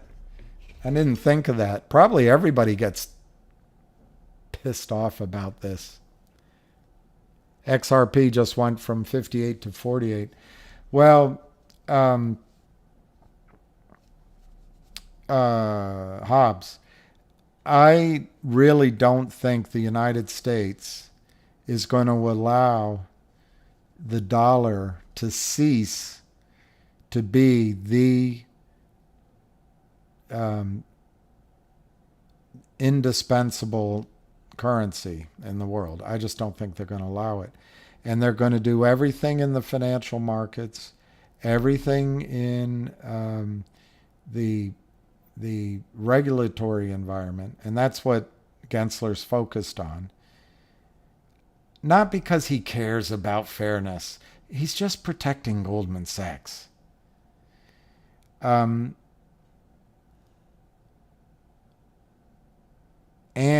we'll go to war. So it doesn't surprise me that XRP is down. Doesn't mean it's a bad idea. I would love one of these stocks to work and then build a portfolio of 2 or 3 of these. You know, I told you, and I kick myself every day about it. Not every day, but frequently. I spent a lot of time in London. I was visiting London, and this guy, Max Kaiser, was coming on. I was there for, 4 or 5 weeks. And I was considering buying silver. But he was talking about Bitcoin. Nobody knew about Bitcoin. Nobody knew about it. I asked no one knew about it, but he was. And I took notes and I was thinking about it, but you had to buy a wallet. I didn't know what the hell that was. And I didn't know how I was going to buy a wallet in London. And then you had to make sure you didn't lose. I just got all. So I put $150,000 in silver. I kick myself every day. Why didn't I just put 125 in silver? It might have been 175,000. It's a long time ago. It's all gone. But why didn't I just put? And because I was writing it down. I was figuring out how to do it. Why didn't I just put 25 grand, 10 grand in Bitcoin? I didn't though. I said, no, I tell you what, let silver run. I'll sell that. I'll come back to Bitcoin. Well, I never got back to Bitcoin. I looked it up. You know, in my memory, Bitcoin was under $1. And sure enough, it was. I could have bought Bitcoin under $1. So I do believe there's an opportunity in these currencies. But a lot like the technology companies at the turn of the century and the biotechs other times, you get all this froth in the market, and then the big boys drive it down, and the original people get screwed. They get crammed down. But somewhere in there, there's a business plan, as they say. AMC is running after hours. Bullion is true money, except bullion doesn't allow you to expand the money supply during a recession. It doesn't, anyway, I don't want to go down the long laundry list. But when there was a mercantile system that the world lived under, particularly when England ruled the waves, but it was also Portugal, Spain, France, the Dutch, Germany tried to get in there, Italy. But the mercantile system didn't work that well. So bullion, you're right. But bullion has some serious flaws. And that, by the way, bullion is where the modern fractional reserve monetary system came from. They used to hold gold in vaults, let's say in Florence, Italy, and as somebody was going to, what's the city? I can't think of a city, but Holland, to buy tulips,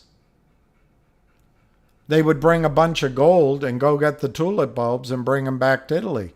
Well, there was war, there were robber barons, there were bandits, there was drunkenness, all sorts of things. And so the people sitting at the bank in Florence at the vault, they said, well, wait a minute, no one ever comes and gets all this gold. Why don't we just leave this gold here and we'll write a script, and my driver can take a script to whatever the city is in Amsterdam. Take it to Amsterdam, and in Amsterdam, they can give my script to a vault up there to get the gold. That's the basis of fractional reserve banking.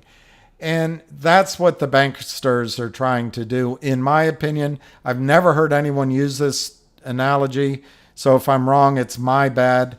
But I think they're trying to use all the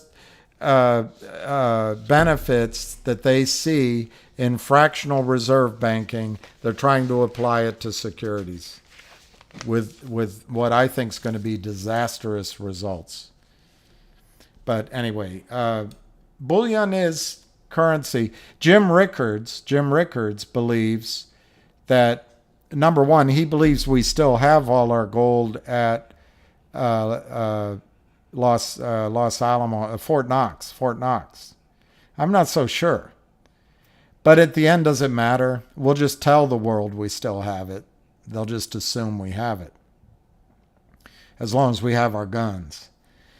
But what Jim Rickards says, and I'm right now as I'm talking to you, I hope I'm quoting the right price.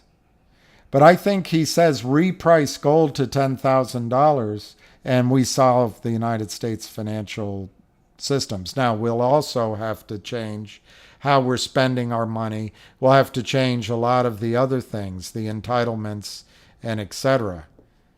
I'm not talking about Social Security. I'm talking about letting people go to school for gender studies, run up $250,000 in debt, and then getting the president to wipe it away for free, while a lot of people have to work on the farm, work in factories, drive trucks.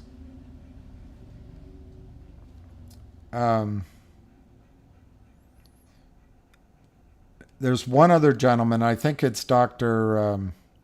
Lieb, that says, I think it's he, I might be wrong, but there's another gentleman that says we have to raise gold to $40,000 an ounce. So I agree with you that bullion is, I think bullion's a good investment. Dominic, I think the fiat currency which will survive, and you can argue whether it's going to be a currency, but I think the one that will survive is SDRs, special drawing rights. I also think if you're just leaving the world as it is, I think China's currency has a chance. I also think Russia's currency has a chance. But I do not believe fiat currency will disappear from the face of the planet. It'll change. And I think we are abusing our dollar. So I think the dollar will go the way of the British pound, but the pound still exists.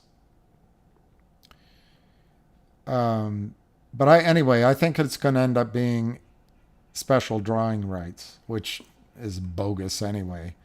And then I think they're going to come up with it. They're going to try to do these, these coin things. I don't think anybody's going to go along with it in the United States. We'll do it, but all of a sudden a lot of alcohol will be paid for in chickens, and a lot of electric wiring will be done for by patching up tires, and roof repairs will be in exchange for half a cow. I think United States will barter around any central bank digital coin. But the BRICS, Dominic, I wonder why all of this is in the news now. Because I've been arguing about this for 20 years. And people used to look at me like I had 3 heads. But now it's in the front page of every news. I can go down to Safeway and talk to the clerk that lets me in and out of the store. And he'll tell me all about BRICS and about dollar priced in oil. Why is it everywhere? My guess is it's not going to happen right now. They are trying to price oil in dollars. China has troops. And China would never tell the Saudi prince that we think you killed that journalist. China would never do that. China needs oil. And China's never going to say human rights, women's rights, or human rights. China's never going to do any of that to the Saudis. And they have troops. India has troops. Russia has weapons, not as many troops. But these 3 countries could protect the royal family. They could protect Saudi Arabia. The agreement that started with FDR and was particularly strengthened, I believe, both under John F. Kennedy and then under Nixon. But all presidents, Truman, Carter, even Reagan, strengthened our relationship with the Saudis. But the whole premise of that relationship is we'd protect both Saudi Arabia, but also the royal family. And that's what we've done. Now, everyone hates Trump. Terrible guy. He grabs them by the yum and he's violated. He's got 72 indictments. He's so corrupt. He went into office to enrich himself. Russia helped him get elected. Otherwise, we'd have that paradigm of intelligence and probity. Hillary Clinton, she won the election, not Trump. I mean, it was, and so Russia has something over Trump. So anyway, Trump, bad guy. But Trump's first flight, his first visit in the world, was to Saudi Arabia, was to Riyadh. And then he went to Israel and then to Jordan. That's how I remember it. I might have it backwards. But he went to Saudi Arabia first. Well, I think before oil is priced in anything but dollars, I think the entire United States military, political, financial powers will be brought to bear on Saudi Arabia. And I just don't see the United States allowing oil to be priced in anything else. Now, let's go to your BRICS. You might not be old enough to remember when the euro was created. I am. And I recommended a trade in it that made a lot of money. But what's the problem with the euro? The government sort of is in Brussels. But then every country has a separate government. Every country has a separate central bank. Every country issues bonds and tax policy. They speak different languages. They can't travel. In the United States, you can lose your job in New York and end up in Austin making money, speaking the same language, laughing at the same stupid jokes, humming songs by America. Well, the euro never became a major competitor to the dollar. It's a competitor, no question. But it never became. Germany didn't want to help out Italy. Germany didn't want to help out Greece. Now, the thing that happened is Goldman Sachs sent its alumni into Italy as prime minister, into Greece, into England. So Goldman Sachs runs the Eurozone. Yeah, but the euro never really took off. And that's Europe.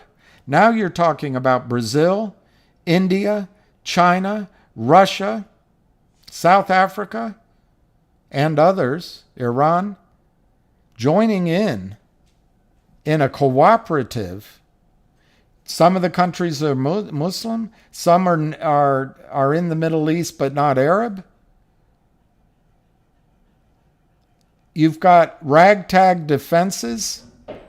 China's got a huge defense system. Russia's got better weaponry probably than we have in some areas. How deep is the BRICS financial market to absorb Saudi petrodollars, petro BRICS? How deep is it? How safe is it for Saudi Arabia to put their money in India, in China, in Brazil? Maybe it is. Maybe it is. Maybe it is. But then if there's a dispute between Brazil and Iran, who's going to resolve it? If there's a run on bonds from denominated in rubles, although you're going to say they're BRICS, but if there's a run for some reason on Russian bonds, who's going to come in and balance it up? Are they going to have a central bank? Have they set one up? Who's going to run that central bank? Will it be China? Or will it be Russia? Or will it be India? I don't see it. I don't see it. I've been the one for years arguing that the BRICS are coming, arguing that oil and gold are going up. But I just don't, I don't know. I just don't see it. In the short run. I could see it over the longer term. But I think the United States would have to lose a war. And I think we probably will lose a war. I think Russia can sink our aircraft carriers. And I think China, we gave our technology away to China. They have all of our stealth technology. They have all of it. They have the computers. They have everything. So I think China can be very effective fighting us. I hope it never comes to war. But if we lose a war, then maybe the BRICS can step in. But until then, I don't see us allowing oil to be priced in anything but dollars by Saudi Arabia. If we lose, of course, we've got a senile president. Some people think he's brilliant. I think it's elder abuse. And things are speeding up, and maybe they will price oil in a basket of currencies, maybe, and we won't have any say about it. But at the end of the day, it's the end of the day. At the end of the day, I'm not sure that Saudi Arabia will want. I know they're angry at us. We went after him for Khashoggi, the journalist. We're doing all sorts of stupid things right now. And I don't know why. Maybe it's Victoria Nuland. I don't know. But it's just been 2 years. I'm just not sure. The Saudi royal family wants to put the fate of its country and its family and its fortunes in the hands of, is his name Mosey in India or Lulu in Brazil? South Africa is in the middle of a civil war. Russia, I don't know what's going on in Russia, but right now the United States is supporting Ukraine, and maybe that's going to turn into something bigger. I just don't think the BRICS are an immediate threat to the dollar. Well, the Federal Reserve, I mean, you, Dominic, I know you're obviously well versed in it, but there's nothing federal about the Federal Reserve. There's no reserve about the reserve either. The Federal Reserve is basically the banks. And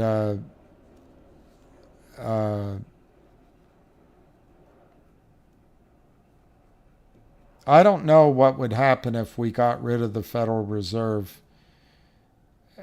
I think we couldn't get rid of it without our whole system imploding first. But we're going the way of Japan. The Federal Reserve is the buyer of last resort for all of the bonds we issue. We're running a deficit of $2 trillion a year. $2 trillion.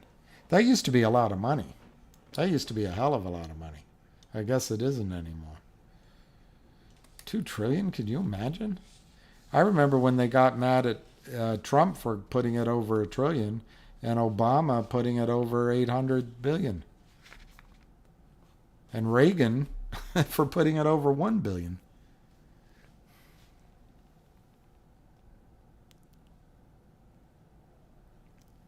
"75% of the world's GDP is run by BRICS countries."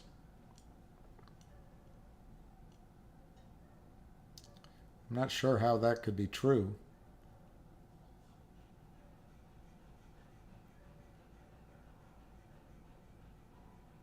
I was under the impression that our economy was 25 to 30% and China's was 25%. So that you taught me something. I didn't realize that. I didn't realize that 75% of the world's GDP is run by BRICS. I didn't realize that.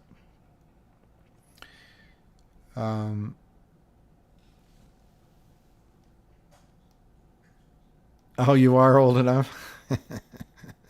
It can't be a competitor, not backed by anything. You're talking about the special drawing rights?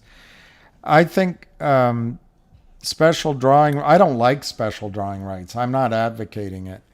But it's a way of the banks and the international banksters to control again. And China's got a seat there. I think Russia will. So it's a way to involve everybody and do a basket of currencies. I think it's much more likely that we'll have a basket of currencies than have bricks against dollars. But I know Biden's terrific. I mean, the last president was just so awful. And he put us at such risk, and Biden has really calmed the world down. And it's incredible to me that Trump would use the SWIFT system to enact sanctions against Russia, Iran, and other countries. And Biden is trying to unwind that. But as long as we use the SWIFT system as a weapon, they're going to go to the IBAN. They're going to come up with alternatives. Why are we doing that? Why are we doing that? But hey, I just play a doctor on TV. If the IQD revalues expand, the U.S. can pay off its debt and have trillions left over. What's IQD? I'm having a brain freeze. I don't know what an IQD is. I should know. IQD, IQD, IQD.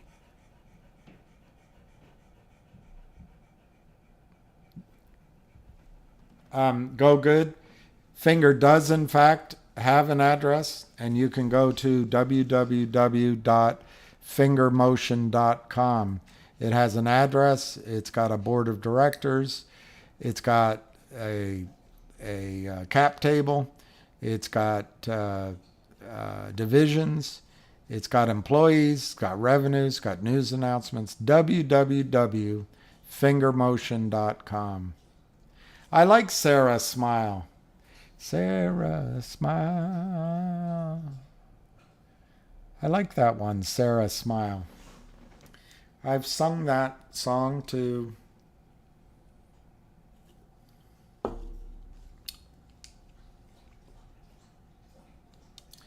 Yes, Cat Zone. I think you should transfer MMTLP to AST if you can. But let me just run through the negatives. I think if you do it, you let your brokerage firm off the hook for any obligation to settle anything with you. That could be a negative. The second thing is if you move them, you might miss out on trading in MMTLP, which for me, I don't think it's going to happen, but there are those who believe that that is the solution and it's going to happen. That's two negatives. The third negative is that it may be that your brokerage firm is going to call you at some point and say, we are willing to purchase your shares for $8, or we are willing to purchase your shares for $25. And I don't know where you come down in it, but there are plenty of people that would take $8, $10, $15, $20, $25 for, they'd say, gee, 4 acres and a mule? Gee. They would say 40 acres and a mule. Sorry. They would say, where do I sign up? I want my cash. I want it now. You probably won't get that offer once you move your shares to AST. So those are the negatives I see. And I guess on that third part, a corollary or a fourth negative is that you may be foregoing liquidity. In other words, if there's a general payout throughout the system, which could happen, you may not get that payout. You may not get that deal. Those are the negatives. What I see as the positives is that you have your shares. Secondly, I happen to be an oil and gas investor, and I think oil and gas is someplace you want to be. Thirdly, this management team has impressed me, and the asset itself has impressed me. Fourthly, you're going to get a bump up in value, which will be tax-free. I don't know what you paid. I'm so jealous of Deacon Blues. I'm never speaking to him again. For the same amount of money, he got like 20,000 shares more than I have. Bastard. But anyway, these shares, I paid $8. They could be, if they're worth $80, I have a much higher number. I get that bump up in value without having to pay taxes on it. That's a valuable thing. If I move my shares over, I know I have them. I'm now in a private placement with a company and a team that I have grown to think is pretty darn good. It means illiquidity, it means time, but it means certainty. I'm not convinced that there won't be some payout in a lawsuit that would accrue to people that have their shares at AST. But it's for certain that if your shares are sitting at a brokerage firm and there's a lawsuit settled or a financial settlement, you're going to participate in it if you're at the brokerage firm. It's a little muddier if you have your shares at AST. The final benefit I see of having them at AST, everyone talks about this company being sold. I don't think they're going to sell the company right now. But I think as the value proposition goes up a bit, they'll sell out to a major and you'll get that benefit and you'll end up with shares of Chevron or Apache or Carrizo or whomever. So that's why I recommend it. I think it's a good private placement investment that we already have a pretty good idea what it's worth. And it's got liquidity and big boy upside. It could provide you dividends for a long, long time. That's how I see it. And if you can get into AST, you know you're in. Now, in the example I gave, where I think there's a settlement with NextBridge and there's a cash distribution, you get your shares and a cash distribution, that'll go to all shareholders, including people in AST, if something like that eventualized. So that's why I recommend it. I don't know that it's a huge advantage because as NextBridge moves forward with its strategies, if the financial system doesn't come to a settlement with you and me, because I still have it in my IRA, the lawyers involved will entangle, I think it's called litigation pending, Liz Pendens. They will claim and block and trap the assets at NextBridge, in my judgment, because it's big money. So the lawyers, for all the investors at Johnston and Lemon might go attach. My point being that as NextBridge gets better and better and better, they might not have access to anything. So I do think there's going to be a financial settlement because it's going to become clear to everybody that they're walking off a cliff together if they don't reach terms. And I'm not sure it's in the end going to make that much difference where your shares are.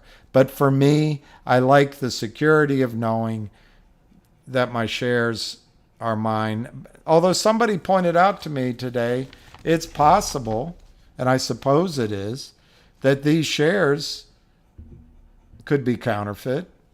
The whole system is so screwy. I don't know. Everything you rely on. Anyway, that's my advice. I would transfer it. But you just have to assume that it could take a long time to have liquidity. but you won't. If you take liquidity, let's say your brokerage firm called you and said, we'll pay you $25 a share. If you take that liquidity, you got to pay taxes on it. How does that get you ahead in life?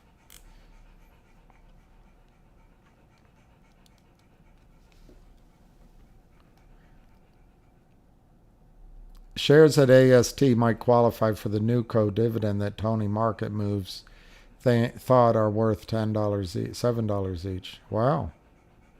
I didn't know that.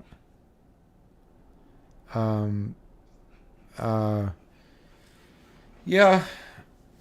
And I don't know. Is that Deacon Blues? I'd love to know how to move it out of my IRA for that purpose, but I'll look into that tomorrow. I think it's a big negative. If you take your shares out of your brokerage account, they wash their hands of their responsibility to you. That could be a really big negative. It really could. I don't know.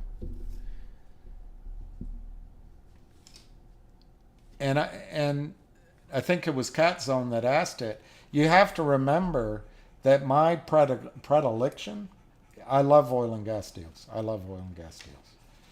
You may not like them, but I do. So, all right. Lucky is nervous. I'll go six more minutes because I think I love you, boy. We'll go outside. I think I went off the rails. Grow up, Arthur. You'll make a fine adult. Arthur, what went wrong?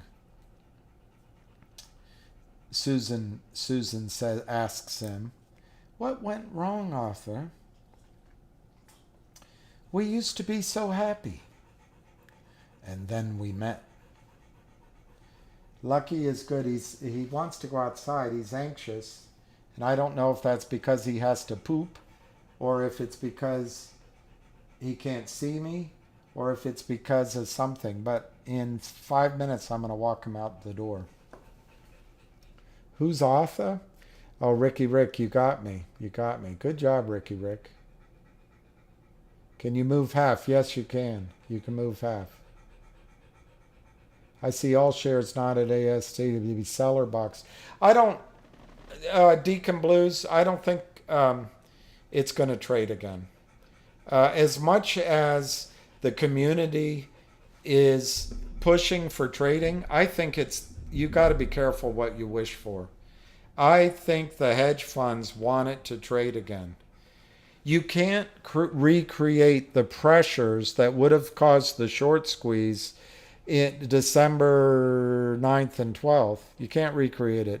One of the key things you can't recreate is after these shares are all at AST, what's the deal? On that first week of December, the pressure point was, if you don't deliver my shares, you've got to go buy them in the market because I'm entitled to a dividend of 1 share of NextBridge for 1 share of MMTLP. Well, if all of the 165 million shares are allocated, which is what's going to happen eventually, then if they open it up for trading, what's the hammer on the other side? Hey, hedge fund, if you don't buy it back, you have to, and the hedge fund's over there, what? I have to what? Come over here and tell that to my face. What do I have to do? If I don't buy back the MMTLP, what do I have to do? Well, you have to deliver shares. Well, there aren't any shares. Come over, say that to my face. No. It'll never trade again. Now, there might be gray market where your brokerage firm calls you up and says, I'll pay you $25. Sign here. Here's a release. but they might start as low as 7. That might happen. But that's not the real trading you're talking about. Well, Sara, it is possible that AST accepts more than 165. I would have rejected that out of hand. But let's follow your thought process through. What if AST accepts more than 165 million? And then, rather than going through all the drama and the high payment that I'm talking about, they get everybody to put their shares in. And then Goldman Sachs writes a check for $500 million or $20 billion to Nextbridge. It could happen. That could happen. And then my high numbers go out the window. But that settlement would be done by the big boys, and they're not going to be outsmarted because they're mad. They're mad. So it's possible.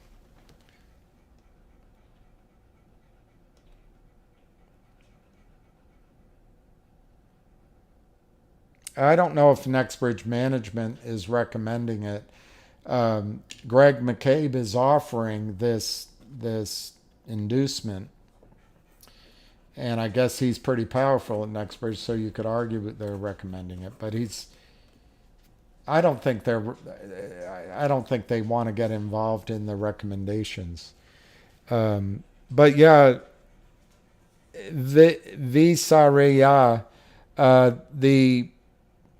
the possibility is that the discussions going back and forth from attorneys and investment banks and criminal lawyers and civil lawyers and the SEC and congressmen are saying, why doesn't Nextbridge just accept as many shares as come in?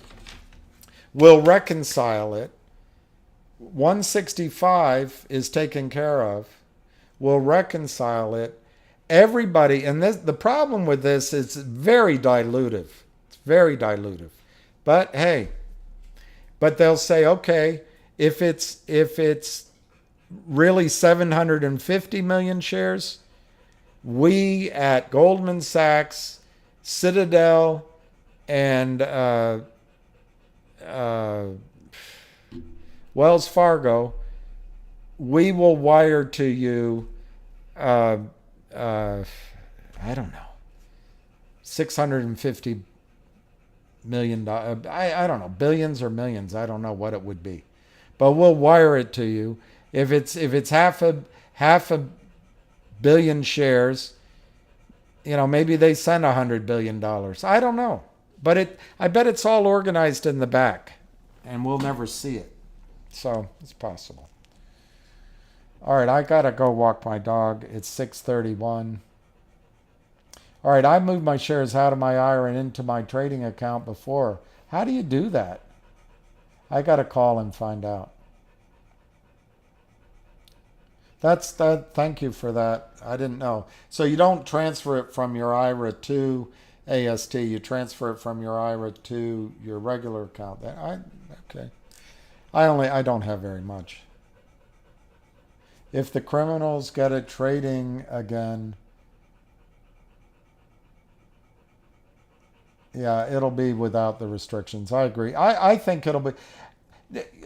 By the way, Deacon Blues, I'm not saying it. Well, the difference I'm saying, it's not going to be seller boxed in the sense that there's no reason to seller box it. But I don't think it'll trade above a penny.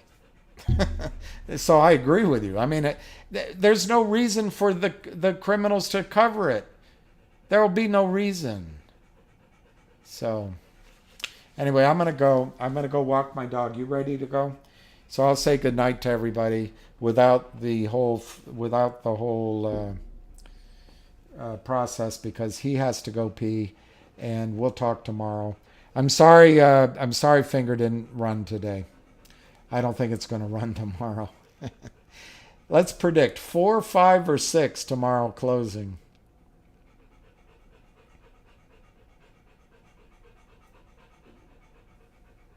That's tough. It's tough. I will say,